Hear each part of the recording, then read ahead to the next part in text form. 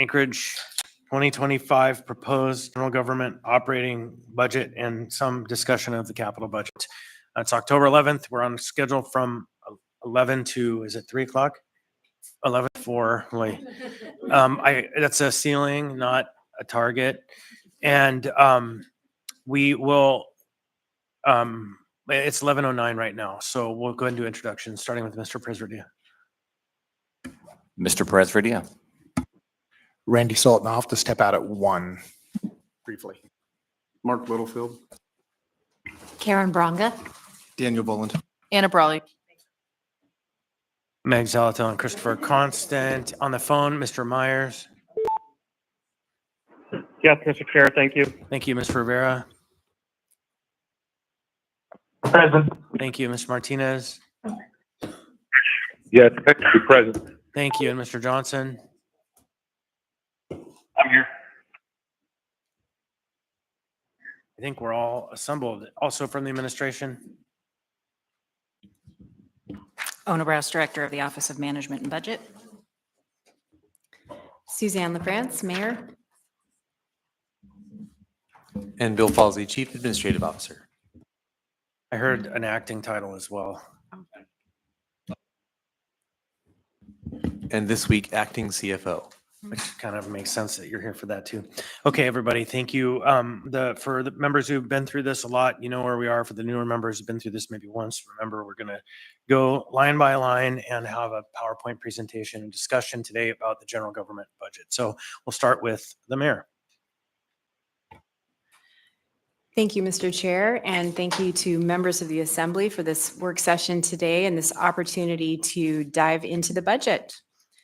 Good government is a key priority and area of focus of our team, and our budget reflects our values and priorities. It's also the vehicle by which we turn them into action. This budget prioritizes core service delivery. It aligns funding towards critical community needs like homelessness and public safety, which we are meeting head on through housing, shelter, and camp cleanup. Expanding the mobile crisis team to 24-hour service, improving recruitment and retention in the municipal prosecutor's office, raising snowplow operator pay to expand snow removal capacity, reliability, and expertise. The capital budget includes priorities from road safety to Town Square Park. And as part of the overall discussion of critical community needs, we're introducing a snow levy to replace aging equipment, as well as a public safety levy to replace aging police vehicles. I am proud to deliver a budget to all of you that's under the tax cap and priority aligned. This next phase is about the Assembly and the community digging in, and we are looking forward to working with all of you to deliver a final approved budget that serves the people of the municipality. Thank you for your service and hard work. I also want to recognize all the work that's been done by Director Browse and her team of OMB. And I will now turn it over to Director Browse. Thank you. Thank you, Mayor LaFrance. I would like to thank the mayor and all of the members for being here today. This is, to me, one of the most important parts of this job, if not the most important, and I am glad that you are all here to participate and engage in this process. It will be a pretty long day. We're hoping to get through all of the general government departments today and their funding sources and any changes within their departments. There are not a lot of changes within the general government budget, but the changes that have been made or are being proposed are significant and interesting for the conversation with the community.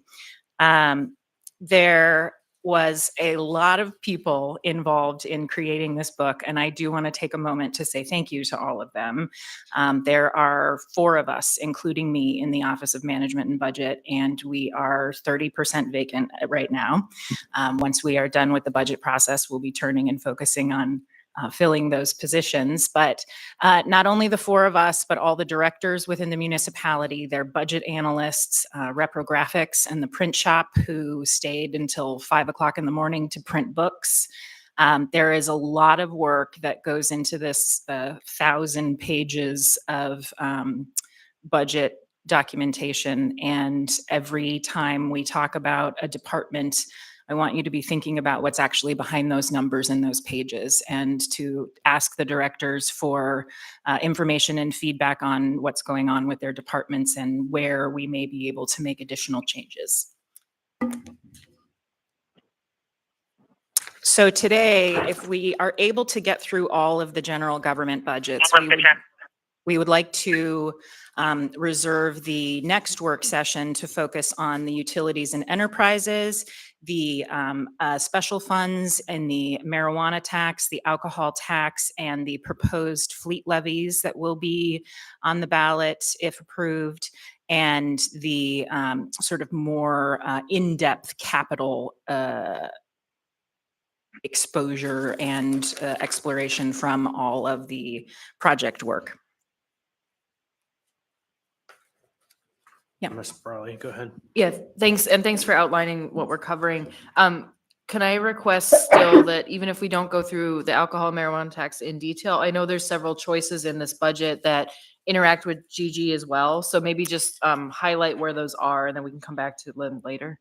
Each of the departments that have funding coming via the marijuana tax or alcohol tax are in the slideshow and will be discussed as part of the departmental conversation, specifically for that reason. Okay, thank you.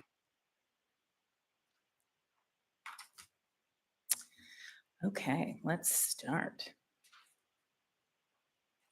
Here you go, page 2. This is the list of the departments that you are going to be seeing today with your 10 minutes of breaks in between. So stretch out.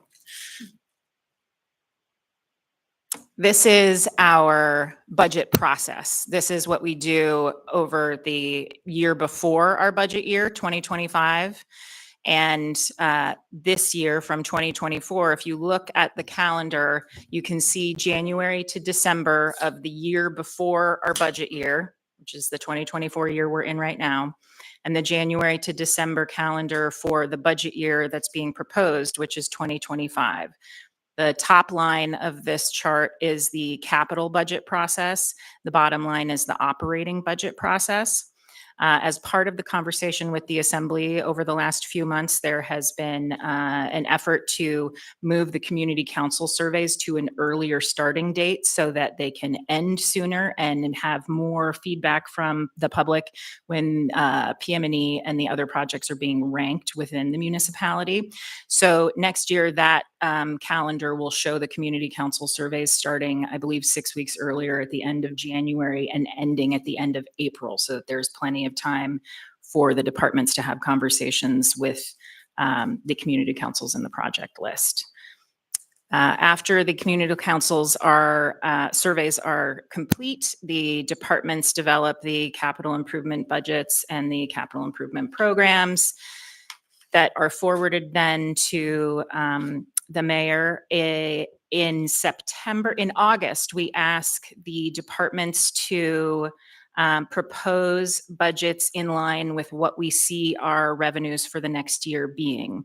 This year, when we came in July, we took a look at the preliminary revenues and could see that we would need to ask for at least a flat budget with little to no changes or increases at the departmental level to make the continuation labor work underneath the revenue available.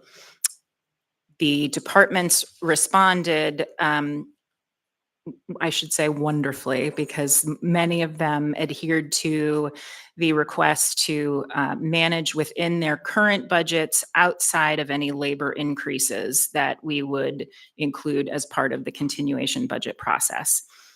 Once the departments have submitted their proposals, we sit down and the mayor and each of the departments go through the changes that they are proposing or what they would like to see happen.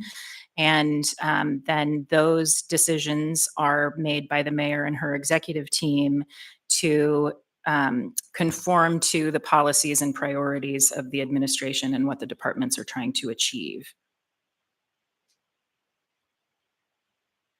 In the October-November process, which is what we are doing right now, you see the proposed budget and the amendment process from the Assembly, with the approved budget being passed in November. Once the budget is loaded in December and the bond propositions have been approved by the Assembly to go onto the ballot, there is the advertising and education campaigns for the bond propositions between January and April, and any bonds that pass on the April ballot then move into the project appropriation process in the summer. It also follows with the legislative program process that the mayor and the Assembly work through for the Alaska State Legislature in session between January and April, May, depending on the year. The legislative program then requests all of the items, either capital or policy-related changes that the municipality is requesting. Once the legislature adjourns, any state grants that were approved as part of their process are appropriated throughout the municipality.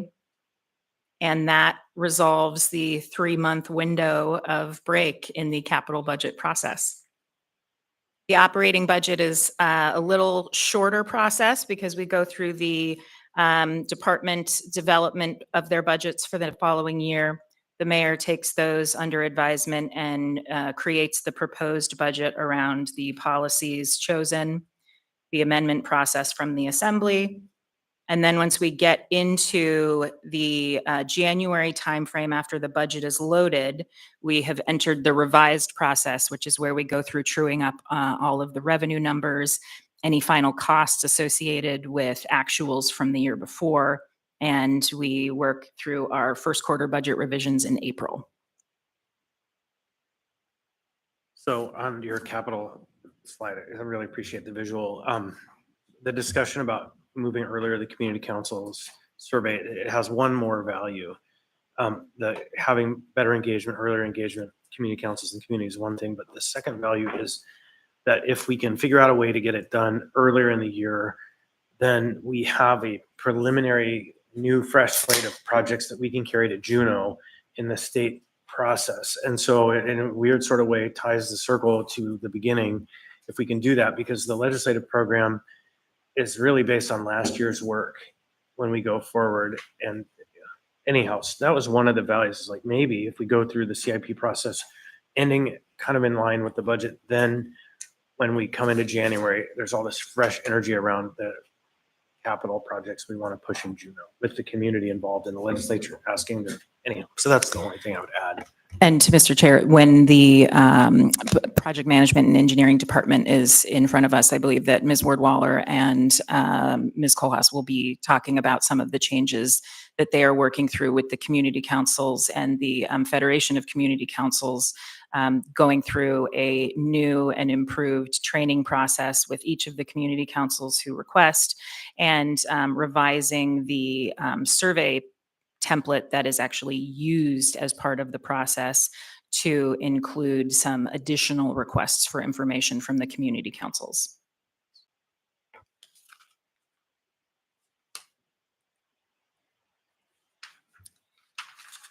The mayor's priorities in the 2025 proposed budget, excuse me, are the pillars of good government, safe streets and trails, and building our future. The changes within our operating budget are focused on those three efforts, making sure that our municipality is operating at the best level it can, shoring up vacancies, improving recruitment and retention, balancing our books, and making sure that our audited financials are coming out in a timely manner so that we are able to do business as we should. Safe streets and trails to improve our public safety and our public spaces. Accessibility and activation means that the public has a better opportunity and more access to some of the best parts of our community. Building our future is something that this body is very familiar with, and the efforts to repair, maintain, and improve our economic development in the community, the facilities for the municipality that have millions and millions of dollars in deferred maintenance, focusing on what it means to look into our future and move forward with the ideas that we want to see happen. We have to have the vision in order to do that. As the mayor mentioned in the intro, our 2025 budget goals are to address homelessness head-on in a holistic manner. I know that over the last few years, the Assembly has been working towards experimental implementation of some items, seeing which programs work best. We think that there is a lot of evidence showing improvements in outcomes in various different programs that can now be sort of tied together and interwoven to improve the safety net for homelessness services within the community. Expanding and aligning Anchorage's crisis response services. Part of the budget proposal is to move the Anchorage Safety Patrol Safety Center out of the health department into the fire department to better coordinate with our police and fire emergency response. To invest and improve snow removal. It's very important in this community. For those of you that have been talking about it for many years. There are a couple of different changes within the budget. There is a fleet levy being proposed for heavy equipment within the Anchorage Road and Drainage Service area for $3.5 million on an annual recurring basis. There is a fleet levy being proposed for APD as well, but we will talk about that as part of the police department presentation. Additional wages for recruitment and retention of operators for heavy equipment is included in the budget proposal. Also investing in traffic calming and safe public spaces. There have been a lot of tragic incidents over the last few years related to pedestrian and traffic safety. The bond proposals include much more funding than they have in the last few years towards those annual programs for traffic calming, safe routes to school, and just general pedestrian improvements in signage and signal work. Supporting childcare and early education via the ACE fund and the budget associated with the marijuana tax and the changes the community approved a couple years ago. And getting the basics right. That's the good government pillar, continuing core MOA constituent work, improving recruitment and retention to ensure day-to-day services, making sure that our personnel have what they need to do their jobs to perform for the community at the service levels that they expect. Go ahead, Meg. All right, I have a couple of questions that I think is just good to kind of raise now that we can just kick through and things I'm looking for. A lot of them are around getting the basics right, and particularly the workforce. So we don't have to go through it department by department, but I've asked it before. I want to know what the vacancy factor is and what we're planning on and the fill. Also, if we have a labor scrub and what that labor scrub actually means. Is it just truing up current rates of pay against new hires, or is it actual elimination of positions? That's been a hot item for us for the last couple of years. I think those are the two big ones. Oh, and then at some point, I would really like to see or be able to track kind of what our labor versus non-labor spend is. Particularly, and this is really to set up our reports moving forward in 2025. Getting it solid now is the good baseline, and then against what's kind of that burn rate as we go into 25. How are we doing on our labor spend? Because if our labor spend ever starts to slip, we want to kind of interrogate that. Like, is that open positions? Is that something else? What's happening? Thank you. Any other questions? Just what's a labor scrub? So if you remember from the past couple of years, there would be just this labor savings, and it was to take vacant positions and take them out of the budget. And so I know there's something in here, and so I just wanted to kind of flag it up front to kind of get a good explanation of it when we see it. Is it truing up the level of experience we've hired? So if we've had retires and we're bringing in people at a more entry level, we might have some savings, or are we actually eliminating positions? Just new term for me, so we appreciate that. And are we talking partly about the fact that our FTE is decreasing, but our budget for salaries is increasing? Is it part of what you're talking about? Yeah, okay, thanks. Yeah, thanks. I'm a little surprised not to see the word housing on this page, knowing of course that there's a lot of core, like there's all these other issues, right? And homelessness is related to that. So just, I'm going to be looking for throughout this budget where there are opportunities to be investing in housing, and knowing that there's going to be a large volume of housing work in the coming year, some of which, or I should say a lot of which is going to be done in house resources we have. But I think in the past couple of years, the Assembly has been focused on putting resources toward that housing work. So just to say that's something I'll be looking for. Thanks. All right. Moving into general government. Let's, if I can press the right button. Here we go. You're going to press some buttons. The key funding source changes from the 2024 revised budget to the 2025 proposed budget are shown on the screen. The most significant increases are coming from transfer from other funds, the tax cap calculation increasing by 12.9 million, and a small decrease in revenues from other entities and governments.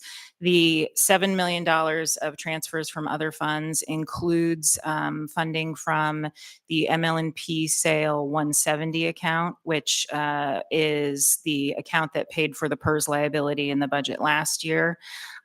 There is also an increase in transfer from other funds based on actually issuing tax anticipation notes in 2025. In 2024, they were removed from the budget, and that results in a $4 million decrease in transfers. The 12.9 million in tax cap calculation comes from the movement in the formula limit, which we will go over as part of this process, but is about a $5 per 100,000 change in the outcome of property tax changes between 24 and 25.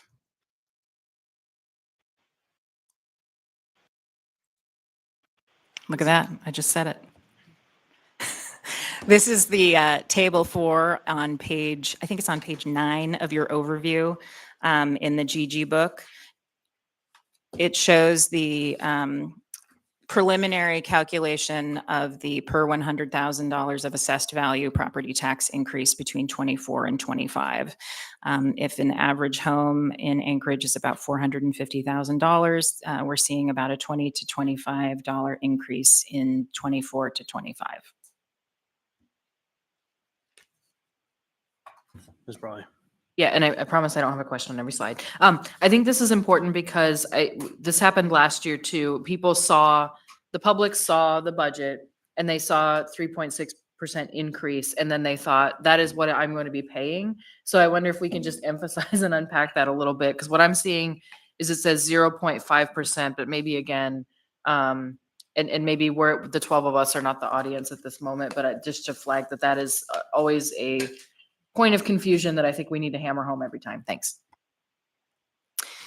Through the chair to Member Brawley, I agree with you, and that's in fact why I included this slide, to take the question out of the room. This is the number that we have for the preliminary calculation.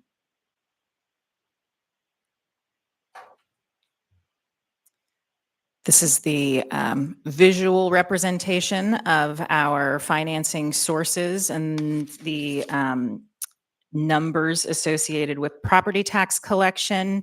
You'll see that that's 57.9% of our financing sources of 645 million.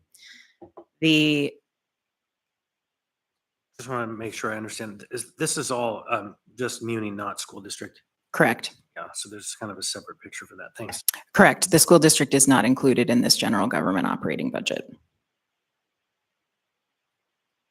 You'll see the transfers from other funds, the federal and state revenue dollar amounts. This is on a table in your general government overview as well. This is the very specific visualization of seeing how much comes from intergovernmental charges, the IGCs, our fund balance use, 1.4 on balance, and that does not mean fund balance only from the 5 major funds. That is from other funds within the municipality. Chris. Ms. Bronca. If you're going to get to this later, just tell me, but actually on the page that had this, I just was curious of the reduction in fines and forfeitures and revenues from other governments. And if you're going to explain those later, then I can just wait. But The revenue from other governments incorporates the loss of state revenue assistance.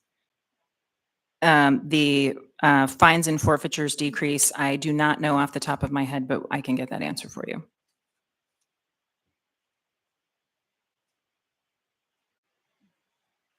Mayor.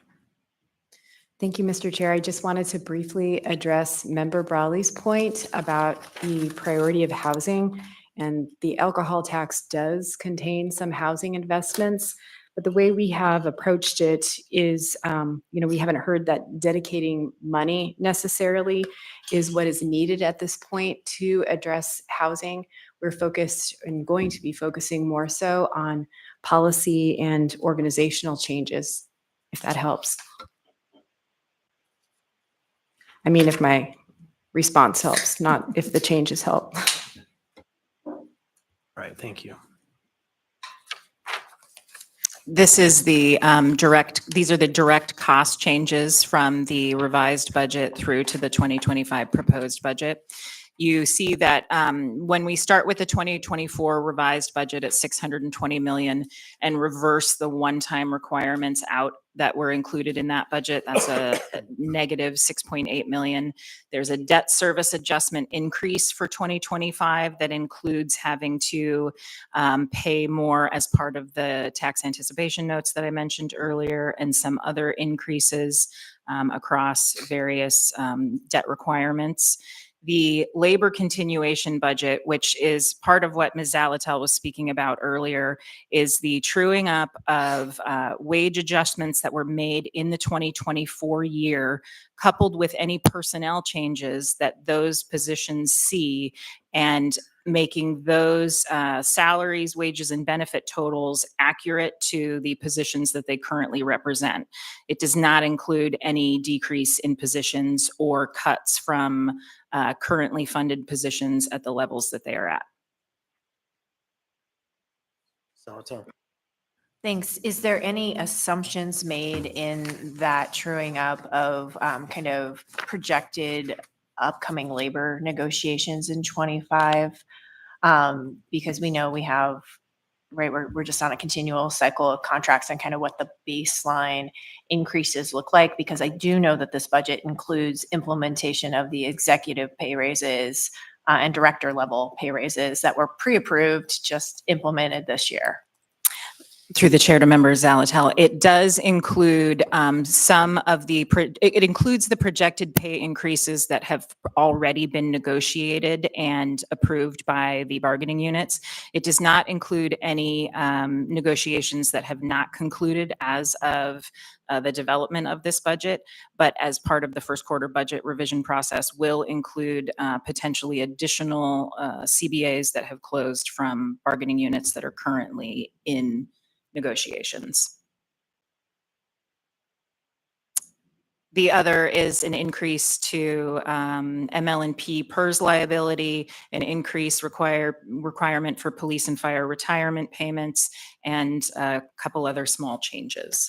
That gets us to $634.7 million for the 2025 continuation budget.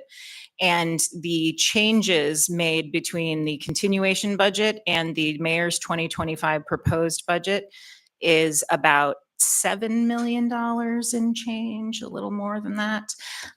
Most significantly, it includes the $3.8 million transfer from the ML&P sale fund, 0.3 million increase in voter-approved bond operations and maintenance costs, 0.9 million in personnel additions and transfers, which we will get into as we discuss the org chart and some of the departmental changes.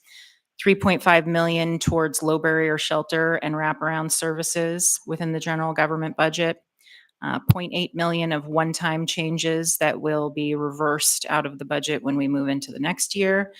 1.6 million in other non-labor increases, and 0.2 million for the Girdwood Board of Supervisors changes that were approved, taking us to 645.8 million total. Any questions? Karen? Do you know the spend difference between low barrier and high barrier shelters in Anchorage? Through the chair to Member Braga, I do not know that, but I believe we will have some departmental participants coming that may have some more information towards that. If they don't, we can interrogate that a little more and see what we're able to come up with. And I don't think we spend money on quote high barrier shelters. And so if we do, it's through grants only. But I think there will be very limited expenditures in that category. Yes, from the municipality itself, it would be a very limited spend. As far as costs and numbers that we know from operations of organizations that do high barrier shelters, we might be able to find some information. Okay, that's helpful. So you're saying for government spending, we have to do low barrier, or that's pretty much the idea? And I wondered if we So, could the- pilot maybe, This whole thing probably is a deviation from the conversation about the budget, but the policy of the muni is adopted as housing first, which requires a low barrier approach. And so, but I think that's a great conversation to have, just probably outside of the context of what they're here to propose. But yes, it's a good question. Yeah. And as the mayor just pointed out to me specifically, the low barrier shelter included in the general government budget is part of the match to the state grant funding that was acquired in this year.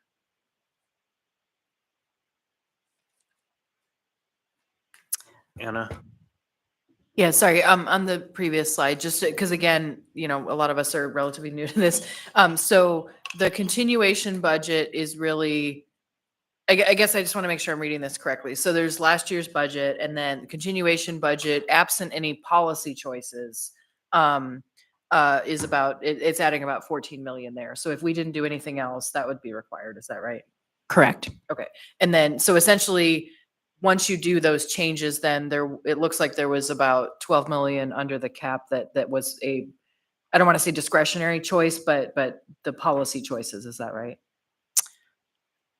12 million under the Well, I guess I'm cap. looking at the continuation budget, so that's where you start. And then after that are the policy choices below that in the proposed budget. Yes. So just, and I'm pointing that out to folks just to say there's things that we have to do, and then there's these things that are more policy choices, like I said.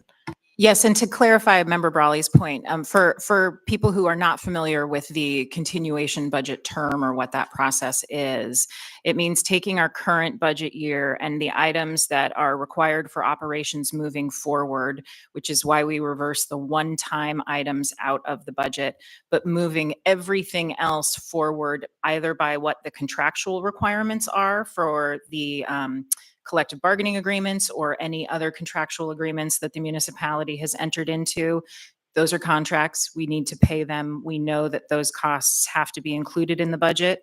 And so the continuation budget includes that labor role from the current year into what the next year will look like, including the potential for the 2.5% increase to the non-rep positions that were part of the wage schedule changes that the Assembly adopted earlier this year, the 1.5% changes that are included in the budget from the mayor, the changes within the collective bargaining agreement for the operators and other bargaining units that are already closed. All of those are part of continuation budget and are a contractual requirement for the municipality to pay. That gives us our baseline and our starting point. Sometimes that continuation budget number comes at a higher dollar amount than the revenues we have, and we have to cut the continuation budget.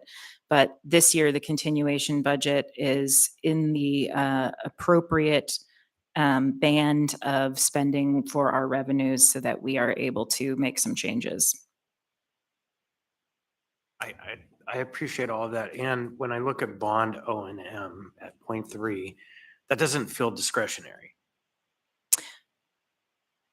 Those are the changes that come on not as part of continuation, but those are not discretionary, correct? Right. The items underneath continuation to proposed are not necessarily all discretionary. I just want to make a Correct. point right now that it's not like there's $12 million of money that we could just decide, hey, let's do it this way because these are actual demands on our fisc. And so somewhere in there is a number probably of that, but practically speaking, I just want to point, it's a little narrower because some of those things are, we must pay. Correct. And through the chair to Member Brawley and to the chair himself, the AM support that is included in your assembly documents for the general government budget includes the breakout of the voter approved bond O&M for 2022, 2023, and 2024 that have been issued in between the 24 budget and the 25 budget. That's where the tax cap adjustments are coming from for those bond O&M changes.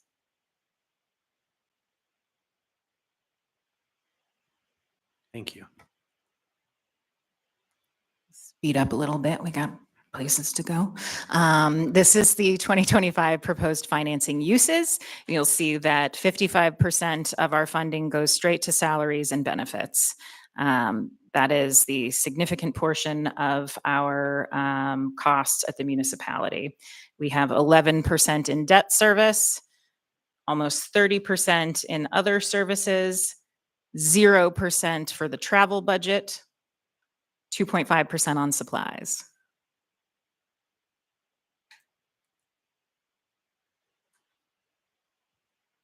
This is the 2025 mayor's proposed organizational structure for the municipality. It is relatively similar to the 2024 operational structure with some very specific key changes, including the creation or reintroduction, I should say, of the chief administrative officer position and the work that that column of departments will do. Mr. Falsey can speak to that if there are questions about the chief administrative officer and the intent of that work. Aside from that, the planning, development, and public works department was rebranded from community development. And the structure of departments underneath are the same as the 2024 operations, except for the removal of the building services department that was vacant and unfunded.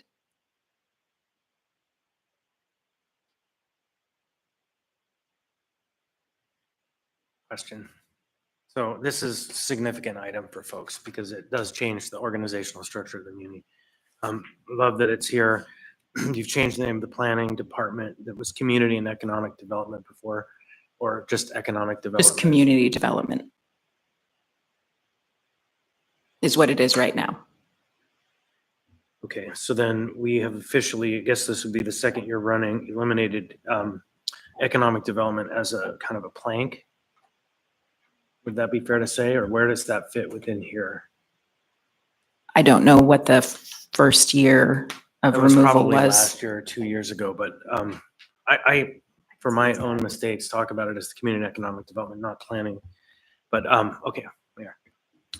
Thank you, Mr. Chair. And so this org chart reflects the operational nature of that position that the name has changed. And so community development, I think now. And so we are still intending to make some changes as we move forward, as we dig into especially the building our future and economic development piece. And, are reserving the possibility to come back with a sharper focus that is reflected in the org chart, with perhaps a different position or further reorganization. So there will be more to come on that. And I just want to say to members, we are prioritizing stability, we are prioritizing basic functions, and are moving forward in a very deliberate way to ensure that we are leveraging the municipality's resources in the most effective way. Thank you. Ms. Brawley.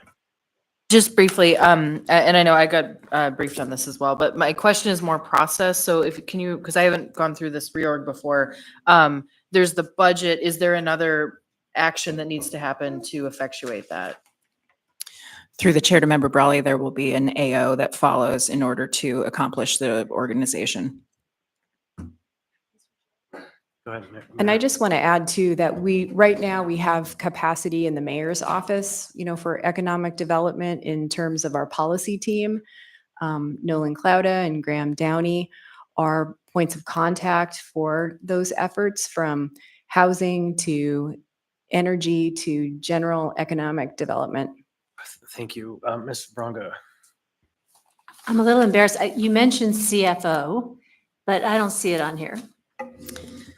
Oh, CAO. Okay. The CFO has moved from the Office of the Chief Fiscal Officer into the Finance Department. Oh, So gotcha. the CFO is now the head of the Finance Department under the Chief Administrative Officer. Thank you for clarifying. Okay. And you'll see that reflected in the budget pages. It shows the CFO moving into the Finance Department.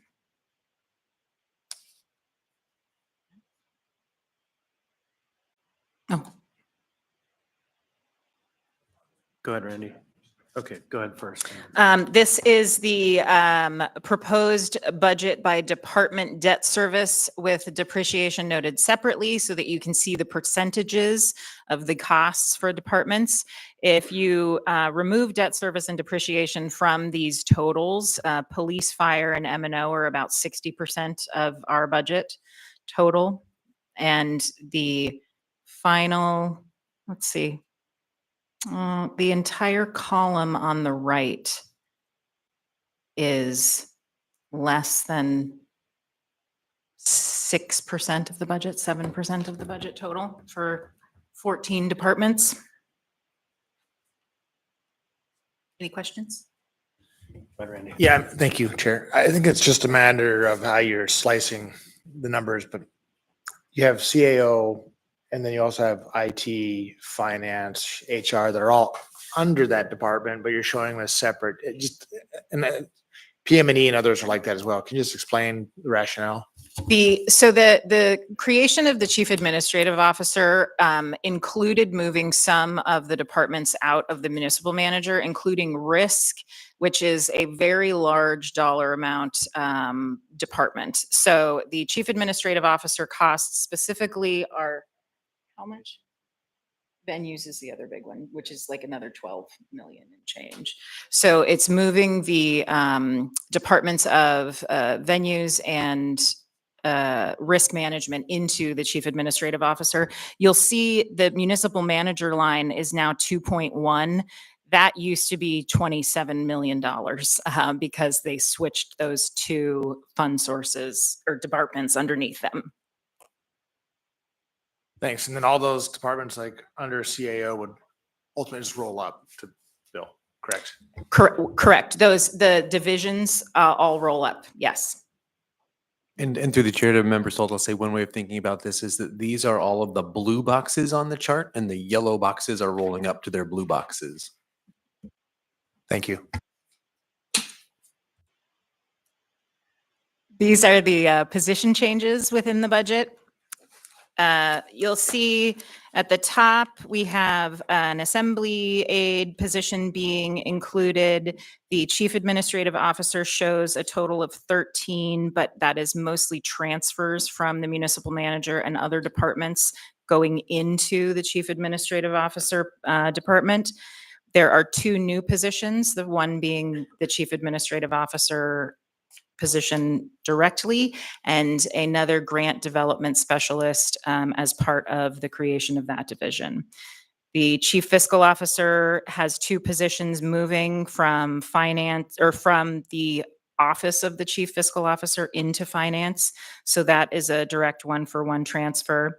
The position under Equity and Justice that was formerly the Office of Equal Opportunity is now the Federal Compliance Office and is part of the Chief Administrative Office. There are 2 positions being transferred into finance from above the Chief Fiscal Officer, and 1 position being added that is a Senior Finance Officer, specifically to work towards improving Act for timeliness and other reporting requirements within the Controller's office.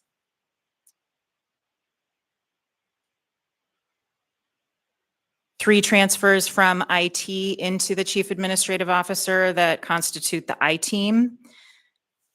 The next line for the library shows 3 new positions, but it's actually 3 positions being shifted from the alcohol tax.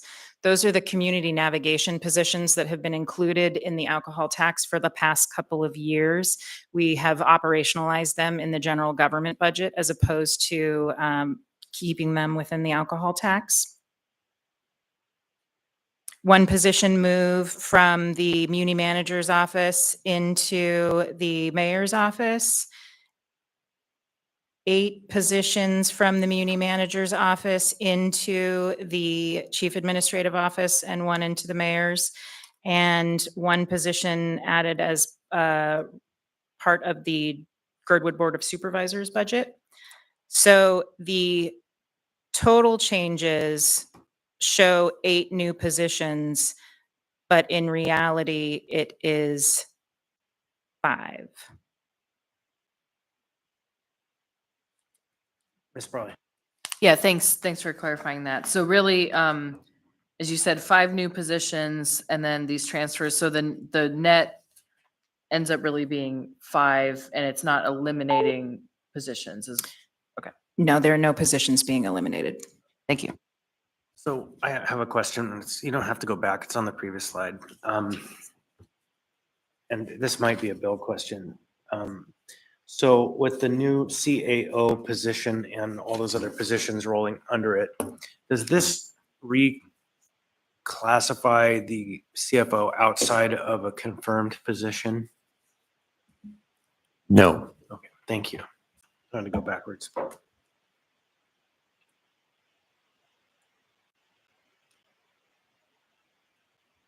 Moving on to the capital overview. This is the capital page that you will see in your capital budget book, showing the overall totals for bond requests this year, including other requests in the fleet levy column is the more significant numbers on that side. The 58.9 million as part of the bond proposal will be included in the conversations with the departments as we move forward, just as a initial note. I have a concern. Heard yesterday at a community council, my friends over at the school district talking about a bond in excess of $85 to $90 million and a really high number. And I haven't heard if that's like back on their every other year plan or otherwise, but I think it's probably smart to do a little bit of investigating what their intentions are, because if that's a 2-year number, not a 1-year number. And if they're coming at us with that as a 1-year number, we have to have some tough talks, either here or there. But I just want to flag that for you. And you're referring to the school district? Yeah, Yeah. I know that's not on our table Mhm. today, but it's all on the same ballot. Mhm. And if their numbers are that big, we have to have a chat. Yes, and as part of the Budget Advisory Commission meeting yesterday, the school district did speak to that and talked about what they are planning to do. And I had the same thought that you had, which is to speak to them about what those numbers might actually look like. And they did not, I do not recall them saying $280 million. No, I didn't say 280, I said 80 plus. So they had like an $80 million proposal for facilities and then a separate fleet on proposal with 30 years of deferred maintenance on snow. And so all together, anyhow, it raised some concerns for me last night in this slide.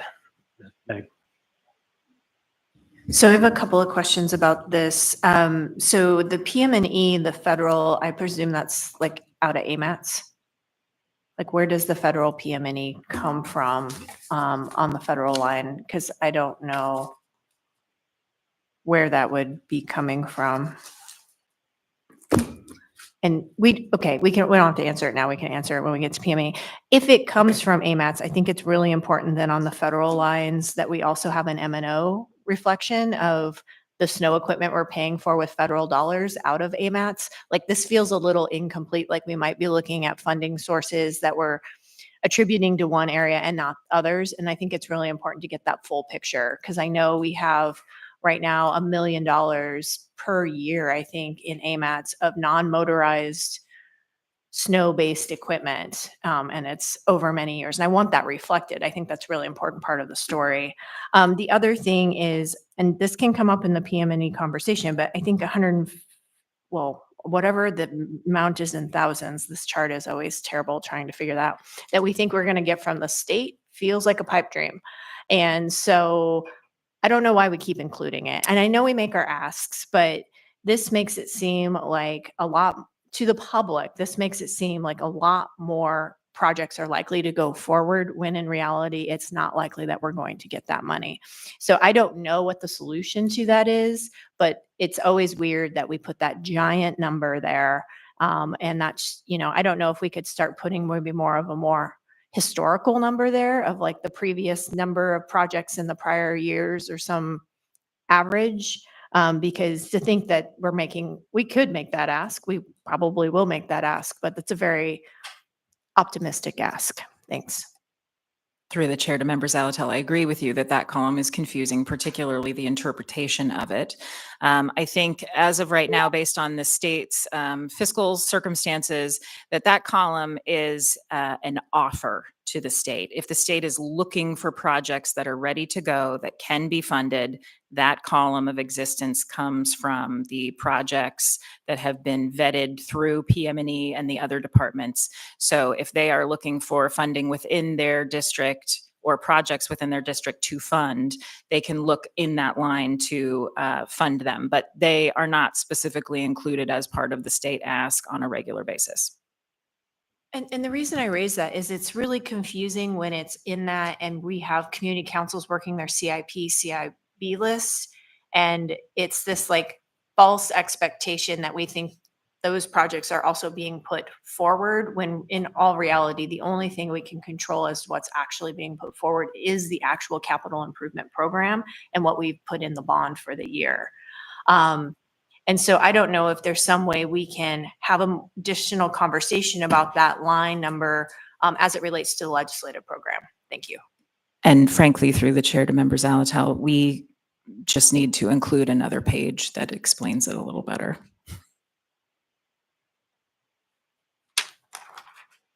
Okay.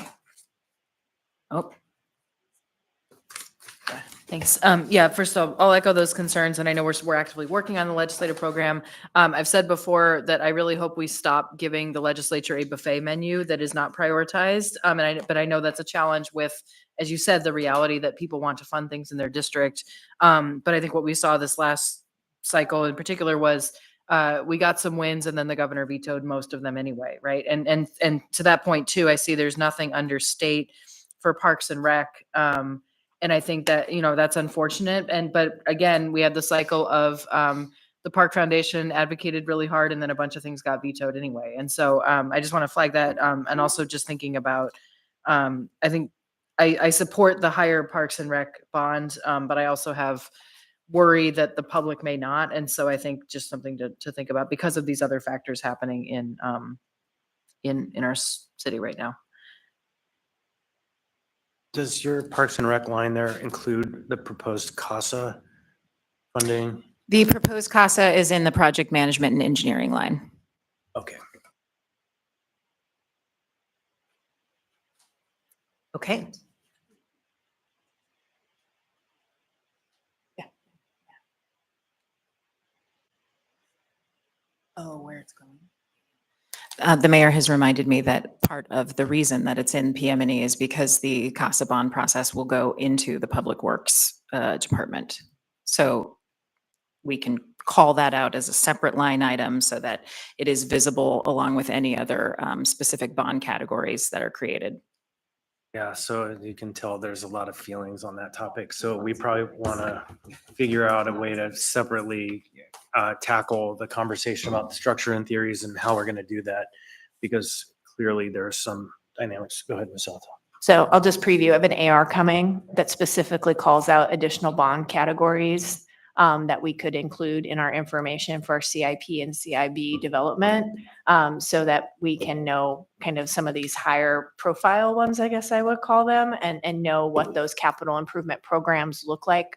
For example, the CASA bond, what is the 6-year plan for that? Because it's not a one and done. Similarly, cemeteries, so we can make a policy decision. Do we want to include it in the Parks and Rec, or do we want any of those to stand alone? And I also think it allows itself to be lended to tax levies as well. Are we having a levy program over a number of years, or is it a one and done? Thank you. Thank you, Member Zalatel, and we look forward to bringing together those two currents of conversation around what kinds of rubric we can have when we look at how we're investing our capital funds. Okay, on to departments. Moment we've all been Yeah, waiting I for. think so. I know, there's some uniformed people who are waiting too. Chief Case, you want to join me?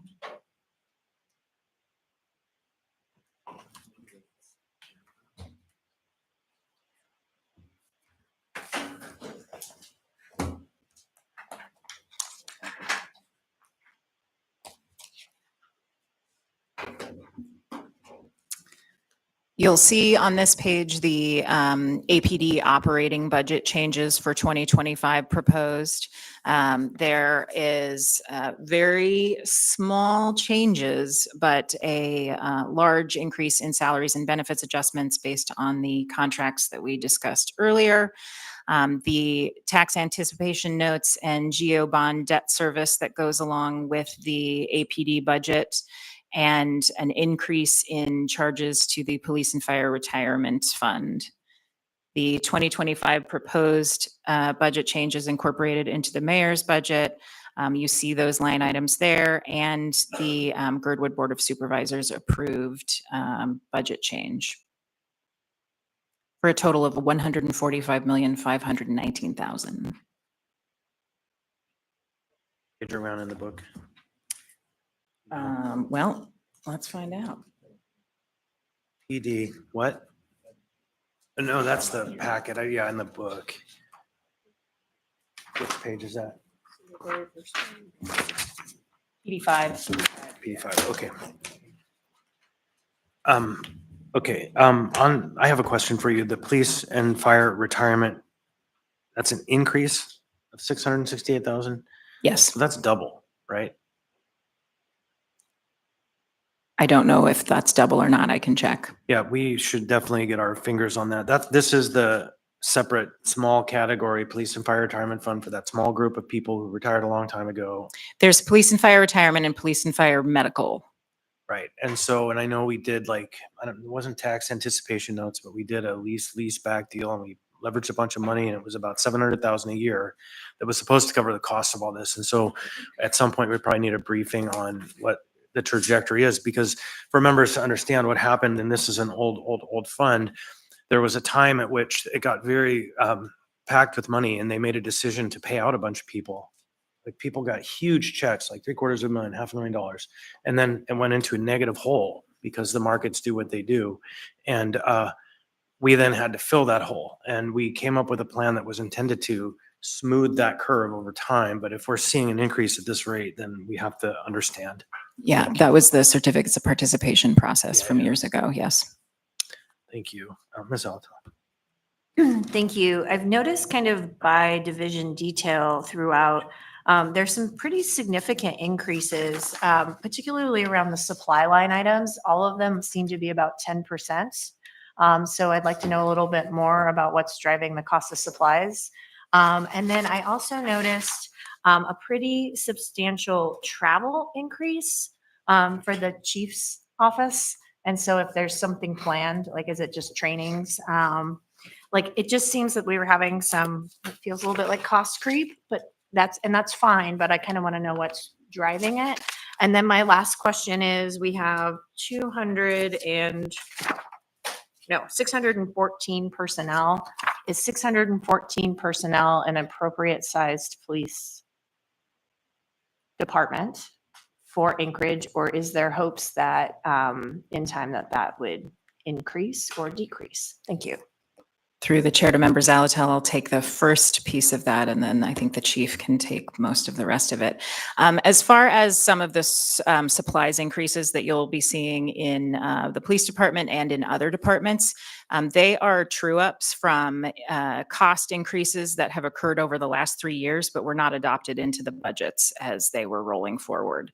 They were either requested to be absorbed into the department's budget and have then sort of shifted out of personnel line items. This is part of truing up the costs of those changes over the last 3 years. There are a couple other items in the 25 proposed budget that are changes that occurred through other boards in 2021 or 2022 that were not adopted into the budget. And so those changes are also part of our 25 proposed process. This chief can speak to any specific increases for supply costs for 25. And actually, way more interesting than your travel costs, quite frankly, is this incarceration cost recovery. Like, what is that? Because it's gone up 58%. Through the chair, members Alto, I believe that is the fee that we pay to the state for Anchorage Jail for housing our misdemeanor arrestees in the Anchorage Jail. And so it jumped from 190,000 to 300,000 from this year to next year, contractually. Like they just said, that's the cost now. I can't speak of the word contractually in there, but yes, you are correct on the increase. And that's a flat rate we pay for access, right?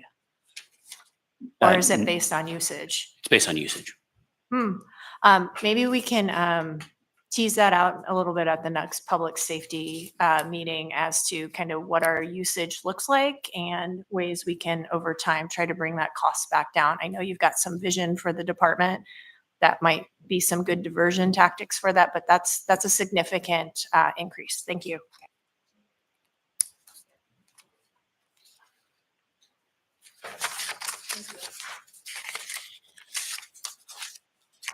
Ms. Brawley. Yeah, thanks. I just had a question about the phlebotomy services. Is that drug testing or, because I that's blood draws, correct? So I was just curious what that is. Through the chair, member Raleigh, the phlebotomy service, we use it primarily for driving under the influence. We also use it for when we have traffic collisions to determine the intoxication level of the drivers. And then there's a small portion of that fee or that cost that is used for investigative purposes that may be significant for certain investigations.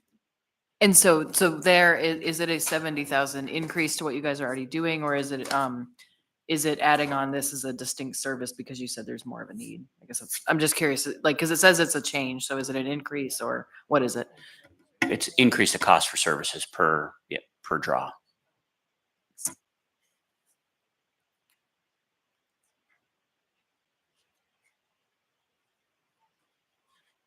Ms. Braga.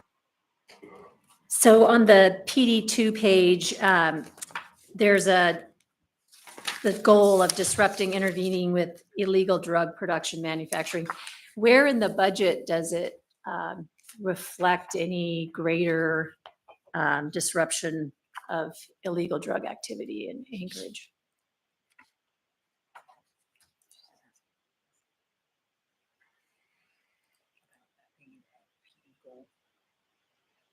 I'm going to jump in for just a minute. And I don't know about where it says it in the budget, but what we heard from our council yesterday about a coming article in the news that's coming out relating to prosecutions, I think that there's going to be lots of evidence that the opposite is occurring right now, that if we can't prosecute people for any number of things, then there is no disruption. And so I think we'll be having that conversation pretty thoughtfully and in depth about how we get that system back on track. And we have been, we have a number of demonstrations, but I think when we get to the Department of Law and talk about prosecutions, that's probably where we'll see more of it than in the police side, because the police, their role stops once you get to justice. And so anyhow, so just thoughts on that. That's my outside approach to that question. Is there a drug demand reduction unit? That's in my head. Through And the where ch- are they? Through the chair to Member Bronga. I think your question is whether or not these goals from the police department show any sort of changes within the budget. I don't believe that there are any specific changes within the budget to address that, but the chief can answer the question as to the actual operational process at APD for disruption of illegal drug production, et cetera. Through the chair, Member Bronga, we have a unit that specifically focuses on drug interdiction and arrest. Those are focused on very high level dealing, not street level stuff. Throughout the course of this year, there's no increases to the budget that reflects that particular activity that the police department engages in. Throughout the course of 2025, we will look at if there will be a need for more of a street level, and potentially in years to come, that may be something that would be reflected in the budget, but currently not. And we'll get there with the law. When we get prosecutions happening, we'll see less action on the streets. I have Mr. Presberdia, then Mr. Bowen. Mr. Presberdia. Yeah, I was focusing on something else, so I'm not sure if this question was just asked, but I'm curious about two things. One is generally the staffing levels and the framework that's used to determine what those should be beyond the budget in terms of best practice, those kinds of things. One example would be, is the patrol officer number, is that relevant to the population size? Is there a formula that is used in any way to determine what the ideal number should be? That's my first question. And the second question is, I've heard you speak recently about thinking about a new model in terms of staffing and whether there is a different type of approach in terms of how to use employees, and whether that's reflected in this budget. If there's a new way of hiring that I think I've heard you in the past say, maybe hiring some that are not uniformed officers, but providing a service that allows us to better utilize folks. Is that staffing model in this budget in any way? Those are my two questions. Through the chair, Mr. Verdia, to answer your first question, there are kind of a couple different models how you can pick the ideal department or in terms of staffing levels. And there's not one consistent way of doing that. I can tell you that sometimes it is linked to the population. The better way to do it is linked to the type of activity that you're currently being called to do by either 311 or 911 services, as well as any increase in services that you want to provide. I'll give you a preview that we commissioned a staffing study to have an outside entity help determine that with us, and that'll be coming out shortly. And so we'll use that metric to be able to use publicly, and the assembly will have that as well as just the general public to refer to moving forward as what that looks like. And in terms of the staffing approach, the answer is no, there's nothing reflected in this particular budget to make the changes that you've heard me talk about. And the reason for that is because we have currently today 61 vacancies just on the sworn side and 91 department wide. And so what we will be working towards in 2025, in fact, currently we have 9 CSO or community service officer positions that will be posting here in about hopefully a month-ish. And so that will be the start of putting professional services out in the field to assist with patrol. And as we move through 2025, we'll have the ability to modify some of those positions so that we can increase that number of the professional staff to continue to supplement what the sworn personnel are doing so we can actually accomplish the mission. And once we move through next year, I think that's when we'll be able to determine how that impacts the budget in 2026. Okay, thanks. All right, Mr. Voland. Thank you, Mr. Chair. I think I figured out part of the answer to my own question, but talking about the number of sworn officers, how many is that to be fully staffed?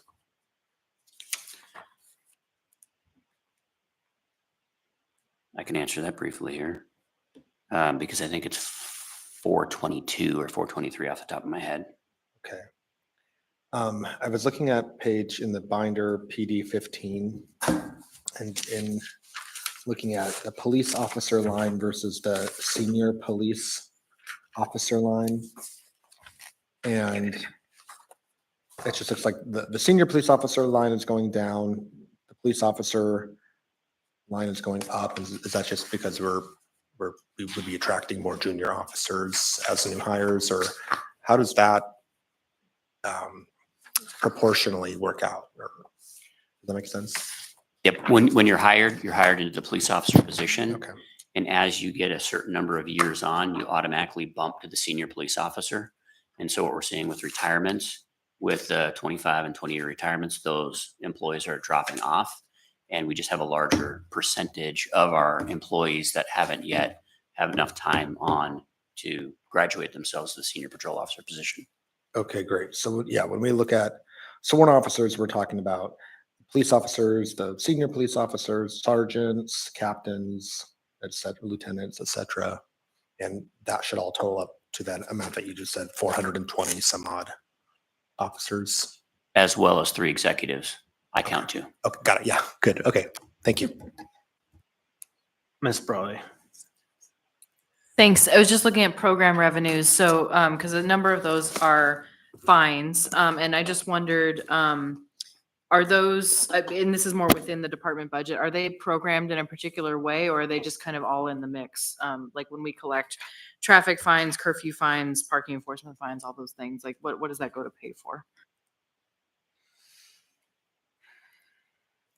Just in our general budget. Yeah. I mean, I think it's just calculated in our general budget. I'll probably have to look into that and get back to the specific answer on how that's being applied. Okay. Yeah. And I mean, it looks like it's, if you add them up and then you take out the other revenue types, it looks like it's about $6 million, more or less. But the biggest chunks, of course, are the traffic fines and those other pieces. And I bring that up because, the place I grew up, Columbus, Ohio, had a small city, New Rome, Ohio, that literally funded its entire government on speeding tickets. And I'm not saying that that's what we're doing, but I think I just want to point out that there can be a negative incentive to up enforcement to pay for a budget, right? And I don't see that happening at APD. I'm not saying that is what's happening. I think it's a reality that there are fines that we collect, and that makes sense to put them there. But I think I just want to flag that negative incentive. And I think it would be a good practice, maybe sometime in the future, to think about programming those more specifically, rather than it just going back in the general fund. Because again, I think it can create negative incentives. So it's just something that's on my mind. It's not something for this budget now, but it's something that we should think about as a city, I believe. Because again, there are real examples where it creates negative incentive, things like civil forfeiture and et cetera. So just wanted to flag that. Thanks. But I don't see these things with big assumed increases. So it just is what it is, I think. But Ms. Zolotow. Thanks. I do not see the MIT reflected in your staffing. Where are the clinicians? And are we budgeting to have these clinicians, like, are we 24/7 with this budget? As I look through the various job description, position details of the budget, I don't see the word clinician. So if I'm looking for a different word, please flag it for me.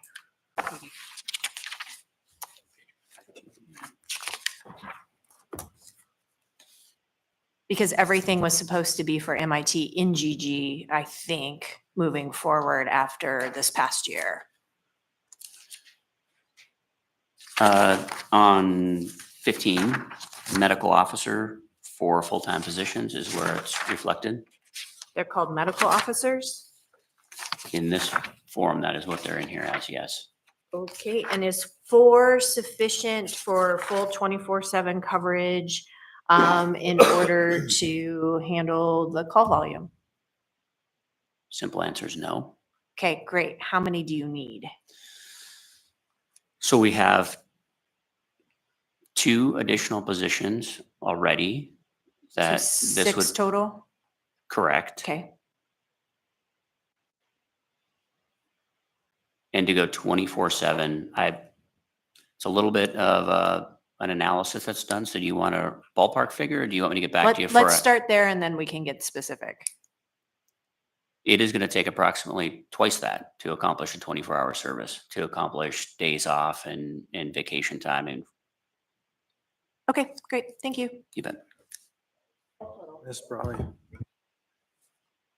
Thanks. I just wanted to point everybody to PD 18 where it lists out grants. I actually don't remember this being in the budget before. It might have been and I missed it, but I appreciate the enumeration of all the other grant funds because I know police department, fire department, health department, some departments get a fair amount of grant incoming or grant money incoming. So I appreciate that these are outlined. Thank you.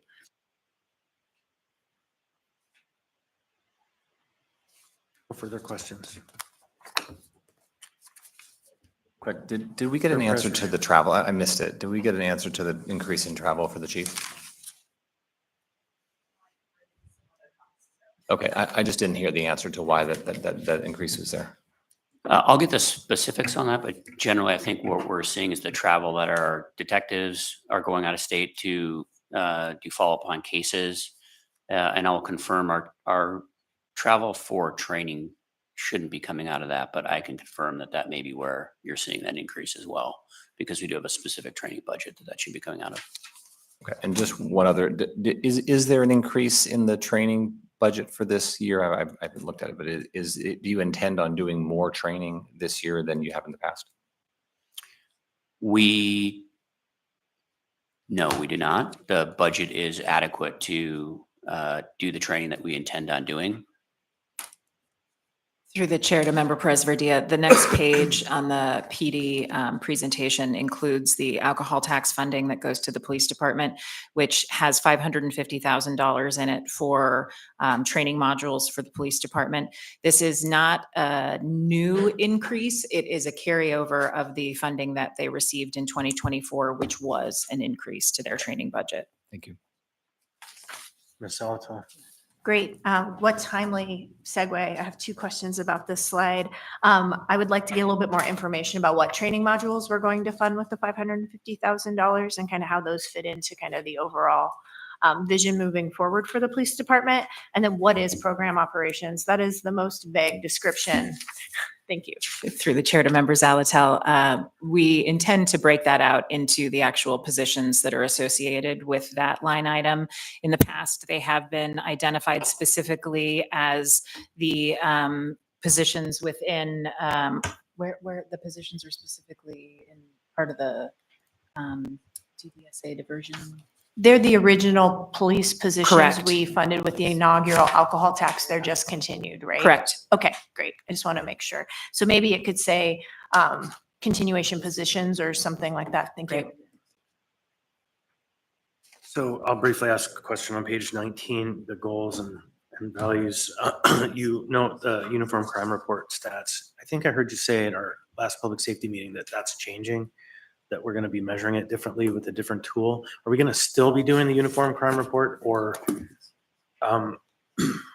first, that's the first question. Are we still going to continue this if we change? Mr. Chair, the uniform crime reporting numbers nationally are effectively not existent anymore.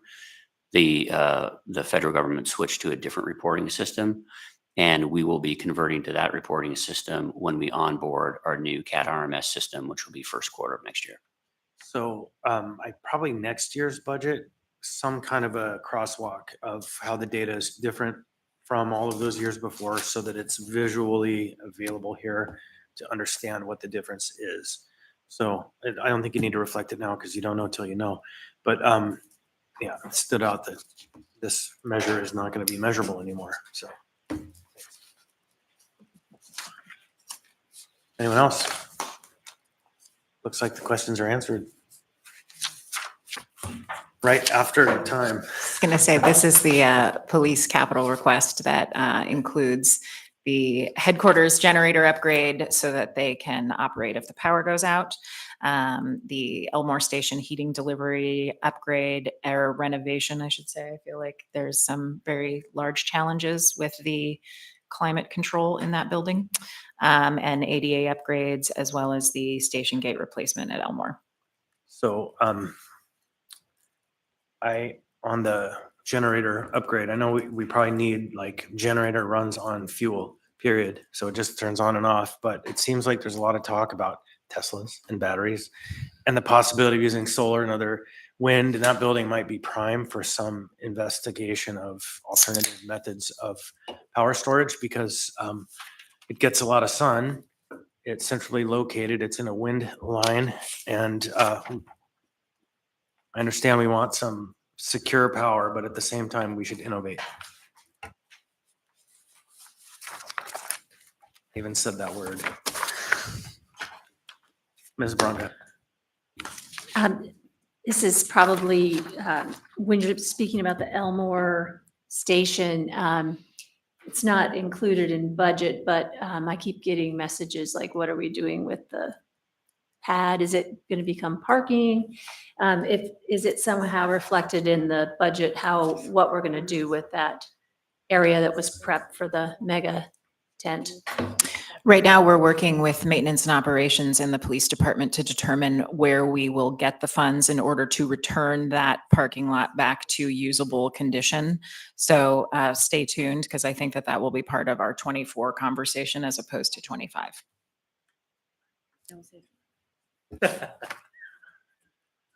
Sorry. There are some creative ideas for that plot. So just know that before you lay down anything that's permanent, we should talk. So, next. That's it? That's it. Thank you, Chief. Do we need a break? Are we gonna dive through? There is food available in the lunchroom, but maybe we dive through the police or the fire briefing, tackle that one, and then break for lunch. Let's just get that done. Welcome, Chief.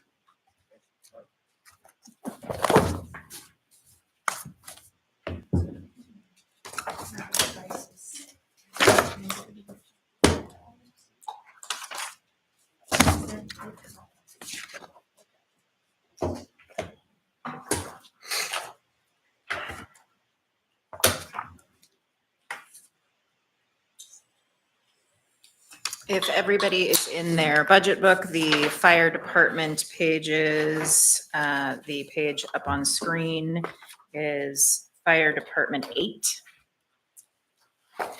Shows the reconciliation pages from 24 to 25, including the changes within the GEO bond and TAN's debt, the salaries and benefits adjustments within the fire department at 1.9 million, an additional cost for the police and fire retirement, as you saw on the police budget, and the transfer of the Anchorage Safety Center safety patrol contract from the health department into the fire department to better coordinate emergency response. I believe the chief can speak to that more, and the Girdwood Board of Supervisors budget changes within the fire department budget as well, for a total of $129.6 million. $121.6 million, sorry. She was trying to work for you, but We'll take it. yeah, she was I know. trying, but Sorry, chief, not so lucky. the Hawks over here have to watch the bottom line. Okay, so Ms. Alatoa. Thank you. So the 4 million shift on the Anchorage Safety Patrol or Anchorage Safety Center into fire, is that just a 1-for-1 static cost? So we're just, 4 million is what that costs now. Is that a correct understanding? Yes. Okay, great. Thank you. But I think it is a slight increase, right? Because we didn't fully fund it last time. It was not fully budgeted last time, and Funded but this, not budgeted. yes, correct. Yeah, that's right. And Okay, it was so- partially funded out of the alcohol tax and partially funded out of general government. Yeah, so if you see it and think it's it looks like it's more. That's just because we had to spend the new contract amount. Go ahead, Ms. Blaine. Yeah, I have actually two separate questions. One on that one. I remember the total being, because it was 2 million in the health department. This is safety patrol and center. It was 2 million. We increased it, but I think the increase last year was 5.6 million. That was what it ended up being, I think. So I guess I'm wrong. But I'm just curious, like what, because there were some one-time expenses, but I thought it was even more than 4 million. So that sounds low to me. The solid contractual changes for a total year of service outside of the first part of the year, which was the implementation year this year. Yeah. The actual contract that landed is rolling forward at about 4 million plus some inflationary adjustments over the next 3 years for optional appropriation. And my memory might be a little hazy, but I think what happened is we had a 2.1 or so million dollar budget for ASP operated under the security contract. And then when we went to SALA, it went up to 4. And so there was a substantial increase. It just wasn't budgeted. That's at least the memory that I have. Okay, and I had a separate question too. I mean, because I remembered it being some one-time expenditures on their part too, like vans and so on. So that makes sense. And I support the move to fire. I'll say that. Separate question. I was, and maybe it's, well, actually it's on the Capitol, so I'll hold for that. Thanks. Zalto.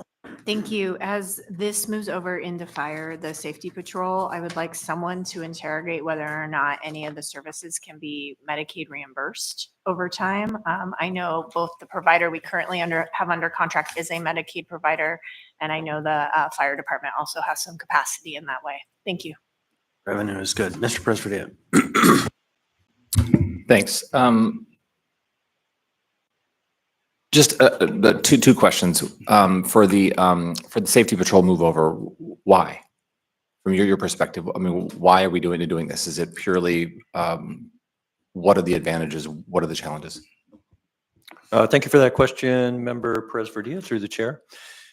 We think it's a good fit. It's a move that the fire department enthusiastically supports.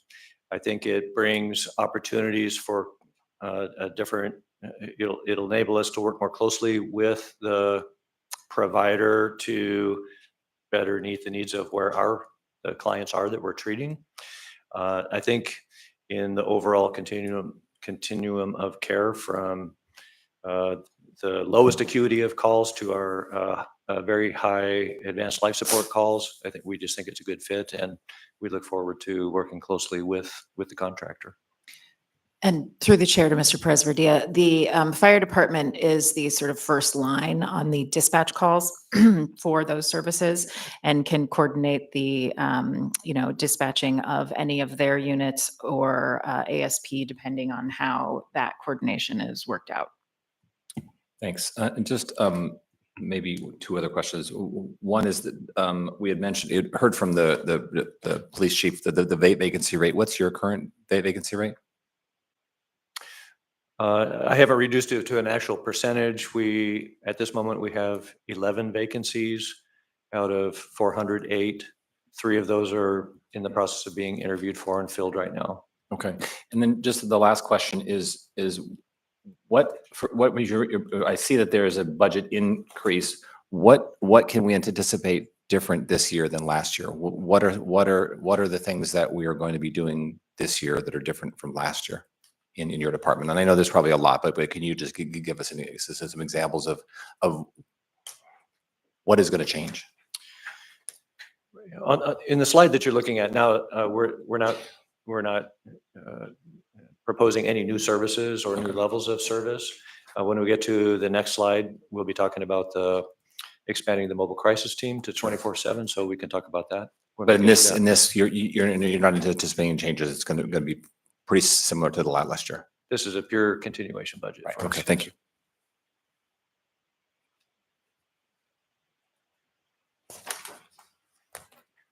The next slide is the funding from the alcohol tax into the fire department to expand the mobile crisis team to 24/7 operations for 1.4 million.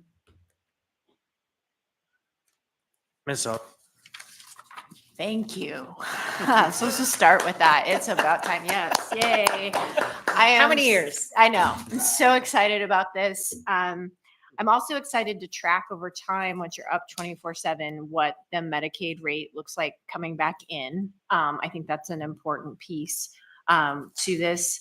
And then I mentioned it yesterday at rules, but I think the mobile crisis team is finally like here to stay. So I have an ordinance underway to codify it as one of our emergency services. So I think this is really exciting and I think it's really complimentary. I appreciated Mr. Perez Verdia's questions about ASP moving under fire. I really look at this as a holistic opportunity to coordinate those services to make them work for the community and putting them within one department. I don't think they need to necessarily be thought of as siloed services, that they can just be these mobile crisis response services that are available. So I see a lot of opportunity in this.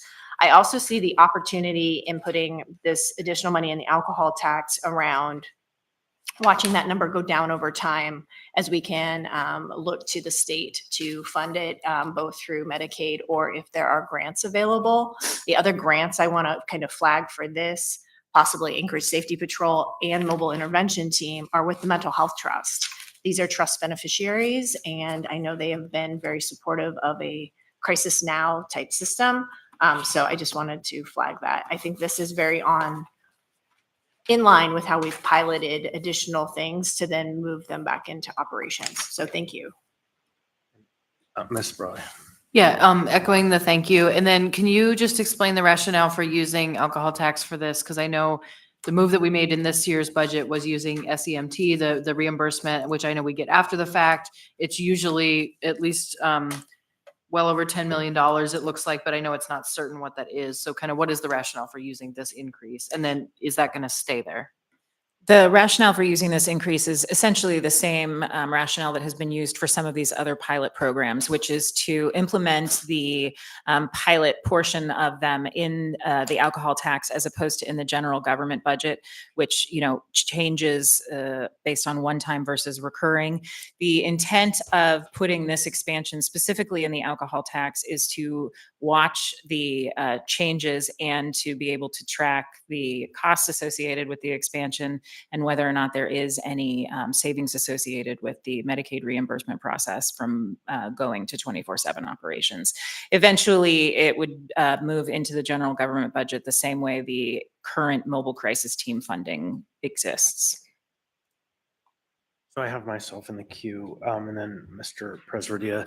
So I'm just going to make a pitch. I've been quietly advocating to the chief on this. I think that the mobile crisis team needs a home, a physical place, and I think that that place should be Firehouse 2. Firehouse 2 has been out of service since 1986. It's on Government Hill, or 87. There are arguments that it's contaminated, it's got all these problems. It's no more contaminated than any other building. We could clean it up, we could make it work. And to have a municipal property sit vacant for decades, since you were just starting in the fire service, as I have come to understand, and he served there in Firehouse 2.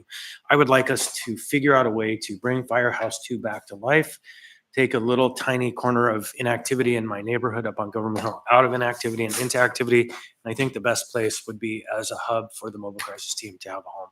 And so I look forward to us getting that tour finally as keys have been identified. And anyhow, so that's my pitch.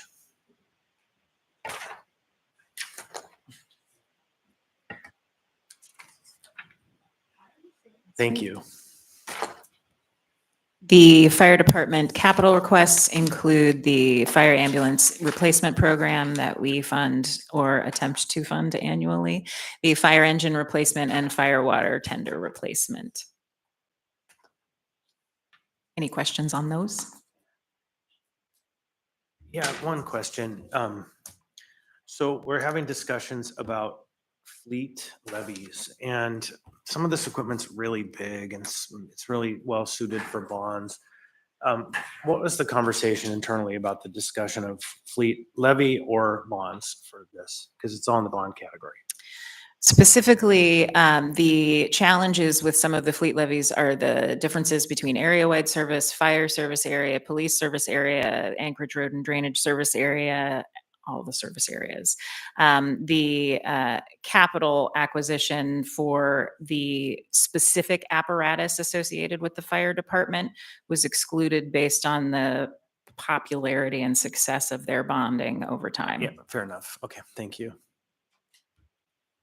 Mr. President, did I get to you? No. Okay, thanks. So I'd like to go back to the discussion about the mobile crisis team just for a second. I can give you guys a second to finish. It's okay. I'm sorry. Yeah, Sorry, no, go it's ahead. okay. It's okay. I just wanted to go back to the mobile crisis team conversation for a second because I guess, and this is, we can take this offline. There's been a lot of interest from the assembly and I think from the community of moving this to 24/7. I guess what I'm curious about, as you were discussing the use of the alcohol tax and then integrating it into the general budget, do you, as the fire chief and as the administration, see this as a priority? And do you see this as something that's sustainable, that we can actually build and then sustain over time? That's what I'm curious, because I think there's been a lot of interest in moving it forward, but I'm curious whether you see this as something that is that we will be able to maintain as a city and will actually result in the kinds of outcomes that we're hoping for. Through the chair to Mr. Presbridia, from the administration perspective, absolutely yes. Can I add to that? Yeah. Yes, thank you, Member Presverdia, through the chair. This is among our very highest priorities, and it's one of the most successful things that we think we are doing. The mobile crisis team is currently meeting an otherwise unmet need in the community, and it will only get better when the crisis stabilization centers come online in the next 2 years. We are almost one for one. Every call that the crisis team responds to is somebody that we don't have to send an ambulance and or a fire truck to, and possibly transport them to an emergency department where they don't need to go.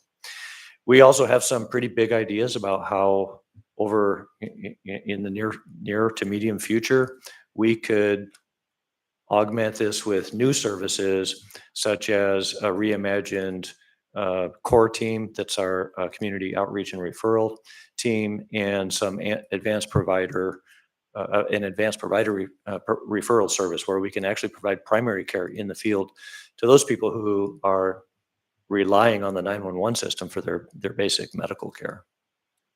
Thank you. And then just in terms of the sustainability question, you said moving into the general budget, are you saying that there's a time when we would not be using our alcohol tax for this? It would not require that? Through the chair to Mr. Perez-Verdia, frankly, the alcohol tax being used as sort of the proving ground, the opportunity for the funding that exists there, we will watch to make sure that we can move it into the general government budget without creating any other negative impacts, and that's where it will go. Great, thank you.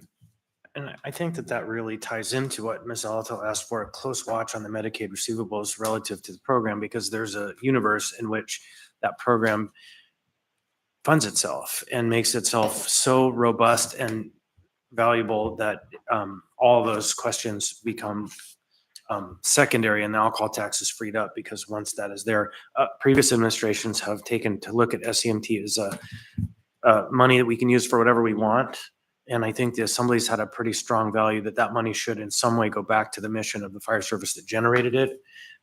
But that's, I think the vision is that it at least to some degree, because the state will pay for it, the feds will pay for it, it pays for itself.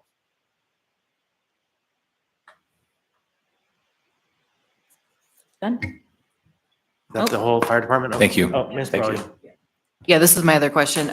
So and this is probably something for the legislative program, separate discussion as well. I'm kind of surprised to not see any ask from the state around wildfire protection. And I know we have grants for that, federal grants, we've gotten state money. And we just know that that's a huge issue. So and maybe this isn't the place to do that, but I just wondered. And then I say that because when we ask for money or when we are working with legislators to get state money, I mean, there's clearly a desire for folks to fund that. I'm concerned about if it only says Hillside, then it constrains our ability to protect all of our residents from everywhere along the Front Range, right? The Chugach Front Range, from Girdwood up to Chugach. So I just want to be clear. And so I want to make sure that when we're asking for those things, because absent our asking for it in a specific way, it may just go to Hillside again. And I'm not saying that because I don't want Hillside to get money. I don't want it to be money that we cannot use in other places that have an equal need. So I'm asking because I think that conversation will come up in the state legislative program, but I'm not seeing it here. Thanks. Everybody, we will take a 10-minute break to, oh, you want to go ahead, question, Ms. Blanco? I ran out and I may have missed it, but in the places where it says contractual other services, can you just tell me what that is? Like on page FD 11, there's a 40.26% contractual other services.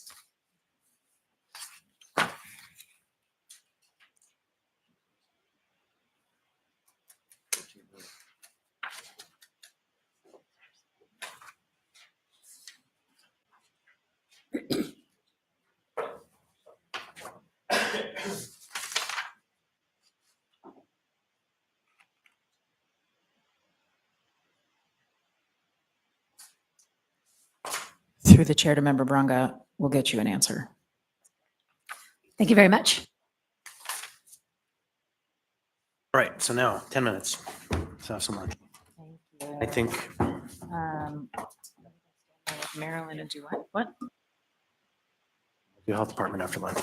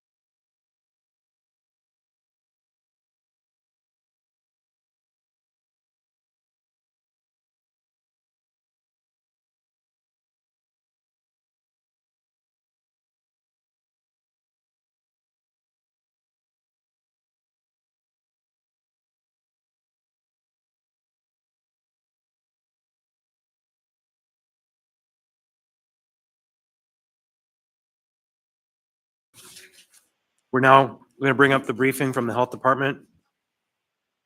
But I'm going to put a special caveat out to the members. I know everyone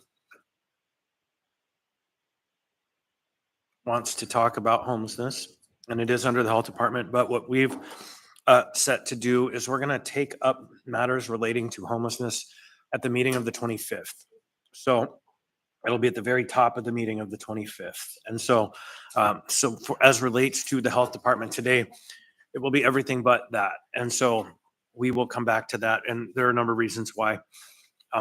So that's just the plan, and I'll do some hewing back if the conversation goes that way, as it often wants to do. So it's not that we're ignoring the topic, we just need a little bit more time and bandwidth. So there's more material coming. With that, we have the health department. Welcome. Thank you, Mr. Chairman. Ona Brous, Office of Management and Budget, reviewing the Health Department budget for 2025 proposed shows salaries and benefits adjustments at $226,000, an ongoing contractual requirement for animal care and control and the service providers at ACC. The proposed budget changes for changing the operations of Anchorage Safety Patrol to the fire department. So that shows the transfer of $4 million there. Funding the congregate shelter for $3.5 million throughout the 2025 year to match the state grant award of $4 million and $30,000 for third-party oversight associated with those contracts for $18.4 million. Go ahead first, Ms. Alto, and then I'll go. Is the health department's primary labor organization AMEA? Yes. Okay. Yeah. So I think we really need to be open to the idea here that we may have, or we should be thinking about salary and benefits adjustments moving into 2025. I'm not quite sure of the timing on that contract, but we've been talking about the fact that that contract in particular really needs to have either some kind of cost of living or other kind of adjustment, even if it's not fully for negotiation. So I know that would maybe be a 1Q issue, but I think I really did want to flag it now. And I also wanted to flag it because I know the health department's been working really hard to hire for its vacancy factor. And if we can at least be projecting and having that conversation as part of this budget, I think it might be helpful in filling those positions. Thank you. All right, so I have a question. Animal care and control, ongoing contracted services adjustment of $62,274. What's that going to do? That is the required contractual increase, which supports the staff increases. And that is pretty much it. So effectively, it's status quo, just updating the contract. Correct, yes. So when I look at your org chart, under which of those buckets does animal care and control fit? Is it public health? It comes out of the administration bucket. Okay, I just, as you well know, and I've had some maybe more heated than advisable conversations with folks. I think I'm on year 4 of saying that animal care and control needs an increase. It needs a close look at the building and the capacity and the value. I think it's one of those not unsung Project 80s buildings, and doesn't get the same focus as the PAC or the other buildings that are kind of in our face, the Sullivan Arena. But what appears to be the case, and it's regrettable, is that we've had an increase in animals that are euthanized for space-related issues. Last winter, we had shutdowns that happened because of capacity, because of building issues, because of who knows exactly why. And so I hope with this administration and its new perspective, we can get a focus on this facility, this operation. It has never met its promise in the many years I've been involved in the public process. When I first came to the game, I was talking about dog parks, of all things, and there's the evergreen problem of people not picking up dog waste. And the only people that can really or will really manage that are the animal care and control officers, but you can't get them to go out and do a 1 day a month waste enforcement pop-up activity because they're out managing only dangerous dogs and injury incidents and not able to get to the more community-related concerns. And so, and there are many other concerns that I have, but ultimately we had an individual who's testified before us. I think he's on the commission about euthanasia and the practices. And I really want us to figure out a holistic way to move that project into the 21st century and not leave it into the 20th century where it's currently operating. So I won't be making an amendment. I think what we do need is some study money on what the operation needs, where it can go, what the holes are, what its strengths are. And I would appreciate if this administration prioritizes that over the next year. So We have had conversations about the condition of the animal care building, specifically within the administration. So we're aware that that is a challenge and something that needs to be dealt with. Thank you. And yeah, first thing, I hate to say it's a study. Government, what does it do? It studies, but we need an assessment of what's happening and the current condition. Okay, Mr. Presbyterian, then Mr. Volland. Are we still on the, I'm on the next slide, so I don't know if I don't have any on this slide. I want Next to slide. talk about the next one, so. I was just having a math brain part moment. I figured it out. Thank Okay, you. Thank you. On this slide. Okay. Go ahead, Meg. All right. So I know we were without a medical officer for a while at the health department. Are we going to be looking at any kind of need to true up, right? Because we rely pretty heavily on Medicaid services or Medicaid monies to make some of the health department services, the health services go. Are we going to be, kind of forecasting into when we true up 24, moving into 25, any deficits that we're going to need to pick up? We will have some deficits due to the current structure with the remoteness of the CMO. So yes, we will have to look into that later on. Okay, great. Maybe as we kind of get a good picture of that, I think that'll have to be taken care of by 1Q. I'm super excited to see a CMO coming forward. I think that's a huge piece. And I think we need to really figure out how we can make sure we're having a more transparent conversation about the essentialness of that position within the health department as part of its also fiscal stability. Thank you. Mr. Volland. Thank you. Yeah, this is a little bit maybe outside the scope, but this question does prompt me to ask something I've been meaning to ask. In the interim between the outgoing and incoming CMOs, was there a gap there? Or was it pretty seamless? I'm just trying to figure out like whose medical orders were staff working under, et cetera. Yeah, great question. So when the previous CMO left, we hired on Dr. Levy, Dr. Michael Levy from the fire department. Great, so it worked. Awesome. Fantastic. Okay, it's good. We put that in code and that was able to carry over and meet that gap then. Yes. Fantastic. Okay, thank you. And Mr. Levy is a man of great character and skill. Ms. Brawley. Thanks.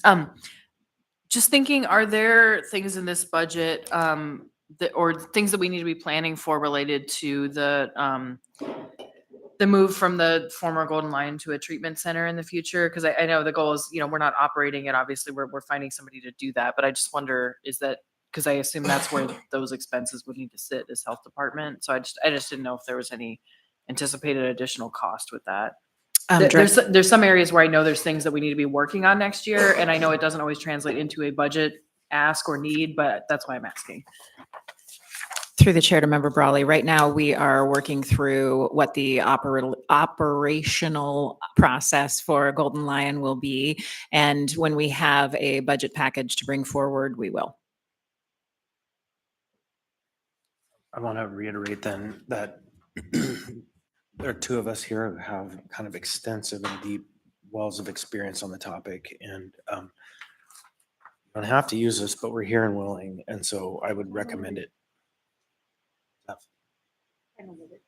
Yeah, time limited, she says. For me, it's mission in the community as well. Yeah. So use us. Thank you, Mr. Chairman. I'm sure we will. All right. Thank you. I don't think there's anyone else in the queue. Oh, Ms. Brawley, were you? Okay, thank you. So moving on to the health distributions within the alcohol tax, this may be a little challenging to limit the conversation around homelessness to save until the 25th. But the line items for health within the alcohol tax and the changes associated, you'll see up at the top that the early education grants to providers was removed from the alcohol tax. That is currently funded in the ACE budget, the marijuana tax, childcare and early education fund. The other grants to providers maintained. The Anchorage Children's Trust appropriation, I believe, was a one-time rollover from the prior year. And the program operations within the health department. We also have the appropriations directly associated with homelessness, which we will save to discuss on the 25th, unless there are specific questions that Director Rash needs to address right now. And then the mental health and substance misuse category, the Anchorage Safety Center patrol contract that was in there in 2024 has been moved into the general government budget, and the direct grant to VOA and mobile case management will be part of the conversation on the 25th. Mr. Vaughn, and then Ms. Brawley. Thank you. So I guess that's one of the questions that I have. That was one of the recommendations of the working group, the task force on complex behavioral health needs recommendations, that report that came forward, was to do the mobile case management. So I guess I'm a little disappointed to see it not here, but it sounds like it may be addressed elsewhere. I also think, we've been having a lot of conversations about proportionality of the different buckets. And I think to have nothing in the mental health and substance misuses doesn't strike me as particularly appropriate. And so I hope that there's something that can be done there to make sure that all of the buckets are being, invested in. Thank you. Through the chair to Member Volin, there is still funding to be expensed within the alcohol tax for the 25 projection right now. So that's part of the conversation coming forward. Okay, thank you. And worth noting that there was a $2 million or so, maybe just under that, appropriation for mental health services effectively with the mobile crisis team. And I know that maybe doesn't feel like it is, but it is a direct investment in mental health services.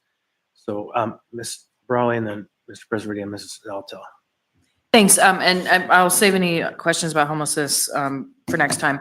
My questions are, what is the rationale? So the early education grants to providers, I did look at this. I looked at the marijuana tax budget, and these are two different things. That my understanding of this line that has been zeroed out is that it is paying currently for ASD pre-K classrooms. And so it is a different thing than what's in the marijuana tax budget, which I know we're not talking about right now, that is intended to be individual grants, it sounds like, to providers. And so I just want to flag that. And I know it is confusing in this line. And then evidence-based grants to providers, that 2 million, which would now be 1 million, is the community grants that have been really challenging to get out the door. But I just want to point out that, and then there's other items, I don't remember what they are, but there's a couple cost shifting that happened from alcohol tax to marijuana tax. And so, and I do have heartburn with that, because the point of dedicating the marijuana tax, I think, and I would assume the public also agrees, is that we're adding things to it. We're not just shifting what we're already doing over to that funding source. And so I know this is going to be more conversation. And then I guess the question in there is, did you speak with ASD about the implications of zeroing out that money before doing that? Because again, those are two very different uses, even though the descriptions are the same. And so I just, and again, it's not that we fund those classrooms forever. I think that's a valid conversation to have, but that is what that was, or what it is right now. So I would like to hear a rationale for that. Through the chair to member Brawley, the ACE Fund being new in its creation and the board not being seated yet in order to have conversations specifically about what any of the 24 funding should be and what the 25 funding should be. I think we can all expect that some of these funding proposals will be changed based on the feedback given from both the assembly, the community, and from the board members that will participate in the conversation on the 25th. The conversation around why the move is in order to accommodate all of the needs that we recognize across the board and to have the discussions about where these funding items should come from. Should they be in the alcohol tax now that the ACE Fund exists? When the alcohol tax was created, the ACE Fund did not exist. So part of the exploration of all of this is what is appropriate given our general government needs and limitations, our alcohol tax needs and limitations, and the new ACE Fund limitations on what is available on a year-over-year basis. There will be a lot of coordination, I think, moving forward in the next few months, but particularly in 25, looking how the alcohol tax moves forward from the Assembly's strategic planning and incorporating the community's needs as they shift. I mean, as part of the early process for the alcohol tax, you know that the intent is to sort of adjust with the highest needs of the community at the time in order to get the most flexibility out of the alcohol tax. Yeah, thanks. I appreciate that. And I think I'm up for that discussion. I'm not coming at this from a place that we need to keep this exactly the way it was. But I do want to just note again that $2 million is going to, as I understand it, 8 ASD pre-K classrooms in Title I schools.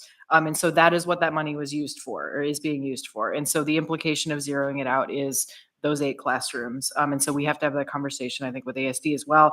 And I'll also note it becomes more complicated because now it sounds like the state agency DEED education is saying that anything that we put toward the schools counts toward the local contribution limit, which also further complicates whether we can keep doing this, right? So anyway, big conversation, but I want to flag that for members and for the public, whoever's listening, because it is a big choice. So thanks. And through the chair to member Brawley about that last comment, but also to the comment that Mr. Volan made earlier, there is still funding flexibility within the ACE Fund from the combined 24 and 25 years. So however that conversation plays out via public and amendments, I think that there is room to move. Mr. President. Let's see. Well, first, I guess I want to start with our practice of naming nonprofit organizations in our budget and directly funding them in a non-competitive way. And I guess I want to understand that and whether we're distinguishing between sort of established longtime partners that we've maybe signed a 10-year MOU with, and they're going to be providing a vital service to the community that no one else can really do, and that we've built that relationship, and they're sort of like the school district or something like that. They're established versus, something that they're good at, and there's other people doing that sort of work, but we've just chosen them over others. But there's not a competitive process each year to sort of figure out whether they should continue to receive that funding or not. So I'd like to understand that in here, because I know some of these have been zeroed out, some of these are stayed. I think my understanding is that some of them have been in there because someone advocated for them, maybe from this body, said, I think we need to get those folks funding because they're great and they do really good work. But I'm trying to understand the rationale for that, and maybe you can speak to that a bit about in this budget. How are we differentiating between those things, like these longtime partners choices versus competitive processes? From the administration and budget perspective, some of the answers are relatively easy because the expenses are added as one-time costs, so they will come back out in a continuation budget. But others are long-term. Frankly, I don't know when those specific line items with the names included were adopted, if that was 22, 21.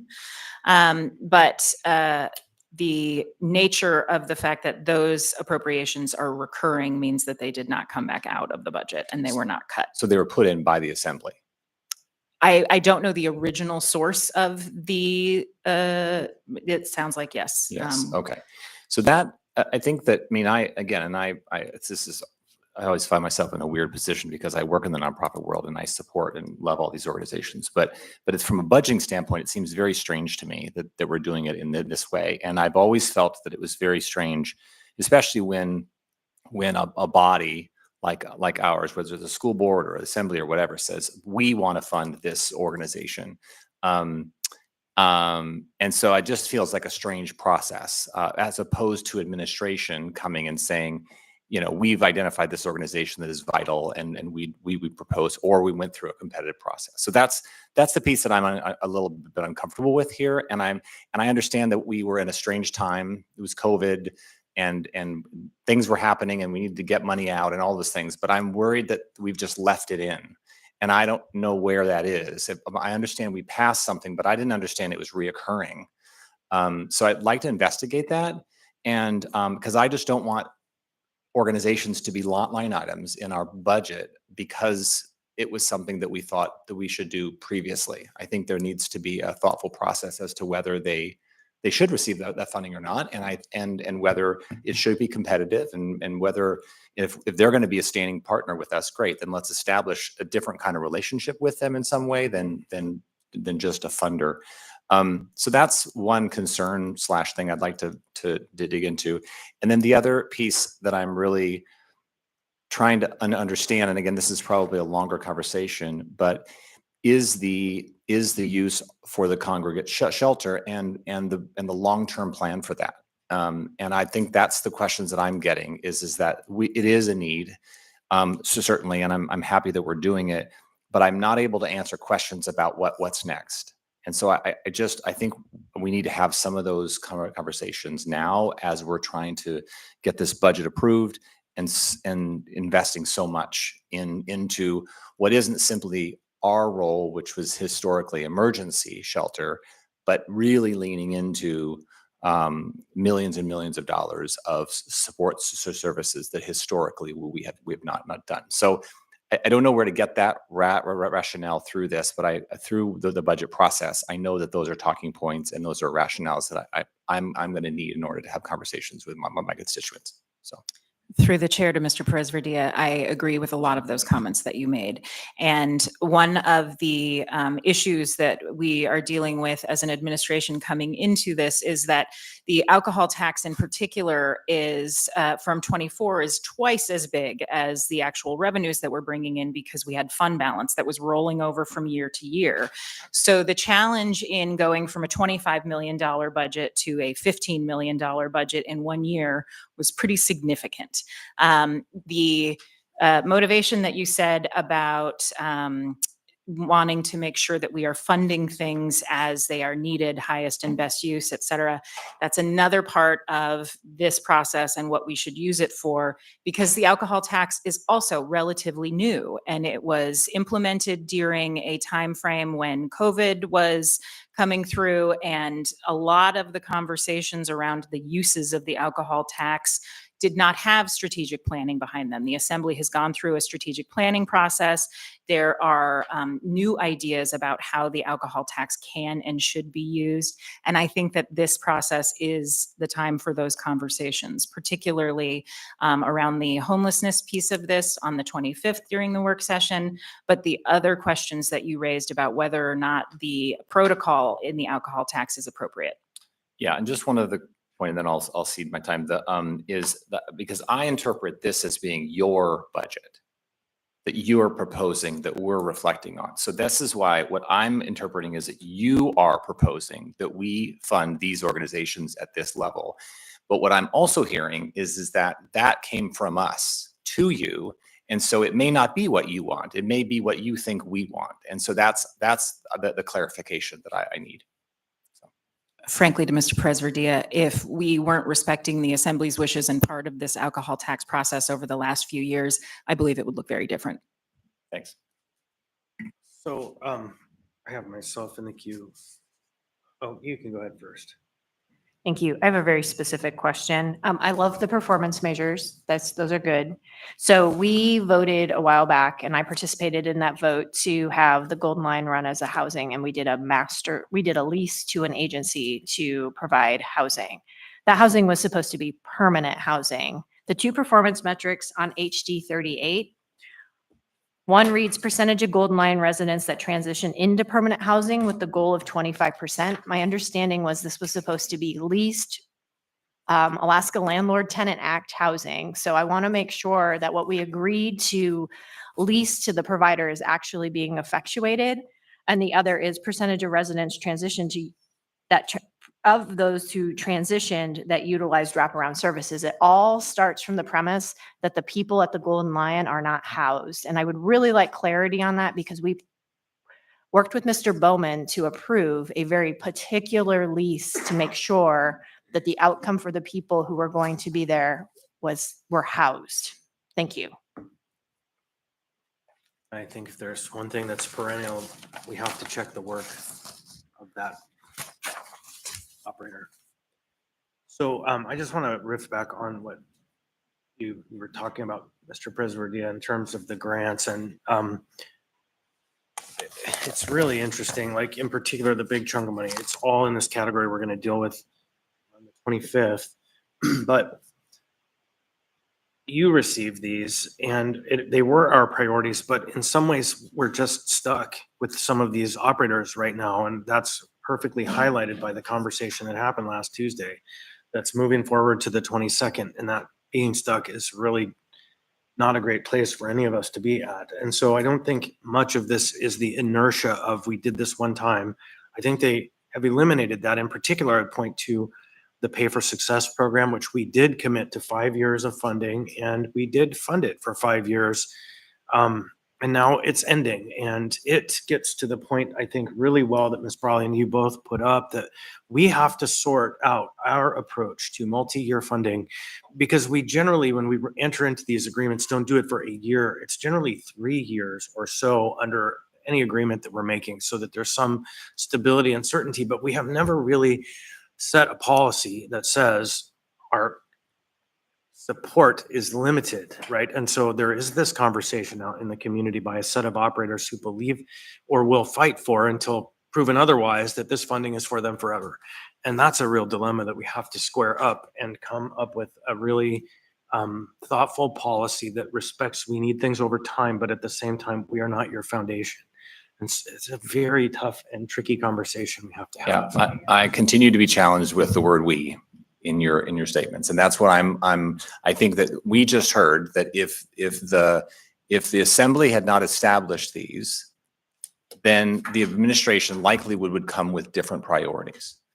And so I would question that one of the good things about this, about having two branches of government, which you've advocated for quite vigorously, is that I want to know what they want. I want to know the priorities they have. I want to know the conversations they're having. I want them to respect the things we're doing, absolutely follow the policy that we follow. But in this particular case, I do believe that if this would have been a clean slate and they would have come to us with, here's how we think that we should approach this, we may be able to come back and go, well, that's fine, but let us tell you what we think. That's a healthier process, I think, than I think plugging in what was previously done. And I would just argue that I think at the time it was the correct choice. I'm not saying that.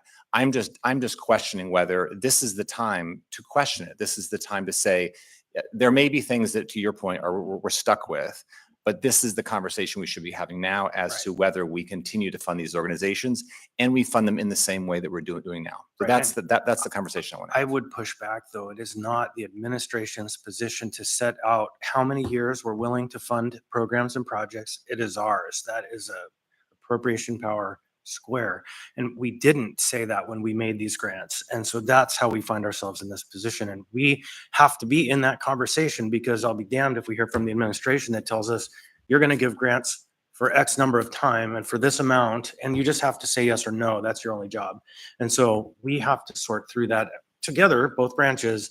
And I hear where you're coming from, that if they had an option that would be clean slate. We'd go back to where we were in 2019 and begin that process really where we were at, but these years happened. And so, but I do have a few members in the queue. We'll get there.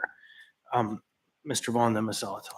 Yeah, well, now my interest is piqued, and I would be interested in hearing more about if the administration had their druthers, what would they have brought forward? What would be more reflective of the administration's priorities? And I don't know if that's probably not a question for you, Ona, but maybe for the mayor or for. I think in order to answer that question, the administration would have to have a whole lot of other conversations because we had conversations with a specific intent in mind. If we can come up with a list for you, I think we can do that. Or maybe not a wholesale start from scratch, but I'd be curious to know, is there a priority, top priority or top two priorities that the administration feels like are missing here or not captured? We can get an answer for that. I also think that looking at the grants in particular, if I recall the tracking of time appropriately, one of the reasons that the particular named grants were added into the alcohol tax was because they had historically been receiving some level of funding from the mayor's community grants, and that funding went away.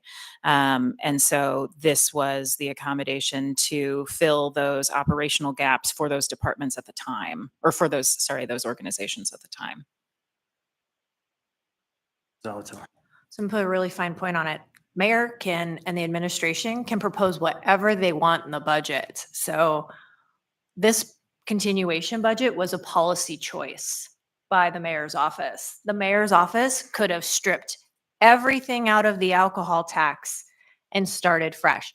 Could have stripped everything out of general government and started fresh. So I take when a continuation budget is brought forward, regardless of what it's about, that it must reflect the mayor's priorities or must reflect the mayor's policy choices, because that is how these budgets work. That is their first foray, is to say, this is what we want. And then we get to come back. And we have had budgets proposed where we're like, oh, well, that might be what you want, but that's not what we want, right?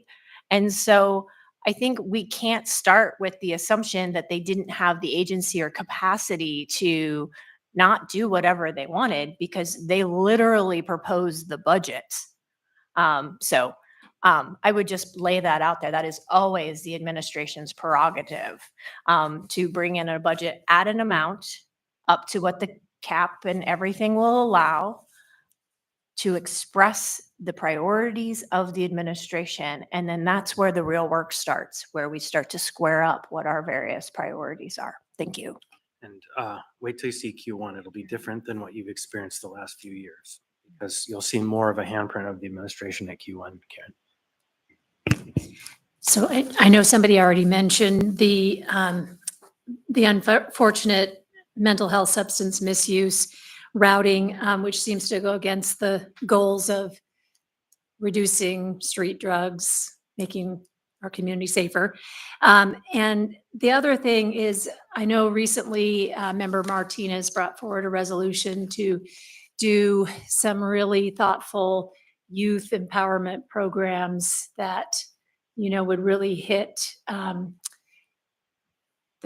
downstream, upstream.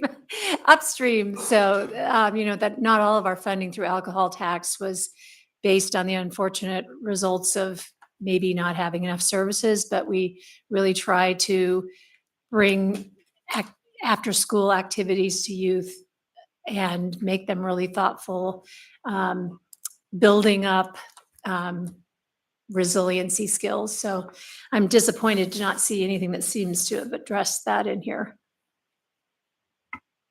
Through the chair to Member Braunga, I was not aware of those initiatives, but we can take them into consideration as we move through the amendment process and into 1Q. I will also point out that the mental health and substance misuse arena of the alcohol tax does not mean that there is not funding for mental health and substance misuse. There's a line item in the budget for $1.14 million towards the Anchorage Safety Center. There is now a $4 million line item in the fire department budget for that service. So categorized under the alcohol tax, yes, it fulfilled the achievement of funding in that category, but it is not gone. It is operationalized in the general government budget. So one of the challenges with the structure of the alcohol tax is the requirement to spend in buckets. If we appropriate in general government a larger amount of mental health and substance misuse funding, then the alcohol tax retains the same required percentage of funding, and the projects may put an imbalance into however that need is spread across the community. That balance is part of this conversation. To Member Zalatel's point and what Member Volan said earlier, the administration's approach to this is to take time and consideration in what moves we are making. And some of them we know need to occur immediately. Others we know need conversation in order to be adopted by the Assembly and within the community. So part of this is an ongoing conversation. There has been 3 months of time in order to onboard all of this specific detail, which is very complicated. We know this. But the challenge is starting the conversation in an appropriate place to move forward without sort of building some innate contention or inflaming some really, really passionate connections to the funding and the community. Thanks. That's everyone for now. This is the marijuana tax funding that we will also talk about on the 25th. This is part of what Member Brawley and Voland and Zalatel have talked about in shifting from some of the health appropriations in the alcohol tax into the ACE fund of the marijuana tax. The recommendations here come from both the implementation team of the ACE fund and the mayor and her executive team. The board members or some board members will be available on the 25th for conversation about this as well. Thank you. Ms. Alto. Thank you. The $535,000, and I see it's recurring, kind of operationalizing this board administration. Where is the line item like we see in the alcohol tax for program operations for the health department if they're going to administer all of this? And is it intended to come out of the tax or be borne by some other portion of the health department's budget? Through the chair to Member Zalatel, I do not know the answer to that question. I think the board has to determine what the structure of all of that is going to be. There is funding set aside in the marijuana tax for the actual tax collection process. And so whether or not the health department is involved in executing any of these grants and how they are distributed to the community is part of the conversation that we need to have with the board. Is that the board's decision or is that our decision? It's ours. Okay. I guess based on kind of the two recurring grants that are at least indicated, this is the idea of what we're going to be doing with this tax, at least year over year. It'd be great to get a ballpark of what it might cost for the health department to do that work. Because I think that that's an important thing to think about within the terms of the capacity of not only the first year budget, but then moving forward and what effect it would have, right? It's not a huge fund source. Thank you. So in the queue, I have Cameron, myself, and then Anna. Yeah, just really appreciate the question and comments from Ms. Salatel. I think that the reality is, especially in this first year, that the health department is going to take on a significant role because this board is just figuring out how it's going to do its work. So I think that's a really important point. Will you explain to me how this budget differs from what was proposed? Are there changes that the mayor made to the proposed budget from what was proposed to the mayor? Through the chair to Member Perez Verdia, there are some changes, and I would need to get the actual board recommendations in front of me in order to do a precise line by line. Is there like one clear or ballpark. two clear like changes? Because I think it's generally fairly similar, but I was just wondering if there's one or two things that clearly was changed from what the The original proposal was. Eklutna School program is a shift from the alcohol tax into the ACE fund. There are a couple of other items that are funded in the ACE fund that are not part of the health department in particular, that are going to the library that are part of the ACE appropriation. But to my knowledge, everything that was recommended or by the board is incorporated in this 25 budget budget. The difference is that the board also had some proposed recommendations for 24 spend, but because of the timing of where we are in the year, that is compiled into the 25 spend because it's a fund balance rollover. So the marijuana tax is remaining in the fund. The only $24 that we know of right now that need to be spent are the tax collections via Treasury. And the additional funds roll over into the 25 proposed once that budget is adopted. Great. And I'll go back and look at it. But one thing just in the future, I'm thinking because of the unique sort of structure of this, I think that the intention is that for this board to do all of their due diligence and research and that sort of thing, and then propose a budget to the mayor reviews that budget and then incorporates that into their budget, and then we approve.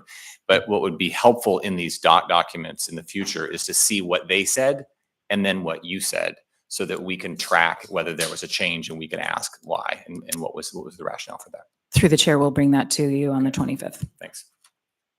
I have myself in the queue on this one.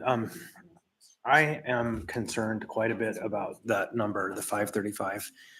It contemplates, and it's kind of along what Ms. Alta was saying, just the operation of the board, but it doesn't contemplate the operation of fidelity to the code and the charter in terms of expenditures, contracts, purchasing, any kind of analysis to see if they're meeting their goals that is on the fisc side, as opposed to what this board may do relative to, oh, we don't like what they're doing. And I'm not confident, but they are spending 9+% of the 10% available. So we're leaving 1% of the budget of the tax for everything that the muni has to provide. And so I think that this program now is a net cost to the municipality outside of the marijuana taxation. And so I also would note that they don't have a board yet. So anything that we've seen is an advocates list, not a board list, but that's just a slight semantic difference when there's a board.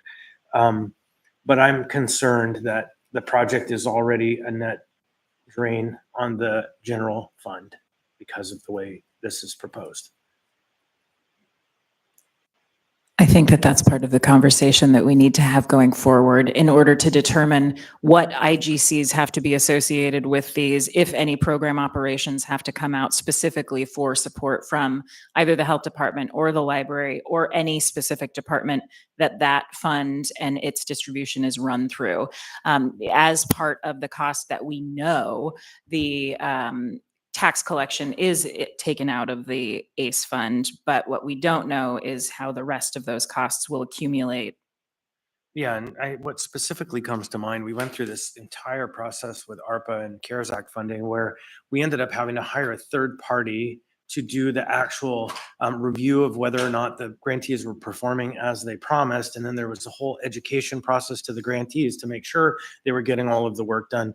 There is a body that has to be in charge of overseeing all of these things, and IGCs still have to be accounted for, and they should come from fund as opposed to the department, because the department is already lean.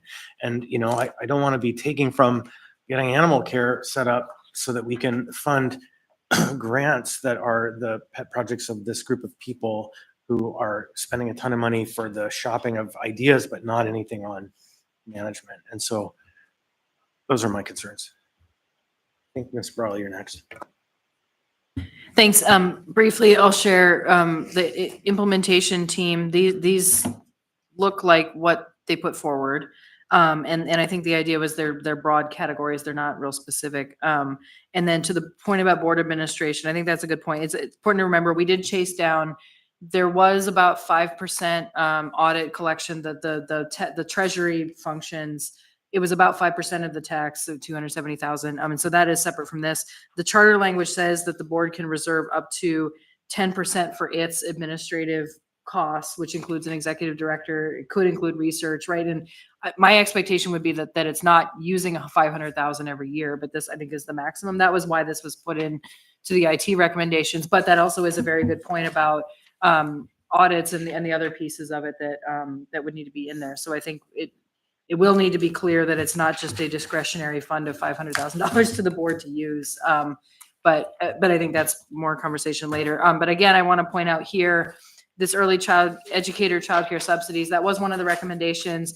That is different than funding 8 pre-K classrooms at ASD. So that I just want to decouple those two choices because they happen to be about the same amount. And they're both valid things that we can talk about, but just to say this is not, and if it was, it would really just be, again, shifting money from one tax to the other. And then that is what's happening with the Eklutna money. And then there's 2 other items in library later. So I just want to flag that the choice here right now is to move things that we're already funding in alcohol tax over to the ACE fund, which I think, again, is a conversation if our intent with that money was to be additive to what was already happening. So I just, again, we'll talk about that later and next time, but just to say, I have heartburn about that at this point. Thanks. Ms. Selaton. Thanks. I holistically kind of just want to go back to the health department, right? We talked about the alcohol tax, we talked about marijuana tax. So the health department has had a time over the past couple of years. So really happy to see your name put forward for the director position. I'm very, very excited about that. I guess my question to you, and you don't have to answer it on the spot, but the health department went through a period of rebuild. And when I came on in 2019, it was just kind of getting its feet really under it to have the rug pulled back out from under it.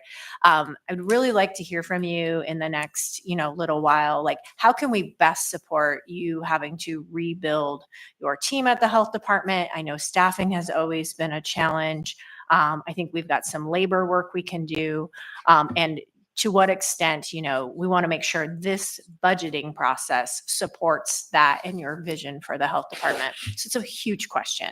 So you don't necessarily have to answer it now, but I think to the extent that you can take some time to think about that and how we can support you with this budgeting process for a very, what I consider to be overburdened department that really is, as the mayor said when she was a member, is the third leg of the public safety stool, but you are funded substantially different than our other 2 primary public safety entities. So I just wanted to put that out there. I've been thinking a lot about that as it comes to the health department and how we really want to leverage that department in the overall strategy of how we approach our community and our municipal services. Thanks.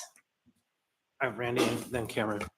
Thanks. So I'm both concerned and happy that you're still here after an hour. So like I mentioned before I left, the Home for Good program, if you could explain, I know it's zeroed out, but if you could explain that, or if you want to catch me later. So I'll jump on there and say that we have reorganized the presentation and we're going to move topics of homelessness to the meeting of the 25th to have a holistic focus on that. See lots of it all. Okay. Yeah. Karen? Cameron and then Karen. Sorry. I'm a blank space in your mind today.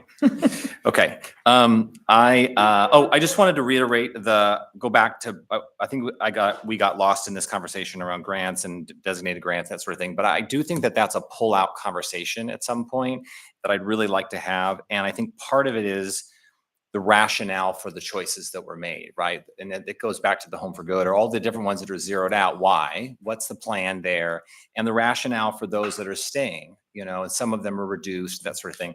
So I think that would help because I think it's likely a combination of that's what the assembly said. And, we feel like that this is important to maintain at least for another year or at least for another 2 years or whatever that is. And so I'd really like to have that conversation and to get more clarity on that. I think what's going to happen is right after this meeting, I'm going to get some phone calls immediately and saying, wait a minute, why are you questioning the funding that we're supposed to be getting?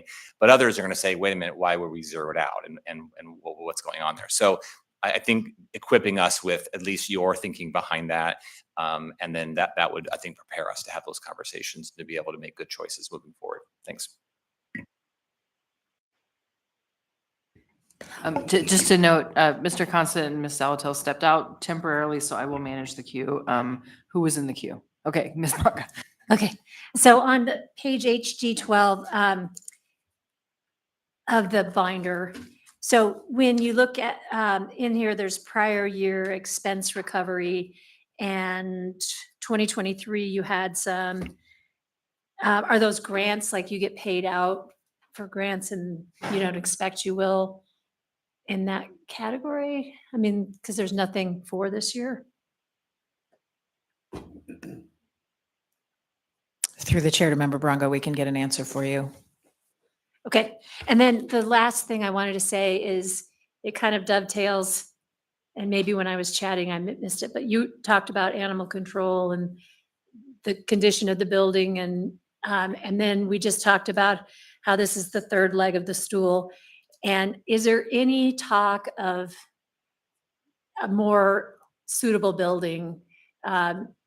I know it can't be a budget item this year, but I feel like that is one way we show respect for this incredibly important part of our municipality, that we should at least have a building that runs clear water, even though you got a filter now, but and it just looks really awful in there.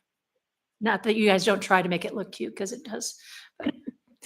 Through the chair to Member Bronca, we have had conversations about the health department building. Maintenance and operations is working through the boiler replacement that was funded via an ARPA grant a few years ago, I believe.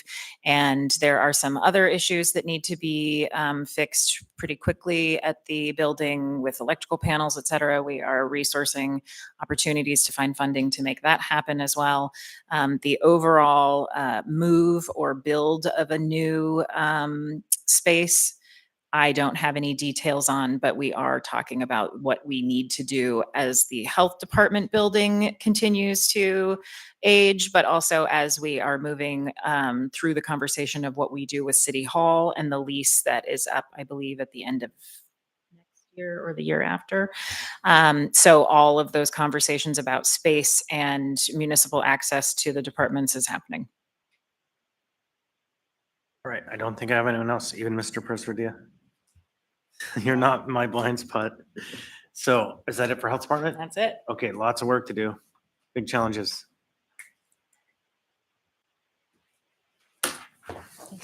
Next, is it Parks and Rec? It is. All right, everyone's favorite topic. Leslie, nope. Is Shanna coming up too?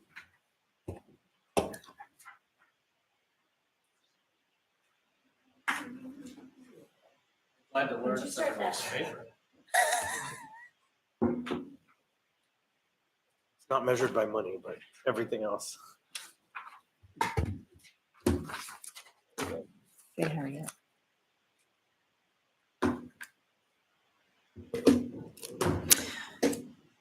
Moving on to the Parks and Recreation operating budget, you'll see in this reconciliation page, the removal of one-time amendments from the 2024 budget, some changes to the debt service via GEO bonds, some salaries and benefits adjustments, including an adjustment to fund new positions, and the totals you'll see down here in the line items, those are the voter approved bond O&M that I mentioned earlier in the work session. Those are the adjustments for 22 and 23 that change the tax cap. There's also the Girdwood Board of Supervisors requested changes that includes the creation of a seasonal employee for $26.3 million.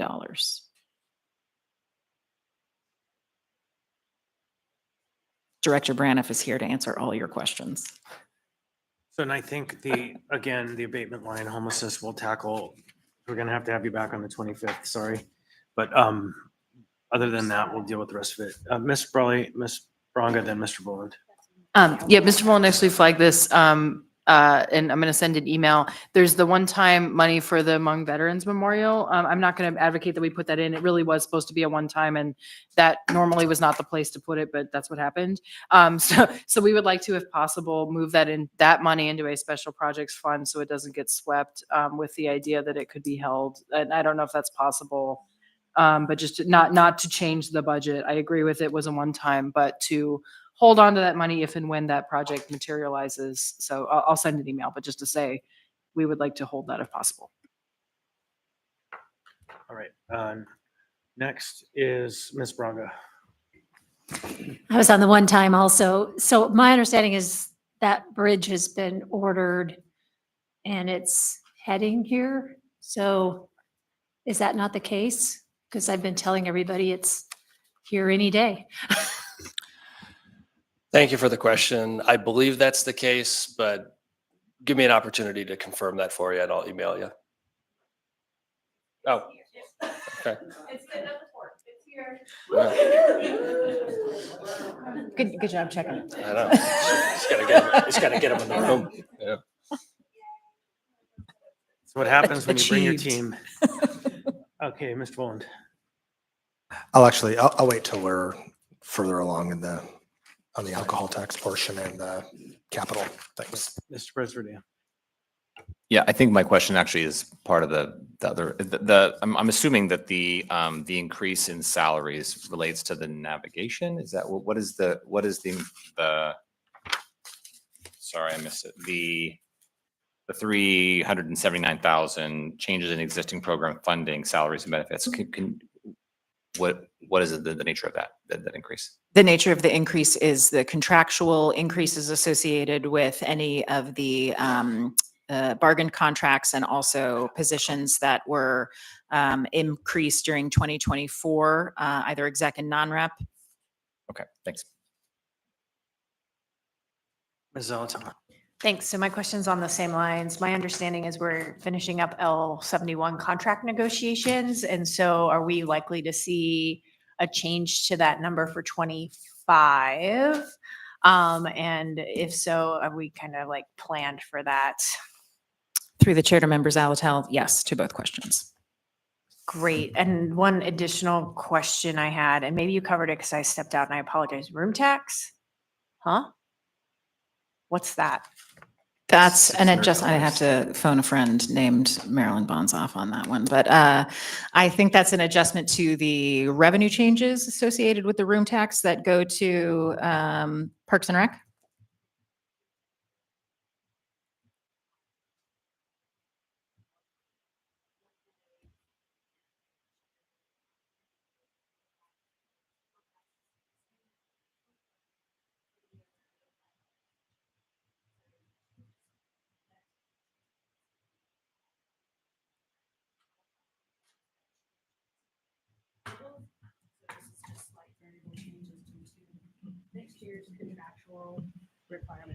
Okay. So I'm going to restate that briefly on the record that there is a formula and each year there are slight changes. Some items within it change specifically. And this year it was debt service charges were very small, but and some contributions changed, which resulted in what looks like a $600 differential. And you'll see that room tax change, I think, on a couple other departmental adjustments for the budget. And the reason I ask, because one, it's interesting to see that there, and it's timely. I know that there is some opportunity, I think, coming up with some of those room taxes, and we're going to be soon meeting with Visit Anchorage. What I would really like to see if there's room in the Parks and Rec budget or a room within the budget is for us to think about a fall cleanup of our public spaces. Not necessarily related to homelessness, just generally before the snow flies, because I think it will make spring cleanup a lot easier. And maybe we can like public-private partnership that with our friends at the chamber. Thanks. Sorry, myself in the queue, and I'll just ask another soft question. I think the answer is probably just like the bridge. What's the status of the IT upgrades at the rec centers? The project completion date is October 18th. We get weekly updates from the IT team, and that date's been consistent. So as Next week. yeah, Chris, I It's Friday missed next week. your question. What was your question? So under ARPA Cares, we appropriated $400,000 or so to provide broadband internet at Right, all the rec centers. And it took a long time to get it done. And we're within days of it being completed and turning the service on. So yeah, very exciting. The mayor and I should put out a press release celebrating the parks and the access to data. Okay, anything else? Karen, go ahead. So I'm looking in the booklet at PR2 and the private-public partnerships. And I still, I know we used to have kind of trail watch program that went away. And I spoke with someone in Parks and Rec a little bit about possibly adopt a park, kind of building up, maybe we have Scenic Foothills Community Council has adopted Chugach Foothills Park, but it'd be nice to see somewhere in here where we're taking some pressure off of Parks and Rec to do all the maintenance of this and instead have a program that asks people to adopt certain areas. And then along those lines, that just flew away. That's so weird when that happens. Sorry. If it comes back, I'll let you know. Thanks. Okay, anything else? Off the hook. This is a good clip. Oh, it's the next slide. I'm sorry. I thought you were done. Okay. Got it. Let's just move on and come back. Okay. In anticipation of October, whenever we're doing that 25th. I guess my two questions that you can address at that time would be, does this presume that this administration will be doing the same amount of abatement as the previous administration? And I guess, is it enough? Those are my two questions. Thanks. Go ahead. Thank you for the question. The Healthy Spaces team will continue to work, whether it's cleaning generally in areas that are affected by homelessness, or whether it's through an abatement effort. And I think it is a situation where there is more need for that work group services than there is, capacity of the work group or funding for what I would view as the ideal size of the group. That said, I would leave others to answer as to whether we're going to do more or less abatement, but that group will continue to work, and there's a lot of work to be done. All right, Ms. Brawley, then Mr. Solt. Thanks. I just want to socialize this idea now. In future years, I would like to move all of this money out of alcohol tax because it is not a service. It is important. I'm not saying I want to cut it. I believe that it is just a general government service, and I understand why it's been there. And I'm not going to try to move it. I'm not moving in amendments, but I would like to move this out of alcohol tax someday because I think that is appropriate. Thanks.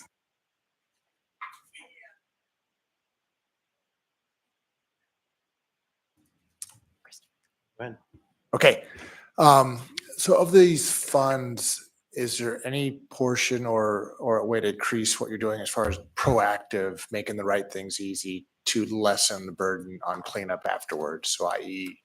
receptacles near the camps. So hopefully Okay, so I'm sorry, we're I'm just getting off. falling into this place, and we could spend the rest of the day talking about this, and there is a structured conversation to happen about this on the 25th. And so Fair enough. I'm going to direct the conversation back and just say, let's do that on the 25th.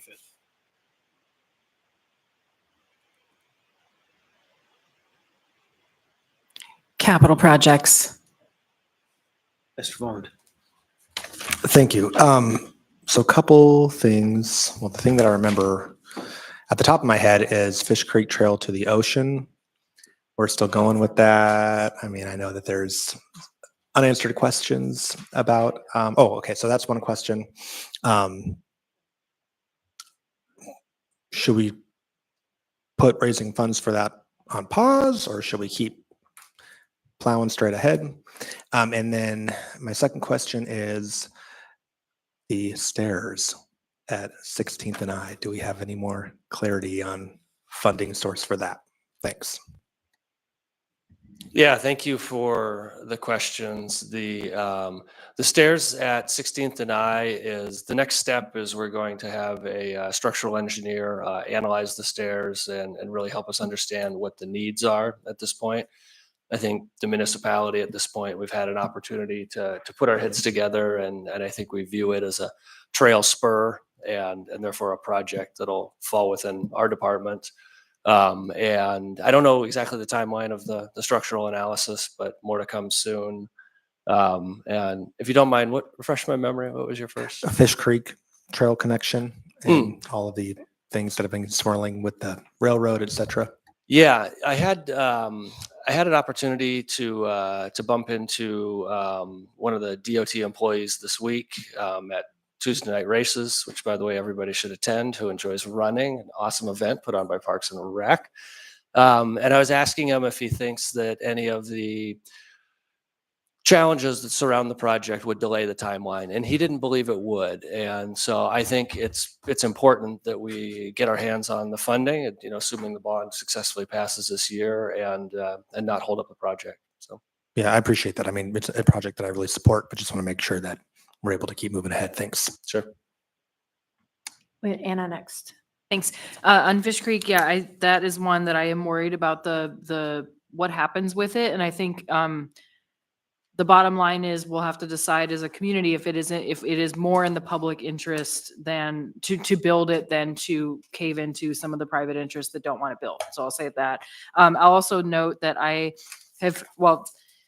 we should think about the coastal trail. And I know that probably that is a much bigger dollar project than we can put on a bond. But there's not only the part that's falling into the ocean right now on the bluffs, there's also, I guess, an airport project I heard about this morning that might have to reroute a portion of a road, which would impact a part of the trail over at Point Warrenzoff Park. So I mentioned those, again, bigger than just this budget conversation, but that's something that I think we need to chase down for the next month. And then I think it will intersect with some of these other West Anchorage Trail project conversations. And then my specific question, again, I brought it up earlier, but just what is our thought, Mike, now that you're here, on state requests to parks? And then how do we coordinate that with the Anchorage Park Foundation? Because I see our column is 0, and I don't expect that's what's going to happen in the next session. So I just want to bring that up. And again, something we can keep looking at in this budget. But if you have additional thoughts, or what is the rationale of having no state park requests?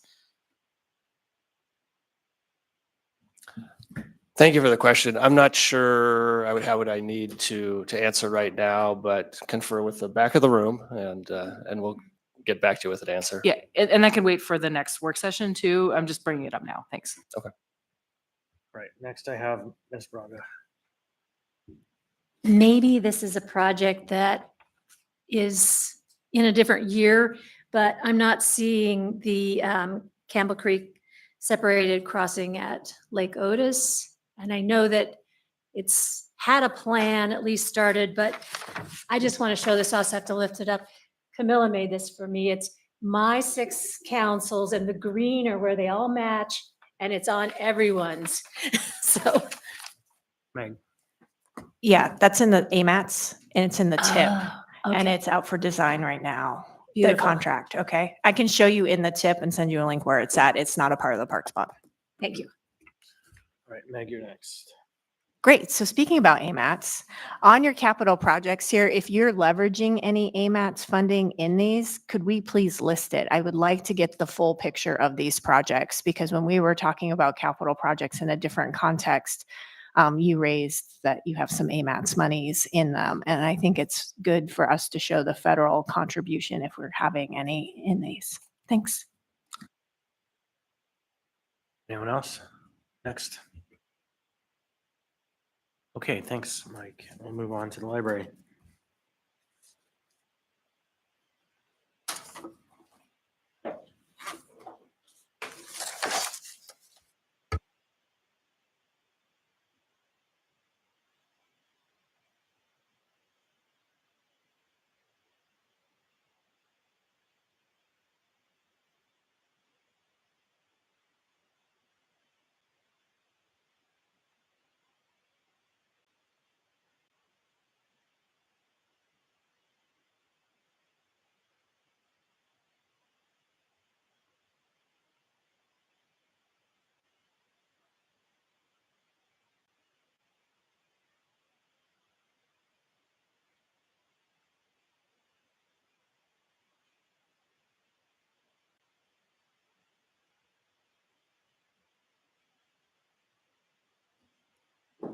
The operating budget for the library includes changes to salaries and benefits for $220,000 and a transfer from the alcohol tax of the community navigation positions that have been part of that funding stream for a few years now. So those positions are now in the library operating budget. So are those positions going to finally be back at the library, not just funded through the library? I'm going to let through the the- library answer.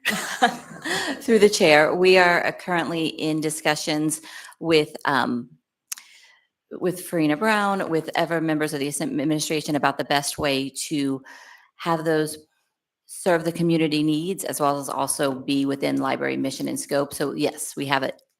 We have a proposal out there. We are working on working through the best, most efficient way to do those, and we will hopefully be hiring them by the end of the year or shortly after the first of the year. But the simple question, are they going to not just be administered there, but are they going to actually have service there? Yes, we will be. Thanks. Meg. Great, because they haven't been for the past several years, even though it was explicitly there. For the library staff, are there any, is this AMEA as well? Yes, okay. I'm just tracking which contracts go with kind of which departments. And through the chair to members, Alatel, the AMEA contract is up at the end of 2025. The end of 2025. Correct. I hope you all get a jump start on that. Thanks. Heard. Because we keep hearing. Ms. Braga. On the page in the binder, LIB 5, the supplies are 78.34% up, and I was wondering what that is. Through the chair, that is actually going to be an increase in our ebook budget to buy more ebooks, which are currently growing. In 2019, they were 25% of our circulation, and as of right now, they are 43% of our circulation. Anyone else? Next slide. These are the changes to the library budget within the alcohol tax. It includes the shift of the community resource navigation positions from alcohol tax into the general government. You'll see the two line items at the top, the decrease of 250,000 to Best Beginnings and the early literacy program options. I'm going to switch this slide real fast because they were shifted over into the ACE fund. So the items on this alcohol tax funding sheet that have all been removed are funded via the ACE fund or the general government operating budget. So they have not been cut from the program. Ms. Alatel, go ahead for your question. Yeah, so, right, so you're freeing up capacity in the alcohol tax essentially. We're 500 under? What are we under? Do we know? I think it's 900. 900 under, okay. Great. One of my concerns with some of the shift, and this is where I am not educated enough between alcohol tax and marijuana tax. But the alcohol tax had metrics associated with these programs and report outs. And so I don't want to lose some of that year over year if we're funding these programs that we're tracking the impact, particularly those that were from the prevention side. We know that that impact is going to take years to be seen or will be very gradual and then suddenly we'll get it. So I want to make sure as we make these budgetary shifts that operationally we're ensuring some continuity. Thank you. Also, I don't think, oh, we did. So in the ACE fund, we did put some into the library. I had read them all as health. Okay. No, so it's a little challenging with the way the slides are presented because it makes it look like that is the bulk of the alcohol tax or the entire alcohol tax, but it's actually just the appropriations going through the health department. So it's bigger than that. So these ACE fund continuations or these shifts to the ACE fund will be in the ACE fund, but through the library. Correct. Okay. Are there, but there've never been any programmatic costs administration costs associated with them, right? Because right in the alcohol tax budget, AHD has two big ones that are called program operations. And we know that's for the grant administration. So are these things that are just absorbed then into the library's budget as general grant administration? Okay, I see the head shaking yes. Thank you. Ms. Brawley. Yeah, thanks. And this is, again, I wish we could have had a conversation about what these actually are before this budget came out. But my recollection of the program, because if you remember prior life, I was tracking this very closely from the outside. Prior life, I remember that this literacy program operations is really around library services, isn't it? And I see our director, acting director nodding. And so I think we have to think about, there's a Venn diagram between what the alcohol tax is for and what the marijuana tax is for now.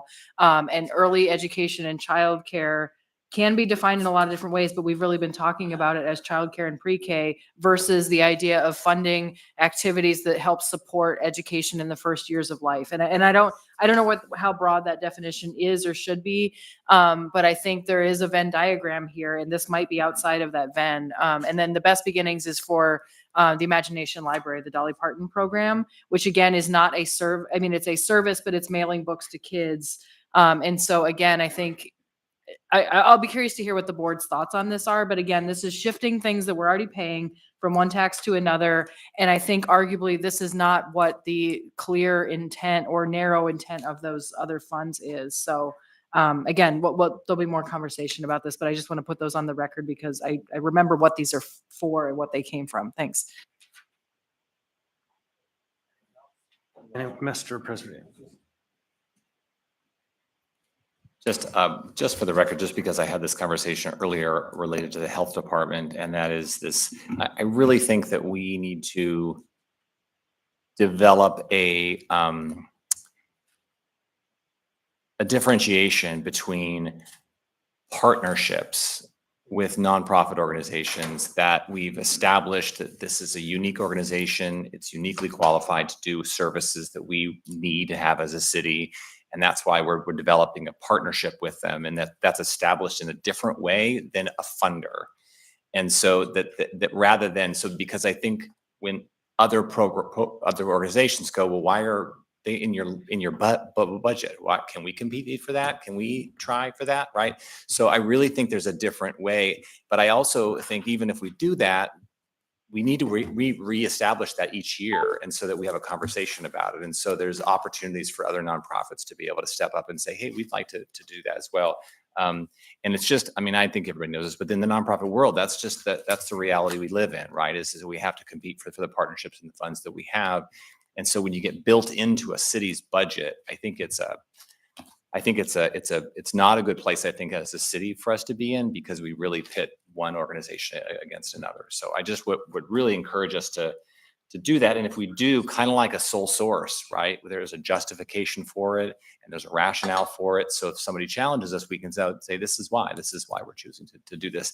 And it's not just, it's what we've always done, or they're really awesome. So thanks, which they are. Anything else? We done with library? We might start catching up. Thank you for all the hard work you guys do. Oh, capital, sorry. This is the good one. The library has 2 capital projects proposed for the bond, the Chugach Eagle River carpet replacement and the window replacements within LUSAC, which I believe they can speak to, and the very large windows that need to be replaced. I want to also add into this talk that we should be looking at that building as well as a location to contemplate energy upgrades, battery storage systems, solar panels. It's prime. It's got no shadow anywhere around it. And it's in a wind tunnel as well. So this one, to me, feels like another ripe opportunity under the climate action kind of rubric to begin figuring out how to shift some of the energy costs into self-generating.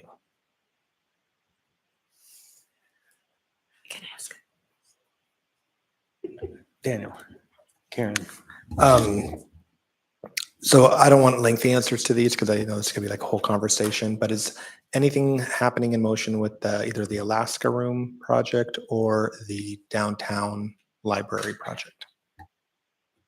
Okay, through the chair, to start with the Alaska Room, we are in the private capitalization fund. So our Alaska Library, Anchorage Library Foundation is raising funds. We are at 95% drawings for design, and they are raising the remaining funds privately.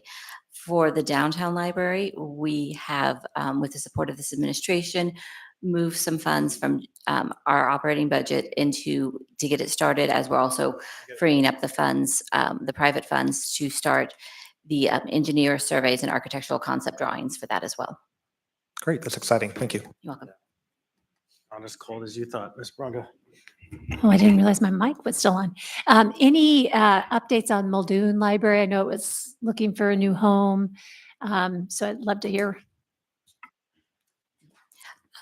Through the chair, we have signed on with our friends at Transit, who were sitting over there earlier, but to be part of a study and are in very, very initial design concept phases for a joint transit and library center but that is, I think, in the very early study phases. And that is the initial studies are being paid for, I believe, by a grant that Transit has received. I know my colleague from Transit will be here in just a little bit.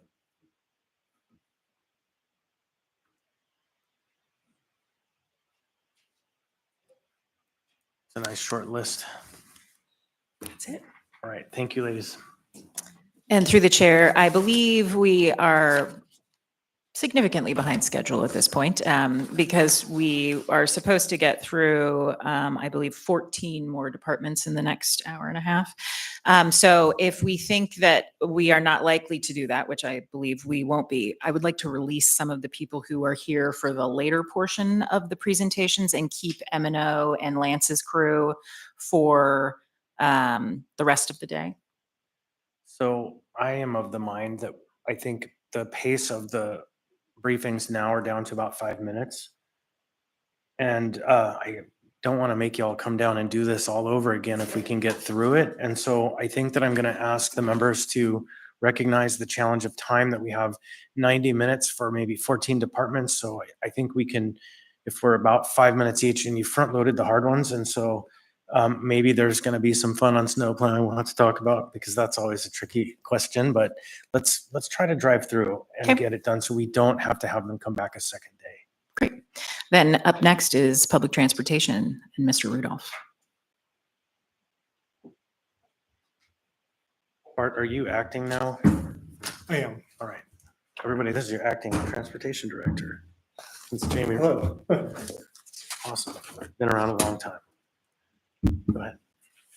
The Public Transportation Department has some GEO bond changes and some salary and benefit adjustments that are part of the contractual requirements and/or any salary adjustments that were made in '24 and rollover in the continuation budget. There are no departmental adjustments aside from those salary and benefits adjustments as part of continuation, for a total of $33.0 million within transit. Yeah, and I feel like I have to make a brief disclosure. My roommate just took a job with a company called Respec, which is an engineering firm, and he's doing some systems analysis, electrical systems analysis for the building out there. And so it makes no impact on the finances of my home or anything, so it's a pretty de minimis association, but I figured I'd put that on the record. Ms. Brawley. Yeah, just, so we had service changes that I think go into effect in a few weeks. And I know there's no budget changes here, and I know that had to do with staff. I guess the question is there any connection between that and then the fact that this is flat? There's basically no change. Or I guess, why was that service change made then? Yeah, through the chair, service change was made to match the staffing levels that we have now with the call-ins and the vacancies and people on FMLA and on scheduled leave. The service that we had scheduled was ambitious. So we are reducing service to match our current staffing levels. So a flat budget will reflect the service change that we have in effect on October 28th. Thanks. So in theory, 6 months, you're fully staffed. I know that's opted, but I'm just hypothetically, then the budget is just reflecting the fact that it will still pay for those folks, and you could make service changes, but it has to do with staff. Okay, thank you. What's next? Thanks, Bart. Yep. Yeah, we're now at 12:45. Okay. They're doing I can tell you, they're doing their research on capital. All right, who's next? Come on up, Lance. You're the next contestant on Is the Price Right?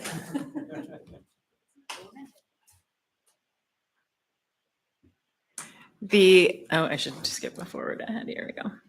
The formerly Community Development Department, now titled Planning, Development, and Public Works, very clear as to what is the responsibility of that area of the universe. The salaries and benefits adjustments as part of the continuation budget, 33.7. And the actual changes as part of the 25 budget are a $20,000 increase to GIS software and the $67,000 change based on the Girdwood Board of Supervisors. Ms. Brawley. On the GIS, I remember I think there was a GIS increase budgeted in this year's, but Lance is nodding. And then we just approved another increase to GIS, but it might have been for another service. I guess where I'm going is, I know that software is expensive and it's valuable. Are there IGCs to other departments? Because I know we're using it for the online checkbook. We're using it at Department of Health. So because I think the cost sits with this. So just making sure that it's distributed out to other departments. Through the chair to Member Brawley, yes, those Muni-wide services are a part of the IGC program.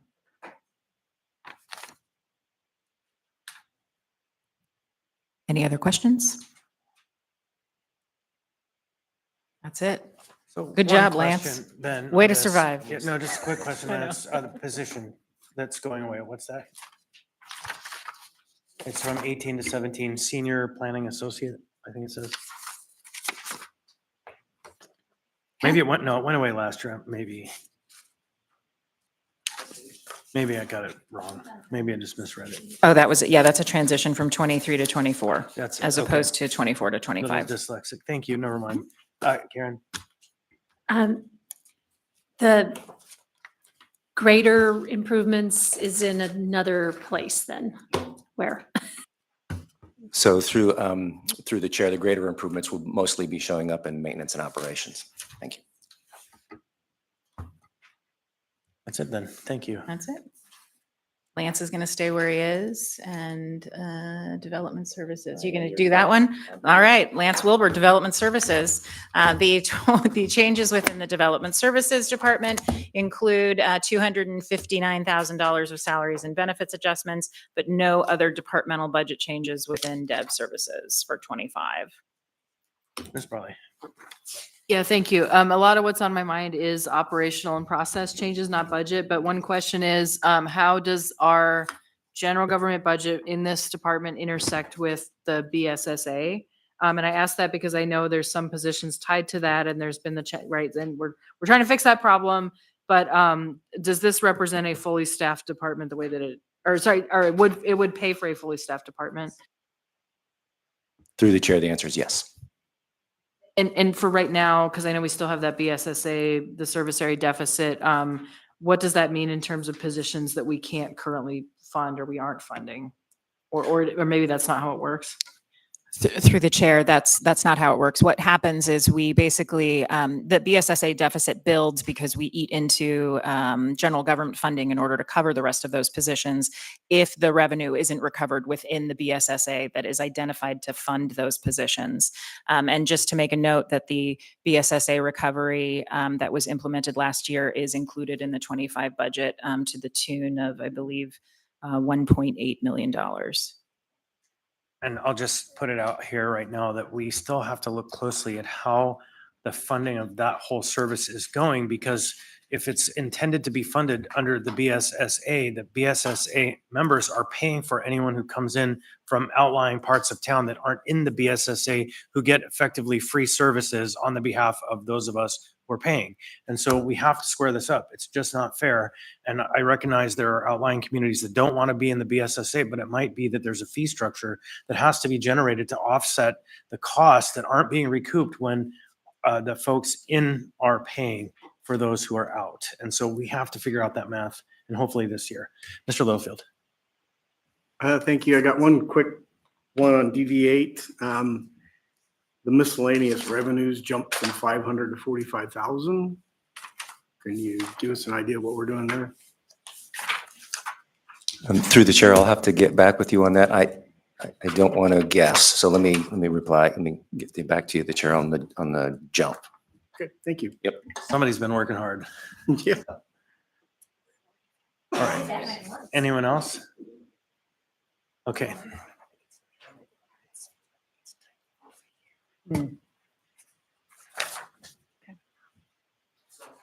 Other, Briefly about this. I have spoken with Ms. Browse, and I haven't spoken to you, Lance, or your team, but development service, I think this is the universe in which the abatement fund lives.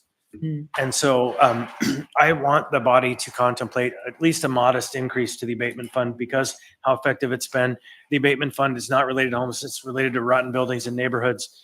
And the folks at in this fund have done some exceptional work, and I want to make sure we are going to keep them whole so they can continue doing that good work. Ms. Alt. So when you mentioned this the other day, my wheels started turning. So building safety service, safety, building, all the right words are there. So I think we need to have some conversation about the abatement fund and the BSSA and can the two work together? Because I think there's something there. Because right, the whole idea of building safety service is to make sure we're building safe buildings. I think it's a natural and easy extrapolation to possibly take down unsafe buildings, really using, and then we can have maybe a holistic approach versus segmenting it up. So I'll let you all interrogate that a little bit, but that was kind of where my mind went when Chris wanted, when you were mentioning that. So just as another idea to put in the mix. All right, is that it? that's it. Lance, thanks. Nope, still Lance. We're going to move on to planning. Which one's next? Oh, planning. We stacked all of Lance's departments straight in a row just to make it easy. The planning department budget changes include the reversal of one-time expense of $200,000 for the Eagle River Comp Plan, adjustments to salaries and benefits of $162,000, and zero changes within the planning department outside of that. Mr. Vaughn. Thank you. So something I'm sort of interested in unraveling or having more information on is, a lot of times when we fund various studies or plans, they are contracted out. And so the planning department oversees them. And just kind of having like a spreadsheet of like, here's the studies, here's how much we appropriated or how much they cost. And then here's maybe who's doing them, or like which of the studies are being performed in-house, which of them are being contracted out. And I just, for me, I think that would be an interesting thing to look at and very informative. Through the chair to member Voland, are you thinking about a historical perspective? So including years past and going forward with the projects that we know are under contract? Yep. Is there any time period or just? Maybe, well, I'm thinking maybe since I've been on the body, but maybe since 2021 or 2022. And yeah, because I think the assembly has been focused a lot on housing, as you know, and we've had like our housing summit, and I don't know, I'm curious about the potential for the assembly to move maybe some plans or studies or policy guidance within our branch and how that could look. So thank you.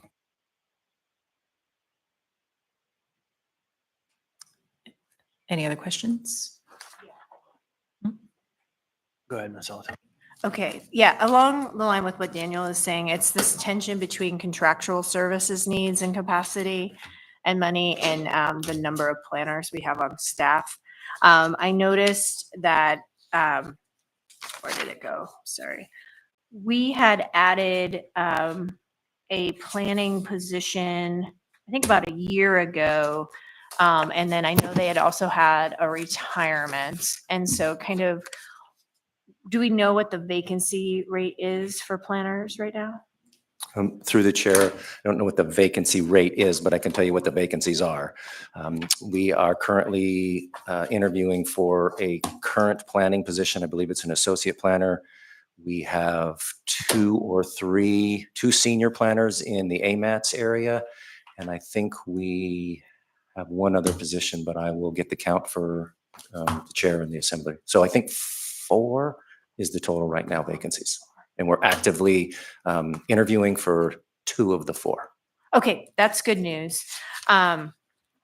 Because I know even on the AMAT side, it's slowing down and starting to delay and push projects back in the tip. And it's not just a muni issue, it's statewide. There's a state set of issues as well. And it's really interesting. Sorry, I'm just going to wax poetic here for a moment. It's really interesting tension because the money is here now, and most of this money has a timeline, and there's more money to be obtained, but you can't move it unless you can move it through the planners to monitor the contracts and get the work done. I would say the other thing I was surprised to see here in the planning reduction, and maybe this is just the reflection of the Chugach Eagle River thing, but a 45% reduction in contractual, is that all the takeout of the comp plan for Chugach Eagle River? Through the chair, yes. Okay. All right, those were my first blush questions. I think I probably have a few more, but would be really nice as we get our new planning director to come online. Maybe we can circle back a little bit too about how she might see the implementation of this budget. Thank you. I would add, in the old days, like the HLB puts forward a work plan, the planning department used to do that with us, and that died sometime in the last 3 years. And I think it would be helpful to all parties to have something in writing that says, these are the things that we're doing in 2025, 2026, and then members can say, well, what about this? Then that gets added. So everybody is cognizant of what the other is actually working on. So if we could get back to some of the past practices of sharing information, it would be great. Thank you. Anyone else? Good, thanks. Still on track. I'm timing. I can stick around, but I'm So far you're saving us minutes. Maybe more than 8 that time, so. All right, flip flop, who's next? Ms. Claes, welcome aboard. Welcome back, or you never really left. Every cent matters.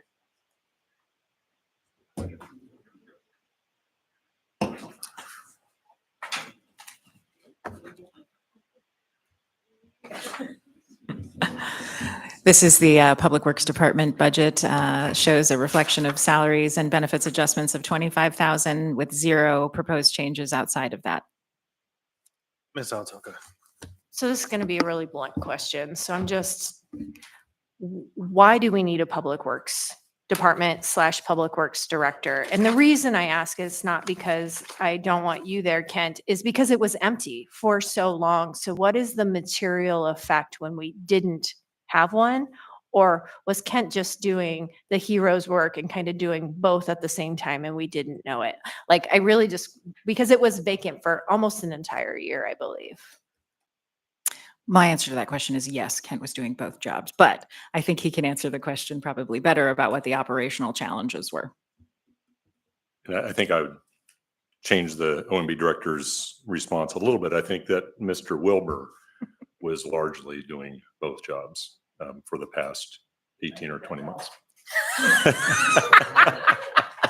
Okay, that's it. And all of that is fair. It's just we had managed to maintain, maybe not optimize, for nearly a year. And so now that it is filled, we will look for an increase in service level operations. Thank you. So it looks like all of the changes are funded by IGCs? Should be, yes. All right. Oh, okay, thank you. That easy. There you go. Good job. Next one. Easiest job you've had in front of the assembly in a long time. Thank you. All right, next one is which? Maintenance and operations. That's why Shay's here.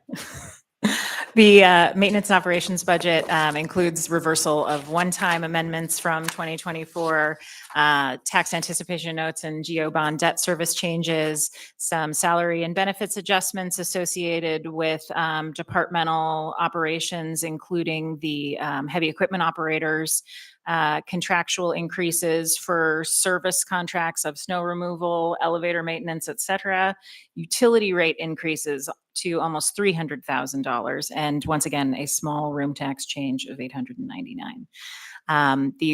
The proposed changes include the voter-approved O&M and recruitment and retention for equipment operators. This is specifically for L302 and their operations within maintenance and operations department.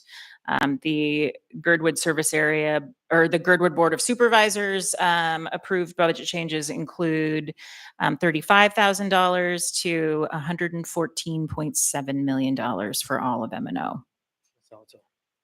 Great. So I'm happy to see the recruitment and retention for equipment operators. Is that in a new contract or is that like through an administrative agreement? So far, that has yet to be determined. Okay, so it's pending and optimistic. Okay, good to know because it's less than the prior mission critical pay. So I am open to that having to fluctuate if it needs to find a good meeting of the minds. So I find snow removal to be a bit of a mystery as to how much we spend annually through all of the services. And so I would really like the talking point. How much are we budgeting for 2025 for snow removal? And I mean all of it, labor, non-labor. And then what is our hope of like not to spend past a certain dollar amount through the end of the beginning snow season so that we carry into the fall. I feel like if anyone ever asked me how much we spend annually on snow, I couldn't tell them. It's just really hard to track because it tracks 2 budget years. And one of the reasons I'm also asking is right now we're $200,000 under the cap with this budget. And traditionally we've held that $200,000 to see how much snow flew and where we would be going into the next year for 1Q. And so I kind of just want to have a better understanding to know if we should be, as a policy matter, holding that space or if we are more than covered or whatever it may be, knowing that weather is unpredictable, but I think we can look a little historic at that. Thank you. Karen? I think adding to that, just because I have no idea, and if someone calls and complains about how you don't fill potholes like you used to, it'd be kind of nice to, this is how much we spend a year on snow removal, this is how much we spend on pothole filling and sweeping. Just would be kind of a nice interest thing for us to be able to share. And I believe M&O has at least some of those statistics handy, the annual program that they spend on, paving and potholes, et cetera. I don't know if that's something that Shay can speak to specifically, but certainly we can get answers for you offline. So I've got the $1 billion question though, and it's not one we're going to answer with this budget, but if you drive around Anchorage right now, look at the state of the sidewalks, you hear the potholes, look at the state of the roads, there is deterioration everywhere. And that bucket used to be filled by the state, but it's not being filled anymore. And so much like we're talking about fleet and coming up with creative mechanisms for replacing vehicles that we know are going to wear out, we need to start reckoning with our strategies for how we're going to fix this stuff because our bonding capacity isn't sufficient enough, I don't think, to actually tackle the problem. And so we need to begin that conversation at some point. Maybe it will inspire our partners at the state to do their part when the time comes. But I fear we're heading for a cliff in the context of our roads and sidewalks. And Thank you, Mr. Chair.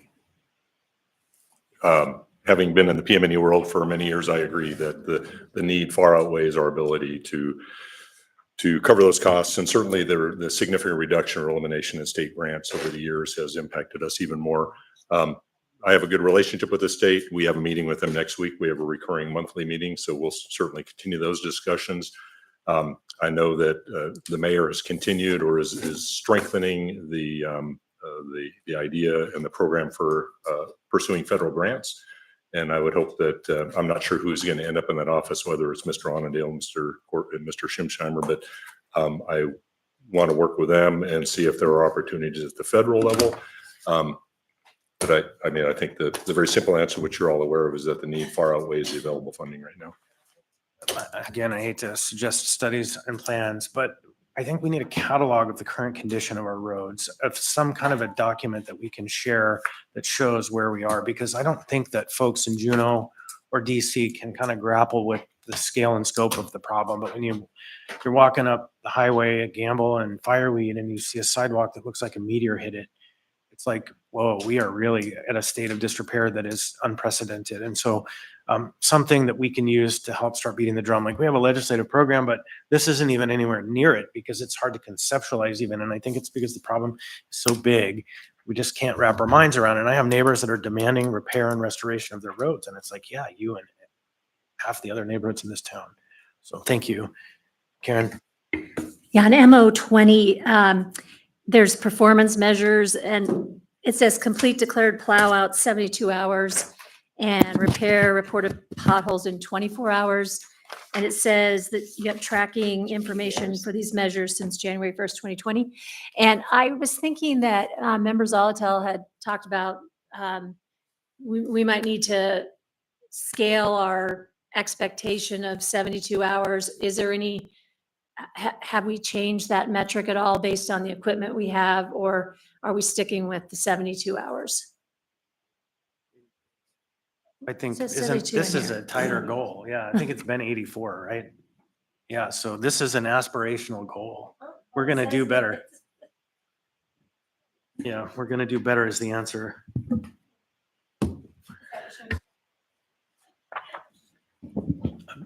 Through the chair, I believe that's a carryover from years past, and it's 84 hours is the number this year. 84 was last year too. Yes. Through the chair to Member Bronga, if you turn the page to MO 22, we need to adjust the label on MO 20 because MO 22 says 84 hours or less within ARDSA.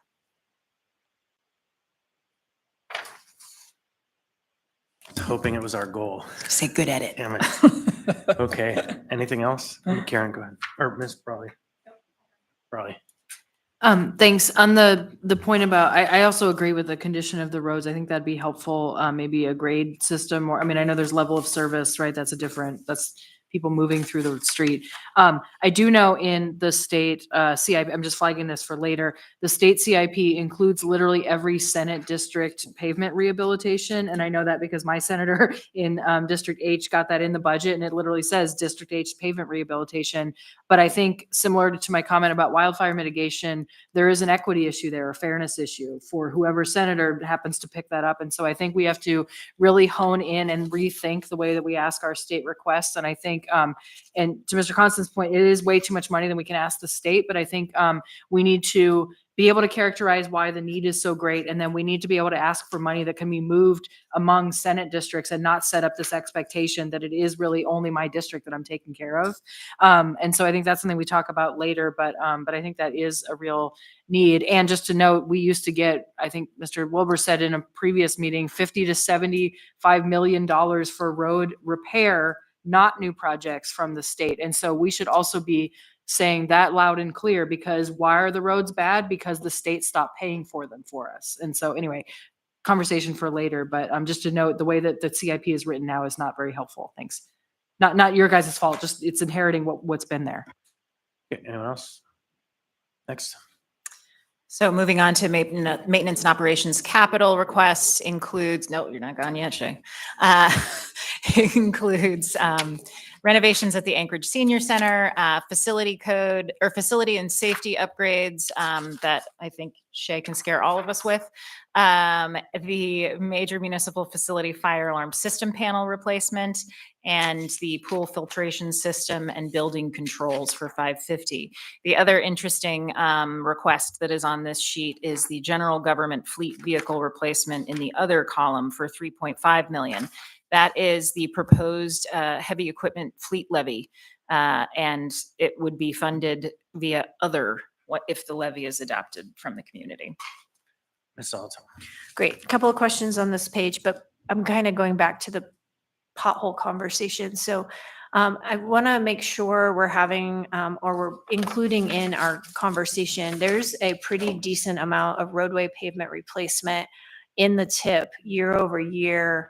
It looks like for 25, fiscal year 25, it was 3 million, and in 26, it's 7.1 million. And so I'd be really curious how we access that and how we leverage that. And I know there's kind of the dumped projects that kind of go on the end of the tip where we just kind of keep a rolling list. If there are ones that we need to get on the list, ask the policy committee members to help with that. There's also non-motorized payment replacement at 5.3 million for this year and 4.76 million for next year. So really want to make sure we're integrating these other fund sources. It seems like the tip kind of sits over on the side and we're not integrating it into our strategy. So on the capital projects, why are the Denina Center and Egan included for state asks, especially? Yeah, okay. Ona, you know where I'm going, so. Through the chair to Member Zalatel, they are in there, so you would ask that question. In the review of the capital projects that were included previously, that showed up across my radar, and I wanted to keep them in the book specifically to say that those fund shifts will go to the convention center reserve as opposed to any state request. All of the upgrades or required renovations that need to be done at Denina and Egan can likely go through the Civic Ventures program. Okay, great. And so I think that's another category to add to that list we're looking at and getting more particular is the convention center reserve. Thanks. Absolutely. Anyone else? I have questions, but I can ask them offline, like why are certain projects on here and what's in the plan for them, but probably there's somewhere I could read about that. So that one went over almost twice as long, but it is snow plowing. So thank you. Now we're trying to make up time again. On to project management and engineering. Kent's going to stay and Chelsea Wardwaller is going to join us. The PM&E budget also only reflects 2024 salaries and benefits adjustments rolling over into the 2025 budget. There are no additional changes to the operations at PM&E.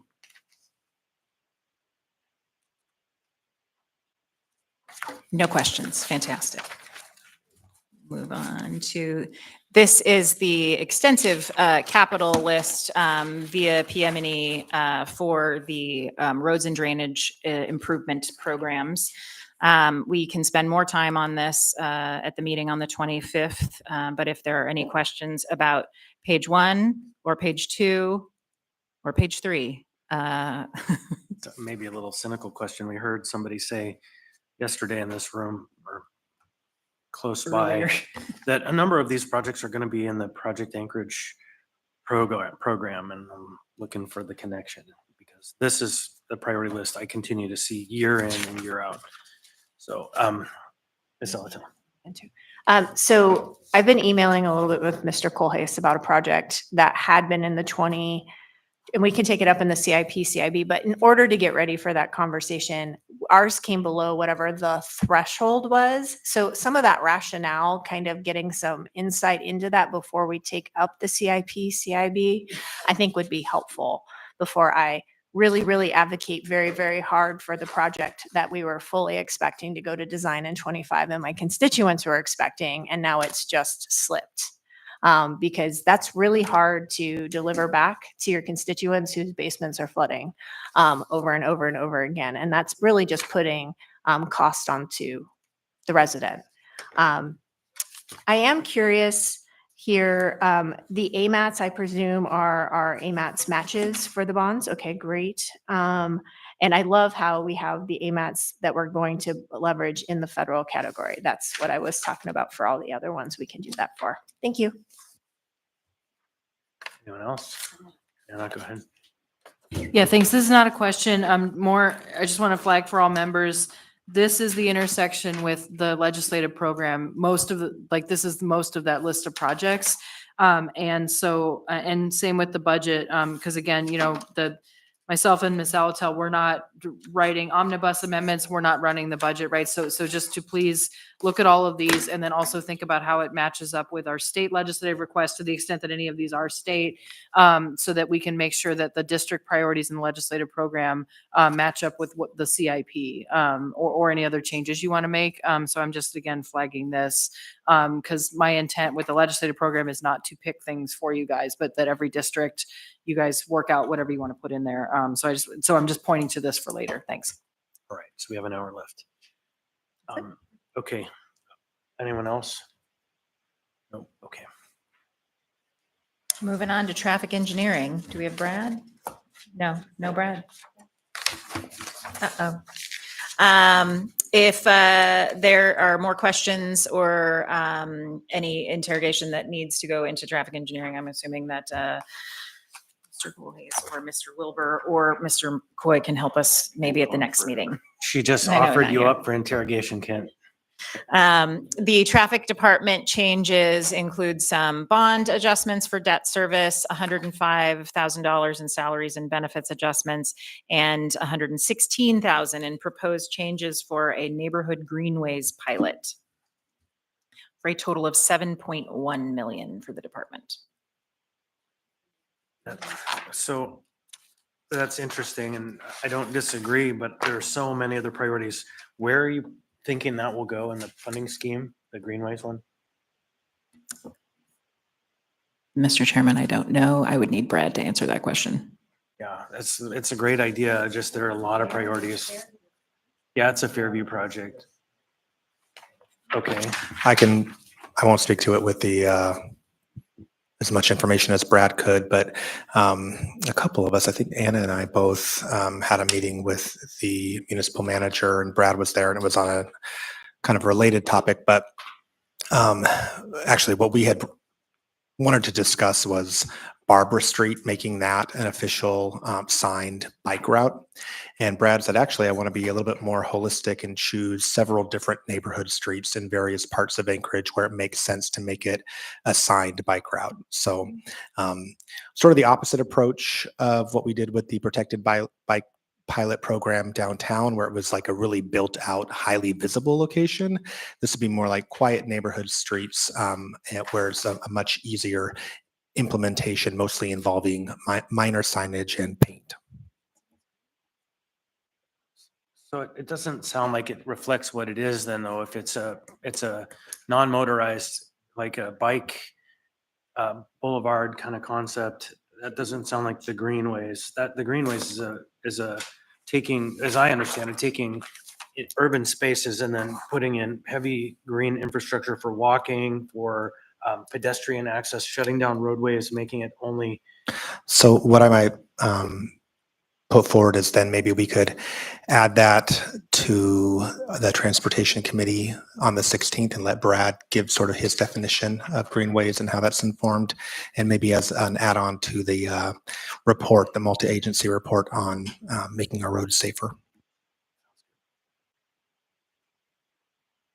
Mr. Salt.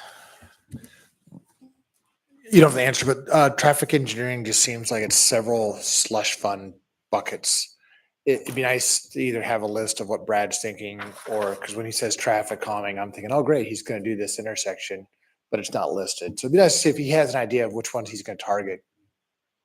And you're referring to the capital program, the annual programs listed Correct. there, yes. Yeah. And I think that those can be treated the same way as sort of some of the other requests of the annual programs and what those annual funding amounts will accomplish or what they are intended to be directed at. Yeah, we do that. Next slide. Oh, Ms. Alata. Great. So I'll just ask a question on the slide. Lovely projects here. The mayor's press release came out about the budget around 4 million for traffic calming. However, 2 million of that is from the state. That's not real money. So my question is, did she mean the whole 4.5 that we're going to bond for is our traffic calming program? Or is she hopeful that the state will find us $2 million? Oh, look, it's Mr. Coy. Hi, welcome. Over here on his light speed bike. Now I don't have to finish my email to you. So I'm kind of curious, when we say traffic calming, what amount of money are we planning for in 2025? The bond has $2 million. Okay, great. And is $2 million of traffic calming capacity in 2025 something that you all can spend pretty quick and easy? We will be able to spend it. We definitely have a list of projects that it'll go towards. Okay, and then Anchorage signal system signage and safety improvements annual program, is that like hard, like literal signs and signal replacement? Yes. Okay, great. Randy. Just to tack on, since she just came in, it'd be nice to see the list for the last two buckets, Say one more time. the list of projects for the last two buckets you have. Okay, we can provide you a list. And that one's very interesting, especially if you ask for how the list is calculated. It's very frustrating when you do that. Neighborhood greenways, what does that mean? Yeah, so this is a new initiative that we're super excited about. It means doing a few things on our network across the city.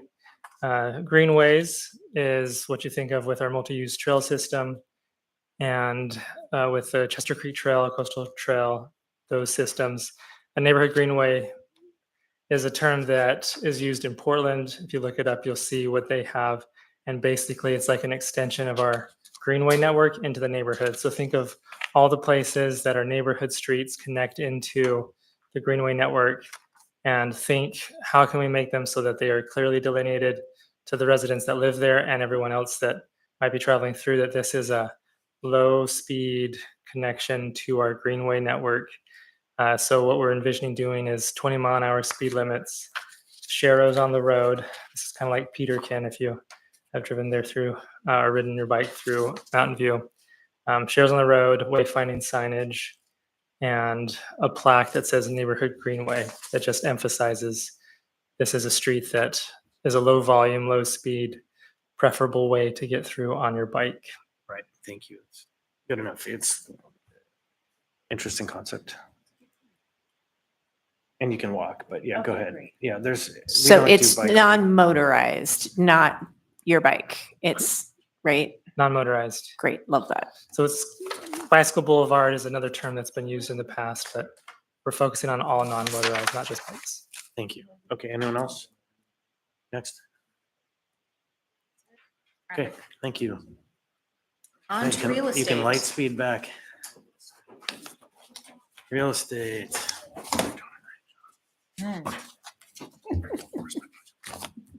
What's upstairs?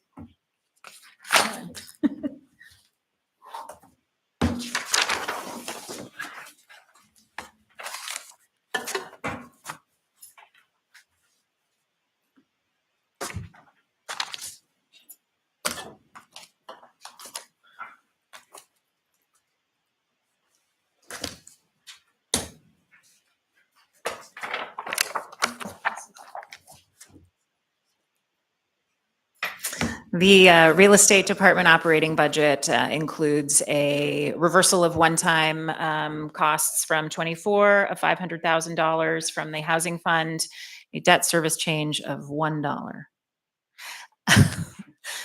The salaries and benefits adjustments in the continuation budget are 68,000, with contractual increases for the city hall lease and the permit center lease at about $150,000. Altogether, the real estate budget is 10.5 for 2025. Director Briggs is here to talk to us about any questions we have. Just a question. You mentioned earlier City Hall. Can you just give us an update on the status of City Hall and where that lease is at and what our intentions are moving forward? Sure, through the chair. So the lease expires December 31st, 2026. We are currently going through and doing a space analysis to see what our needs actually are. Is there ways that we can consolidate other departments into this building, shift departments around? So we're going through that exercise right now. And I think that's where we are. Which building? City Hall. Excellent. That's music to my ears. Sorry, I missed that. Yeah, just a quick follow-up. Is it generally speaking, I know, is it in terms of City Hall, is it a need for more space, or is it that we have excess space? Where are we at in terms of space in terms of city employees? Don't know that I'm the best person to answer that totally. Through the chair to Assemblymember Presbyterian, I think stay tuned. And the reason I say stay tuned is because we have 3 different facilities that we're thinking about, Tudor, Elmore, here, and Health, and we can shift all of those pieces around. We also are moving more and more into the work from home remote workspace. And so you see a lot of private sector employers who are doing hoteling. You don't need as many offices. We have a ton of conference rooms in this building. So we are trying to rationalize all that. I think it will ultimately turn into a request for interest that we put out into the community that says this is the space that we're looking for in the particular locations, but that is still being actively worked. Thank you. And I just want to put another tune on that sheet of music, and that's that we've bought this building 4 or 5 times out of our triple net lease payments, and we're just burning up money for no good reason. We need to come up with an alternative ownership strategy that doesn't put the taxpayers on a perpetual rebuying of this building that we'll never own as an asset, can never use it as an asset. So, Ms. Alto. Thanks. I think this is an important conversation to be had. I think it's a complex conversation, and I'm wondering if there isn't some appetite to put some money aside to hire a contractor. This is a big thing that can then come and report out the findings. I think it could consume all of your time and all of your time and all of the manager's time, and you all have other really important things to do. So if we're serious about this conversation in 25, I think that that's a reasonable way to go, so that also then there becomes a point of contact for both branches of government to really have that conversation back and forth. Thanks. Others? Anyone? Nothing? Okay. Next. Were you here when I talked about the firehouse too? I heard it. Okay, good. I don't have to reiterate. Broken record over here. Thank you. Well, at 2:05, we were supposed to take a break. Let's just keep it on.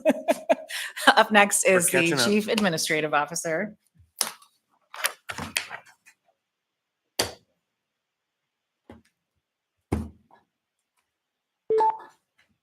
Want to do the whole thing? Take it away.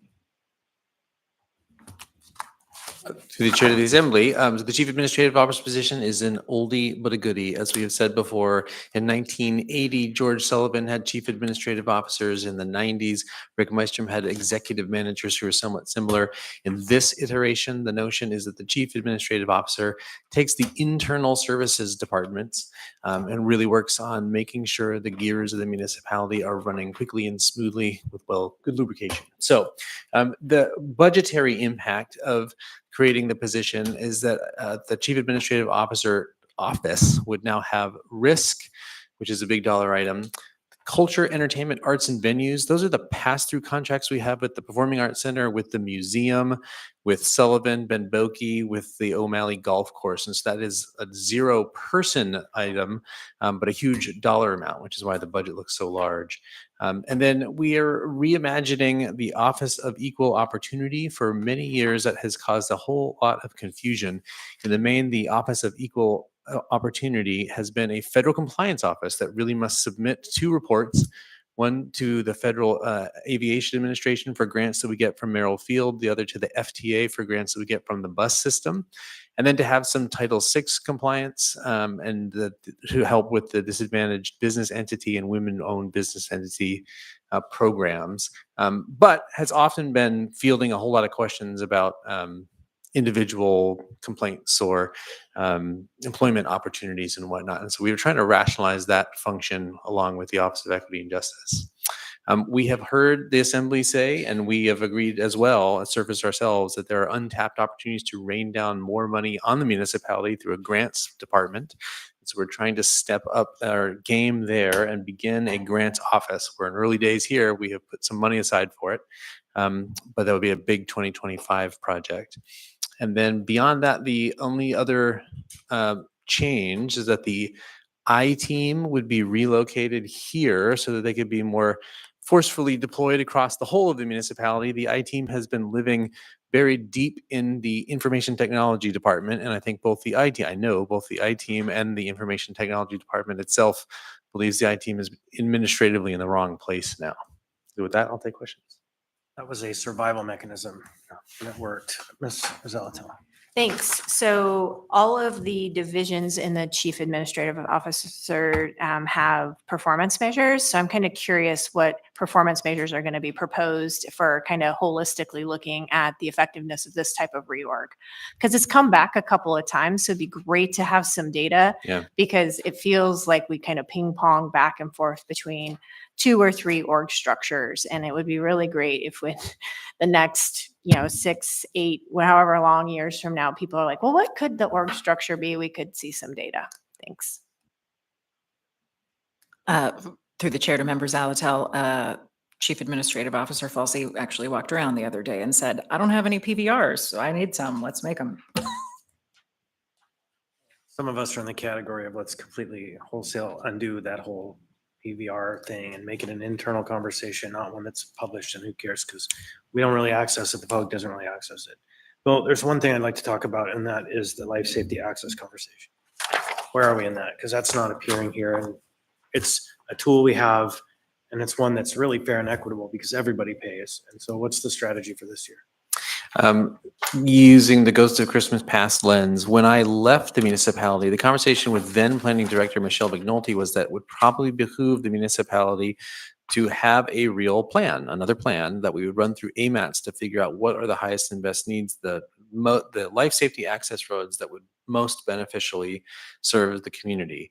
To my understanding, that didn't happen. So we had a first bond proposition where we approved funds for 3 roads, and I think that that has been the whole of the story so far. But we have had lots of internal conversations so far about how to revitalize that, and I've been in on and off conversation with Graham Downey about how to seed that back into the AMATs process. So I think it's beyond AMATs. It's a voter requested funding stream that the voters have the right to do. And so I think we should just generally create a category and a CIP and start plugging projects that actually might meet those categories so that we can have a program over time. Okay. So put in the bond category list. Yeah, and Yep. so, and even though it is a bond. So let's program it. Let's have a plan. Let's implement a plan. And then next time there's a change, they don't want to do it, there's still a plan. Thank you. Anyone else? All right, thanks, Bill. Moving on to the Chief Fiscal Officer and the Acting Chief Fiscal Officer, who right now is Mr. Folsey. The Office of the Chief Fiscal Officer is moving its 2 employees into the Finance Department. They will be the head of the Finance Department as the CFO continues. So those positions are being transferred out, and the CFO, the Office of the CFO is being dissolved.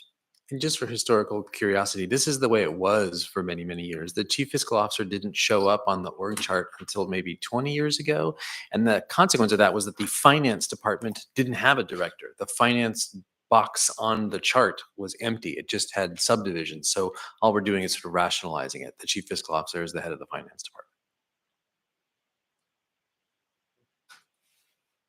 So I'm going to ask the question, finance manages audits, finance manages all of those kind of things. We're a year behind in our audit process. We lost a ton of staff. We exported a bunch of staff money into contracts. Where are we in the context of all of that?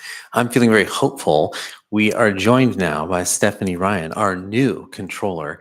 And I feel, and we have really begun a whole series of conversations. So as Stephanie has arrived, we are looking at the way the department has actually run and marrying up the controller's office with the Office of Management and Budget and with the SAP gurus in IT to finally, I think, unlock a lot of the capabilities of the SAP system and realize some of the efficiency gains that were promised all the way back when that system was turned on.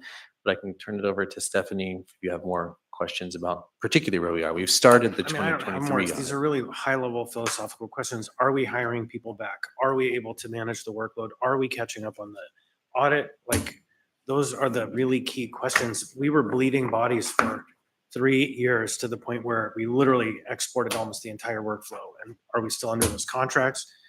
And maybe we need a briefing at some point, just separate from all of this, to get a handle on this rather than try to keep everyone here. But as in relationship to finance, those are my biggest questions.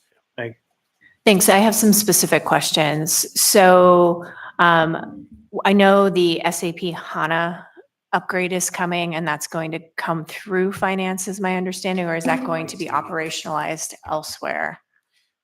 My understanding is that the budgetary impact of SAP HANA, of S4 HANA will probably hit the IT fund, but it, of course, affects everybody and finance in particular. There's a whole new purchasing module that has to be implemented because the one we have now is not part of that upgrade.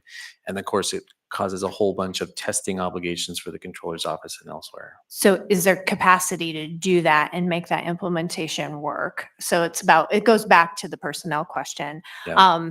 Similarly, I think of the last experience with getting the ACFR done. Is there a body now in charge of coordinating the ACFR and really shepherding us through that process? And if so, who? Might be you. Okay. And then as we talk about the grants opportunity to pull down more money, are we also having it in our mind about having the accounting capacity to go with bringing down more money and having more grant reports and having to do all of the potential procurement under those grants? Because I love the idea, but I want us to make sure that we're building out the capacity so that we're not just putting pressure on the finance department to meet increased demand. I think those points are all well taken. I'll respond to the first one, which is we have heard our external auditor, BDO, and assembly members say that there is a desire to have someone who really is the director of financial reporting. And this additional new senior finance officer position that you're seeing in the controller's budget is intended to be that person. And we'll have more to tell you about that in 2025. Karen? So there's there's high numbers if you look in the binder, the FIN 11 and I think on 14 up for contractual other services. Is that because we had to contract out certain work? Says an increase of 135.33%. Or I might be reading. I'm it looking wrong. at FIN 11, which is the property appraisal section. I would have to ask for an assistance from Jack Adamus. I know that we have moved some of the CAMA costs into property appraisal, which is our computerized assessment tool.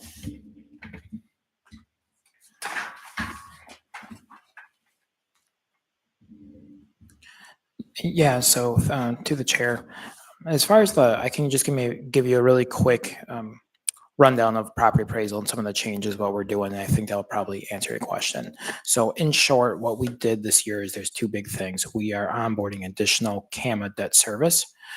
So that debt service is to reflect the actual cost of the debt service that we have with it. So that's probably the biggest. The other thing too is we are onboarding a basically let's call it the CAMA maintenance cost.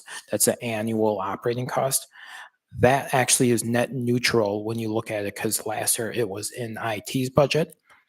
We as I guess as an administration thought it'd be best to be housed in property appraisal where the actual end users are using it. So hopefully that answers the question.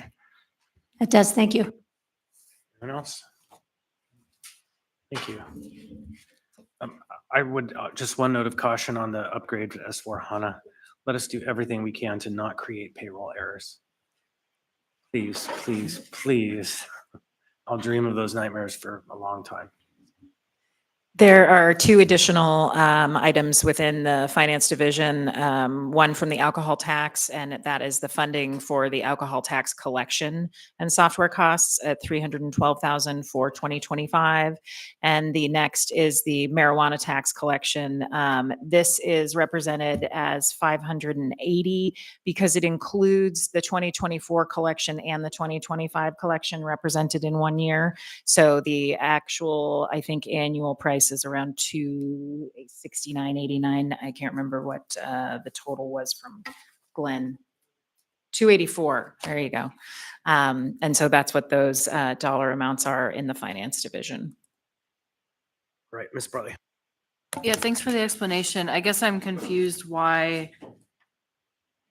So if we're paying for 2024 administration in the 2025 budget with this, I understand why.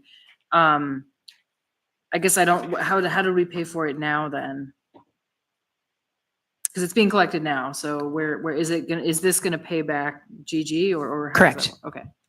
Okay, and I guess maybe it might be nice to put, I understand it's the same function, but maybe to split these out into two different lines, because I'm looking at one time and I don't want, I mean, I know presumably you'll be here next year, presumably I'll be here next year, but we would not want to zero that out accidentally, and so that might be a way to handle, because I see what you're doing with the one time, but maybe to handle that differently. Right, correct. I think that as the budget gets set, it'll change into a recurring cost and we can break them out appropriately.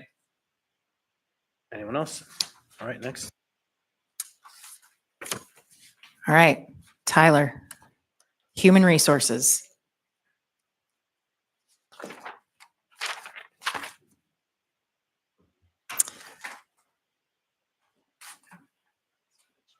Take your pick. Yeah. Sorry, I've become radioactive. The Human Resources Department has only a couple of changes as part of the 25 budget. There are some salary and benefits adjustments to $187,000 and an increase to the ML&P PERS liability of about $110,000. There are no other budget changes proposed in Human Resources for 2025. Meg. Yeah, so one of the performance measures I'd like to see added to human resources is the time from when classification is requested to when classification is done. I would really like us to track that. It seems to be a little bit of a juggernaut for us. And if we can't seem to loosen that up and really make sure classifications happen quite expeditiously. I understand there's lots of reasons for it, but maybe we can start to tease those out. Through the chair, we do track that, and I put it on a dashboard for the classification group. We haven't made it a scorecard item, but it is shared pretty regularly. I don't know what the queue is right now.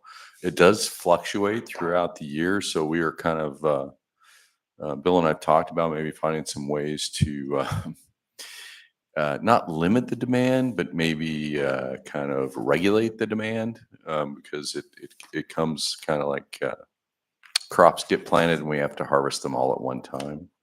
So I appreciate that. So one, it'd be great to have that, we have classification response to questions and outlines classification action timelines, but we don't really have it as, at least in here, as kind of how long on average it's taking to get a classification done.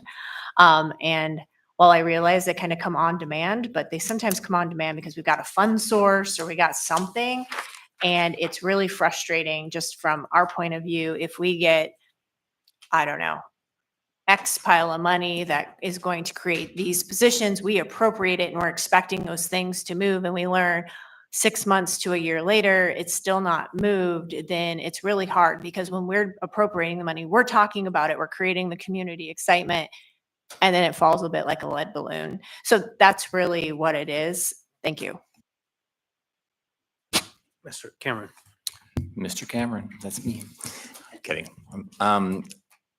So this relates directly to human resources, but I think it's a little bit broader, and it's another one of those things that I think I don't think about until we're in this moment, and that is that that I haven't thought about human resources a lot over the last few months, but I thought about it a lot last year and the year before, and I don't know what's changed. So one of the things that I think I am just is on my mind, and that relates to some of the other departments as well, is I don't know if there's value in that of just a lot of things happened within human resources during the last administration that I think were really challenging for the community and for all of us. And as we go into the budget cycle and we go into the process of approving a new budget, I think it would be really helpful to have some communication about, okay, some things have changed, or here's what we're doing, or here's what something. And I think that rather than it just assuming everything's fine. And so I don't want to be specific right now, but I guess I'm just saying that I'd like to ask some of those cool questions, and this is probably not the right forum to do that.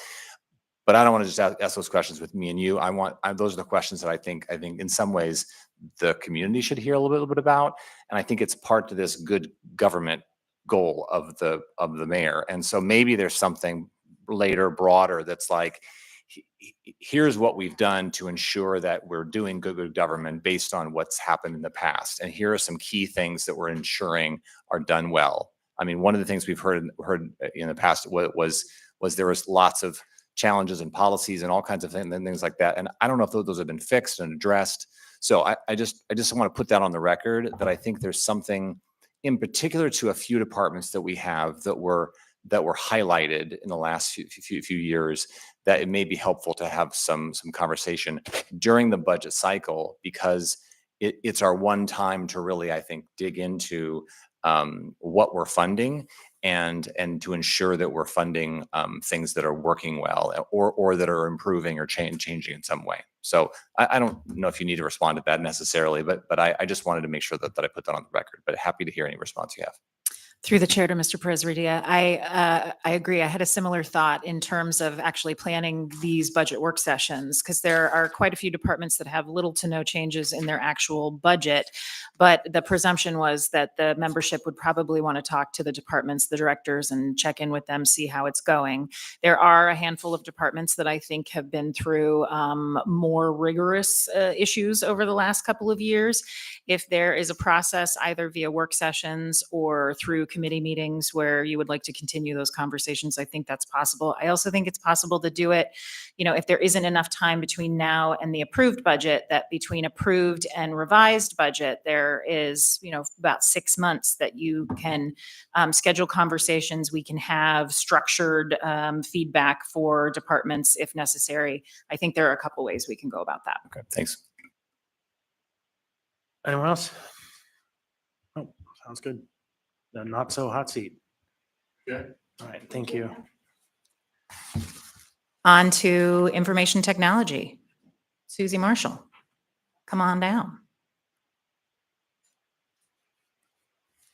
You've heard already some of the changes to IT's budget based on the fact that they are being transferred out of IT into their appropriate home departments for property appraisal and for the I team and its associated personnel going into the Chief Administrative Officer division. The salaries and adjustments for the wages for 2025 is about $458,000 for a total of $32.4 million overall for IT operating. Ms. Alta.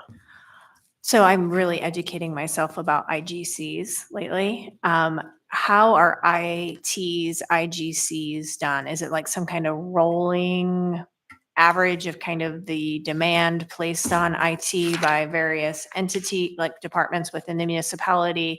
Is it actual direct cost? I mean, this whole department is IGC. So I'm just kind of curious of how the IGCs get set for IT. And that could be something, if you want to follow up via email, that is perfectly fine. But I think it's something, because it's literally the basis of such an important department's budget. And I would like to understand how then it gets spread across the municipality. Through the chair to Member Zalatel, that is a very nuanced and complicated conversation, but we are absolutely willing to have it. And we've had the sort of beginning conversations of that with a couple of members to explain exactly how that works and have the conversation to show that so that it's visible, as opposed to this sort of weird nebulous floating thing in the background. Cameron. Yeah, thanks. I'm just going to kind of repeat what I just said earlier, but I am realizing that I mean, it's another good example is that from a user's perspective and from an outside perspective, the IT department in the previous administration changed drastically.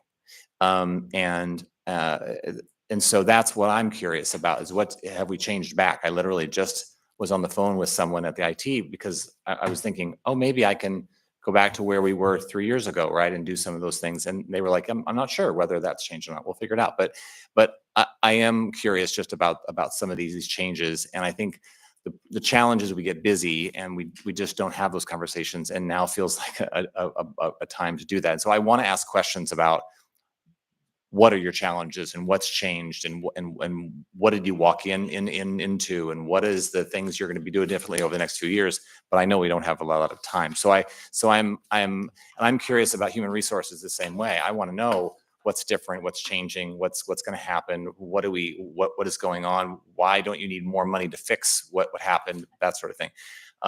But maybe that's a different conversation that's really more about this, as you mentioned, maybe it's just what was then, what is now, and that's a work session of some kind. So, and I don't want to go into a rehashing the past. I really just want to make sure that we're doing our due diligence and we're ensuring that these departments are running well, and that some of the issues that have emerged over the last few years are you're aware of and are being addressed, and that we're seeing them changing into a more efficient and more effective place. And the other thing that's on my mind is just the massive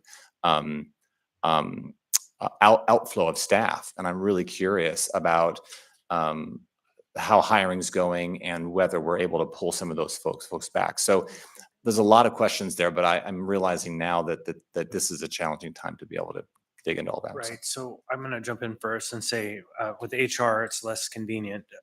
We'll do a work session and we'll schedule it in a time that everybody's prepared, and maybe submit a slate of questions, and let's kind of frame it up positively.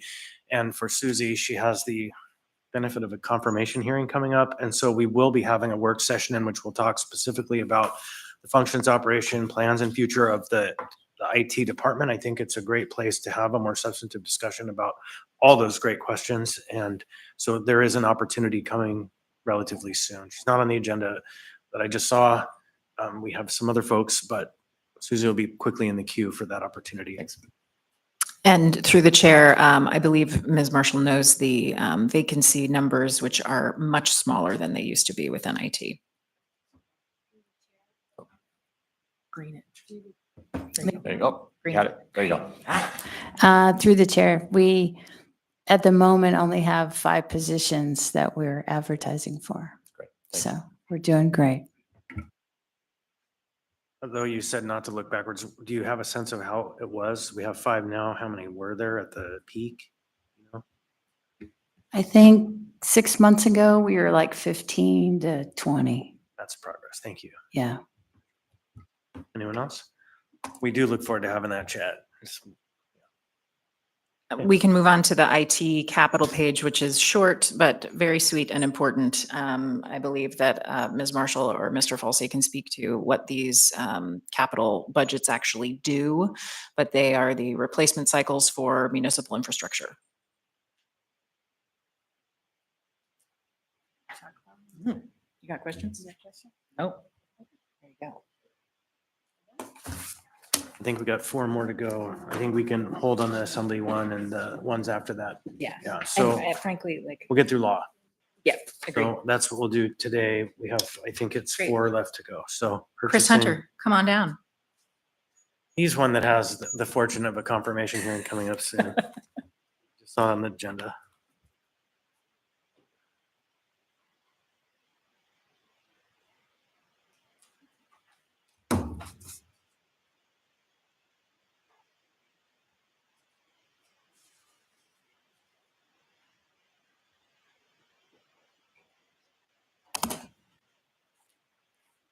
Welcome.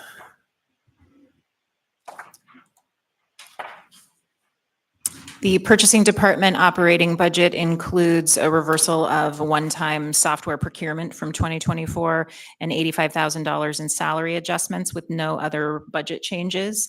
To Mr. Presverdia's point earlier, I think that purchasing may be another one of those departments that is part of the conversation in then and now, and what the changes are and how we see that moving forward.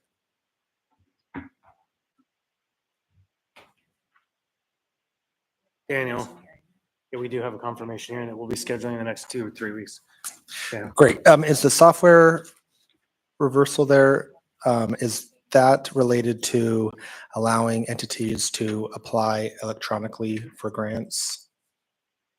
Through the chair to Member Volin, that's what the original appropriation was intended for. Mr. Hunter, I think, can answer if it's implemented and used.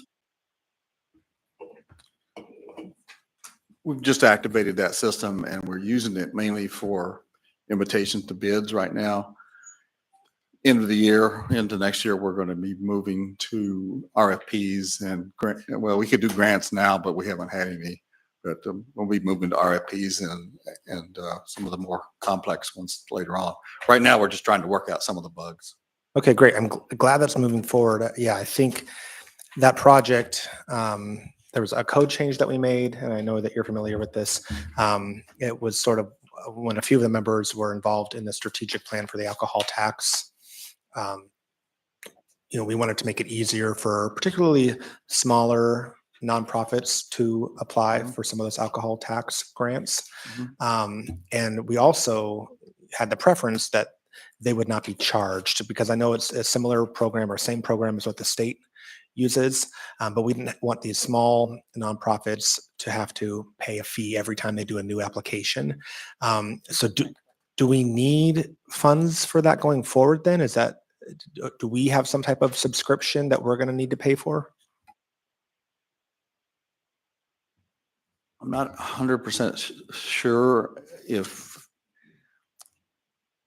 people have to continue paying for that subscription or if it's just a one-time. I'll have to go back and check. I'm not sure. Okay, great. And I think Member Brawley reminds me that in code, I believe it is, I think we specified that outside entities cannot be charged by the municipality. And so just want to make sure we have funds to keep this going forward. Thank Right. you.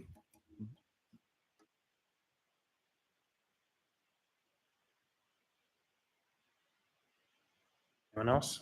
No, okay. Thank you. Drama-free operations, a beautiful thing. We like to, make it glassy. At last. On to the municipal manager department and Ms. Wint Pearson, our municipal manager. The revisions within the municipal manager include some adjustments to the GEO bond and Performing Arts Center revenue bonds for debt service. There's also salaries and benefits adjustments to $146,000 with the transfers out from the municipal manager's department into the chief administrative officer for venues. And there's also a transfer of one position from the community manager's office into the mayor's office that is currently, or that was previously vacant. Ms. Salatone. Thank you. Are the salary and benefits adjustments being able to take advantage of the executive pay increase that was to go into effect in 2025? I could have asked this for any department. I just thought to ask it with yours. Through the chair, member Salas, are you asking about that? So these are adjustments that happened this year. I'm not sure exactly is there changes this year we made a series of changes to executive salaries, both in terms of new hires that came on and also in terms of continuing to recalibrate executive salaries across the board to align with the last administration basically did a half job of changing salaries in the executive ranks. And so we have recalibrated the rest of the executive salaries to mirror the calibration that happened in the last administration. But we said that wasn't effective or available to be effective for some until 2025. Correct. So I'm confused. No, the non-rep schedules were not eligible until 2025. The executive increases were eligible immediately. Okay, so these just so reflect this what increased you both. already did and it's going to continue forward. There are no Correct. non-reps in here. This is all executives? Yeah, That's it's all correct. executive. Sharon's also executive. Yeah.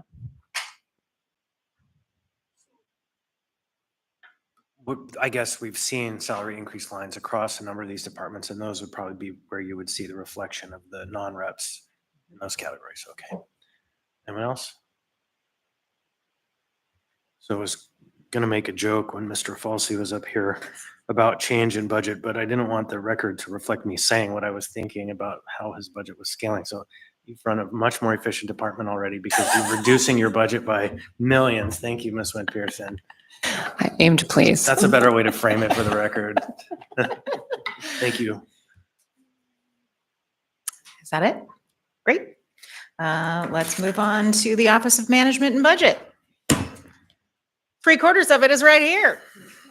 There's only one other person upstairs. Marilyn, are you sure you don't want to come over here? Oh. You get the lovely benefit of seeing Marilyn Bonzoff, who is our deputy director, and Christine Chestnut, who is one of our budget analysts. Aaron Baker is upstairs. That's right. I mean, other people analyze the budget, but that's your title. You're right. And Aaron Baker is upstairs holding down the fort. But we have no changes aside from salaries and benefits adjustments, and we are going to fill those other two positions that we have as soon as we can. What are the other two positions? The other two positions are budget analysts, so soon Christine will not be the only one. Oh, yeah. All right, is that it? Oh, go ahead, Anna. Yeah, this is something to follow up offline, but since we're here very briefly, I remember, this is back to the PVR conversation. There was something that we voted to basically move money from 23 to 24. It was something already in there, but it's in your budget. And it was a contract to pay somebody to work on PVR. So I'm just flagging that because I'm guessing it's in a projects fund. It wouldn't be in here, but just to follow up on that conversation. Will do. I'm assuming it's part of non-labor budget, so we can look at that. Anyone else? Nope, next. Thank you. We get to grill you all the time. You're gonna do it. I Yeah, am all the time. impressed. He's gonna make the 4 o'clock. Is Eve No, out in the we're gonna hallway? get out of here before 4 is my goal. I'm kind of impressed. Welcome.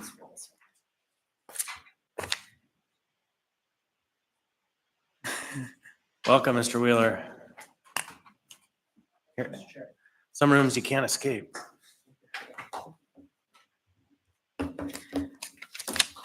The municipal attorney's operating budget includes $50,000 of salaries and benefits adjustments as part of continuation, but as part of the proposed changes for 2025 includes $75,000 for prosecutor recruitment and retention, which would translate into wages and benefits, and a $375,000 increase for the public defender contract and the work associated there. Ms. Salato. Great. I have questions, please. So one, I appreciate the prosecutor retention and recruitment. We had a brief conversation that when we had, I thought, when we had done increases to the municipal attorney's office's civil division salaries, that they didn't apply to prosecution. And there was some reason for that. And so I would like to get it square that when we say, hey, we're going to give the lawyers an increase, we can just give the lawyers an increase kind of generally. So that's just a cleanup. I'm really curious why our public defender contract increase is so high. Thank you. And sorry about my voice. I have a very bad cold. So Dennis will do most of the talking about prosecution. But I'll answer your question about attorney pay. All attorneys are on the same pay scale. So the ranges for attorney 1 and attorney 2, they're the same between civil and criminal. I think that looking at the pay scale, at the actual salary rates, it's a little bit mysterious about why people are where they are. And so where we've had trouble hiring is people at the higher levels for leadership roles and supervision and management, which is why we had to get special permission to hire Dennis. But they are all technically in the same pay scale. It's the attorney executive pay scale. And that, I don't know that was something that was launched in 2023 by ordinance. And then for the public defender contract increase, that number, it may be high. This is not something we've committed to. You would have seen a contract come before you if we were going to increase cost that much. But that contract, I'll say the amount that it's funded at currently, right? Every municipal misdemeanor that's prosecuted, almost all of them, those defendants are entitled to a public defense. And so we've always contracted out that work. Since 2014, the cost of that contract has only gone up, I think, about 12%. I can grab my notes and put a finer point on that, but it hasn't kept up with inflation. And so this number would allow us to increase that to keep up, because I will say we have noticed that the quality of the defense is suffering, and it is something that's not okay. Okay, well, good. I'm glad you're planning for high quality defense. I like that.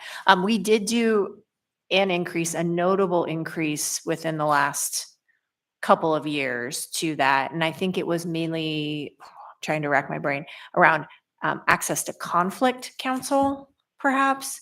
So I just want to make sure that we're just tracking kind of based on the number of cases and kind of what the expectation is. Especially if I presume as cases have sat, they've still sat with a defense attorney on the other side. And so will that contractual rate increase as those cases move forward and there's more work, or is it kind of a flat rate situation? Currently, it's a flat rate situation. But again, we're revisiting this, and you'll probably hear more about it in the coming months. We're looking at that. President Vardia. My question was answered. Thank you. So, anyone else? Okay, it seems like there's a lot going on here. Oh, go ahead. I'll add the slight funding from the alcohol tax through the municipal attorney's office for program operations. Again, we will break those out into the positions that they actually are so that that is visible. But that proposed budget is 294 for 2025. And I believe it is one attorney and one staff person For DV prosecution specifically, right?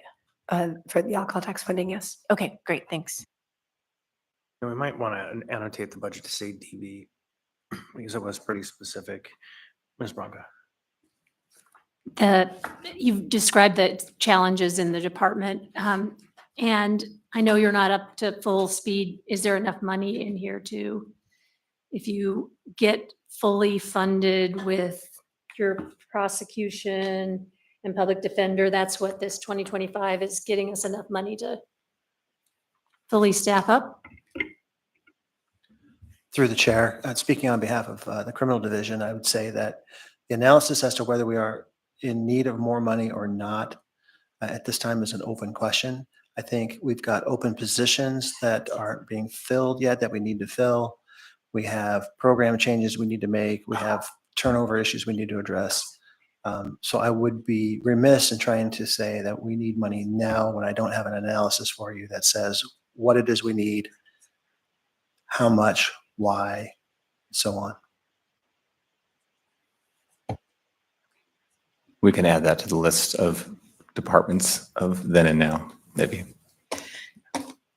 Through the chair to Mr. Perez-Verdia, I would also like to address the, there was an error in the original printing of the budget book that included a position change between civil and criminal attorneys. That was an error. It was supposed to be a one-for-one swap, and we did the first move, but forgot to do the second move to push the person back over to prosecution. So if your book reflects a decrease of one position in prosecution or criminal, then we will correct that section of your books, but it has been corrected online or will be shortly. And just want to make sure that that's clear to everybody that there were no personnel cuts within the Department of Law.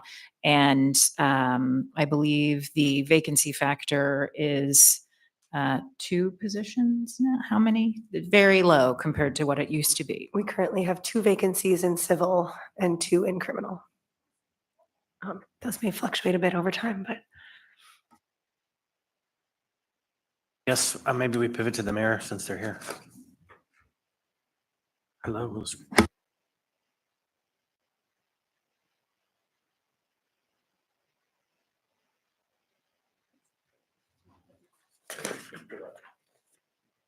The Department of the Mayor has salaries and benefits adjustments that follow changes that were made in 2024 that roll into 2025 and include the transfer of one special admin assistant from the Muni manager into the mayor's office. At the time of transfer, that position was vacant. Questions? Watch out, Mega's mouthing. Cameron, go ahead. Just, I'm sorry if it's in here somewhere. Is there a, in terms of the just general staff size and staff budget, do you see a change from last year to this year? What's generally the sort of makeup of the mayor's team and how that's changed? Through the chair to Member Perez-Verdia, the movement of this position, just for visibility purposes, I think is part of a sort of truing up of this position. It was a special administrative assistant position in the Muni manager's office.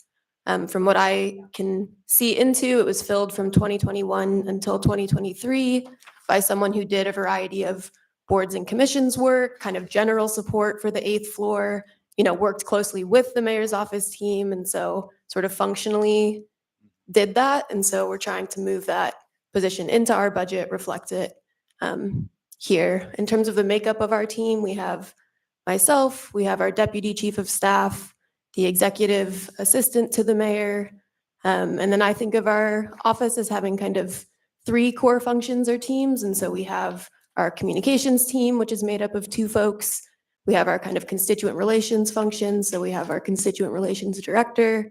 And as the mayor talked about earlier today, we have what we've built out as sort of like a policy team, or the team that's really carrying out the big priorities of the mayor. And so we have our policy director and 3 special assistants working on those projects. In the same kind of truing up vein, we heard coming in to office that a challenge in the past has been when you have sort of positions who are directed by the mayor but sit within departments. I think the housing and homelessness coordinator has been an example of that. So in the same spirit of truing up, and whenever you're hearing someone describe themselves as working for the mayor in the mayor's office, that their position actually sits in the mayor's office. That's what we've tried to do with those special assistant positions. Thanks, that was helpful. Karen, go ahead. So did I hear you right? There's one extra position in the mayor's team, is that right? And then in here, it says that there's a 19% increase in, I'm looking in the binder, sorry, Mayor 6, 19% increase in salaries. So that's raises for everybody in the mayor's office and one additional position. Through the chair to Member Runga, yes, that's correct. And just to clarify, the position count in the mayor's office between 24 and 25 went from 10 to 11. So that's the simple number. That's fine. Thanks. I'm skipping ahead a little bit because it's actually on the assembly budgets related alcohol tax. So there was 50,000 in the budget that I know is zeroed out. We can come back to that in the assembly side, but that originally in 2021 was in the mayor's side budget with the intent that that is a communication function of the mayor. And so it's one of several things that the assembly picked up, seeing that there is a need for communication. So I'm just flagging it now because I think, and I'd be happy to work on an amendment or you guys do that, but I think it is a really critical function. Currently it is a contract that the assembly is doing, but it's one of those things that maybe isn't best done by us, but it needs to happen, especially because very little of the public knows where the alcohol tax is going, right? We know this issue. So anyway, just I'm flagging it now because I don't see it in the mayor's budget, but I see it taken out of the assembly's budget, but it doesn't have to go where it was, is what I'm saying. Or I should say, maybe it goes back to where it actually was originally. Thanks. Ms. Alto. Thanks. So one of my big goals before I'm gone is to work on parity between the mayor's budget and the assembly budget. And I see the special admin position transferred in at just shy of $200,000. We added a position to our budget. It's only at $55,000. So I want to have a conversation about that. Also, the increases for clerk staff at 5%. Only total $69,000, and we see, $127,000 for increases in the mayor's budget for salaries and benefits. So I would really like to have that conversation. We've often had really dedicated staff, just like the mayor's office, who often get paid a lot less. And we always are usually starting from a lower pay position, and that makes it really hard to recruit and retain for ourselves. Our salaries, of course, are all set, just as the mayor's is, but beyond that, I really want to work on achieving branch parity. Thank you. Through the chair to Member Zalatel, I will just add that the position change does come with funding that follows from the municipal manager's department. It would just needed a slight increase in order to get there. So that's not the whole dollar amount of what is actually being added. It is the position transfer amount. And through the chair to Member Zalatel, I would say that is a shared goal to have parity in well-paid positions that allow us to recruit and retain really high caliber people all across the municipality. So we're happy that's what we have in our office and have been able to do coming in, and also want that to be the case in other departments. All right, so we'll have some discussions with Owen about when we'll present the assembly budget. It might be that we do it at our amendments work session, or we'll do it at the beginning of the second part of the 25th. We'll talk about that together, so we're coordinated. We got through all of the administration, general government, which is good. There's still much work to be done in the conversation. Sorry, did you just say we're moving the assembly budget discussion to another meeting? Is that right? Okay. Thanks. Yeah, we'll decide whether we pick up there or pick it up at the amendments conversation when that begins, which is fully the assembly's roadshow. We manage that process. Yeah, they'll be on the 25th, but we got through all of the main branch. So there was a scheduling change. We added an hour to the work session on the 25th, but it looks like a separate work session, and that's when we'll address homeless issues. So we'll get an hour dedicated to just that. And then we'll move into the regular briefing as we had already previously planned, which is we'll catch up on the items that are here, equity and justice, which and the assembly, and that's it. And so, and Kim is in here, so it's perfect. So we didn't make anyone wait. Otherwise, I think we're good. You guys have anything? It's the weekend. Take a breather. Great job. That was awesome. Thanks. Yeah. And wait, I have a birthday card for Mark Littlefield. Turns out it was his birthday. Happy birthday. Hey! That's what you get for sitting there for 5 hours. This job makes you older. Yeah. So this is how many questions. Thank you to the Assembly for sitting through all of this all day long. It's We very adjourned. good.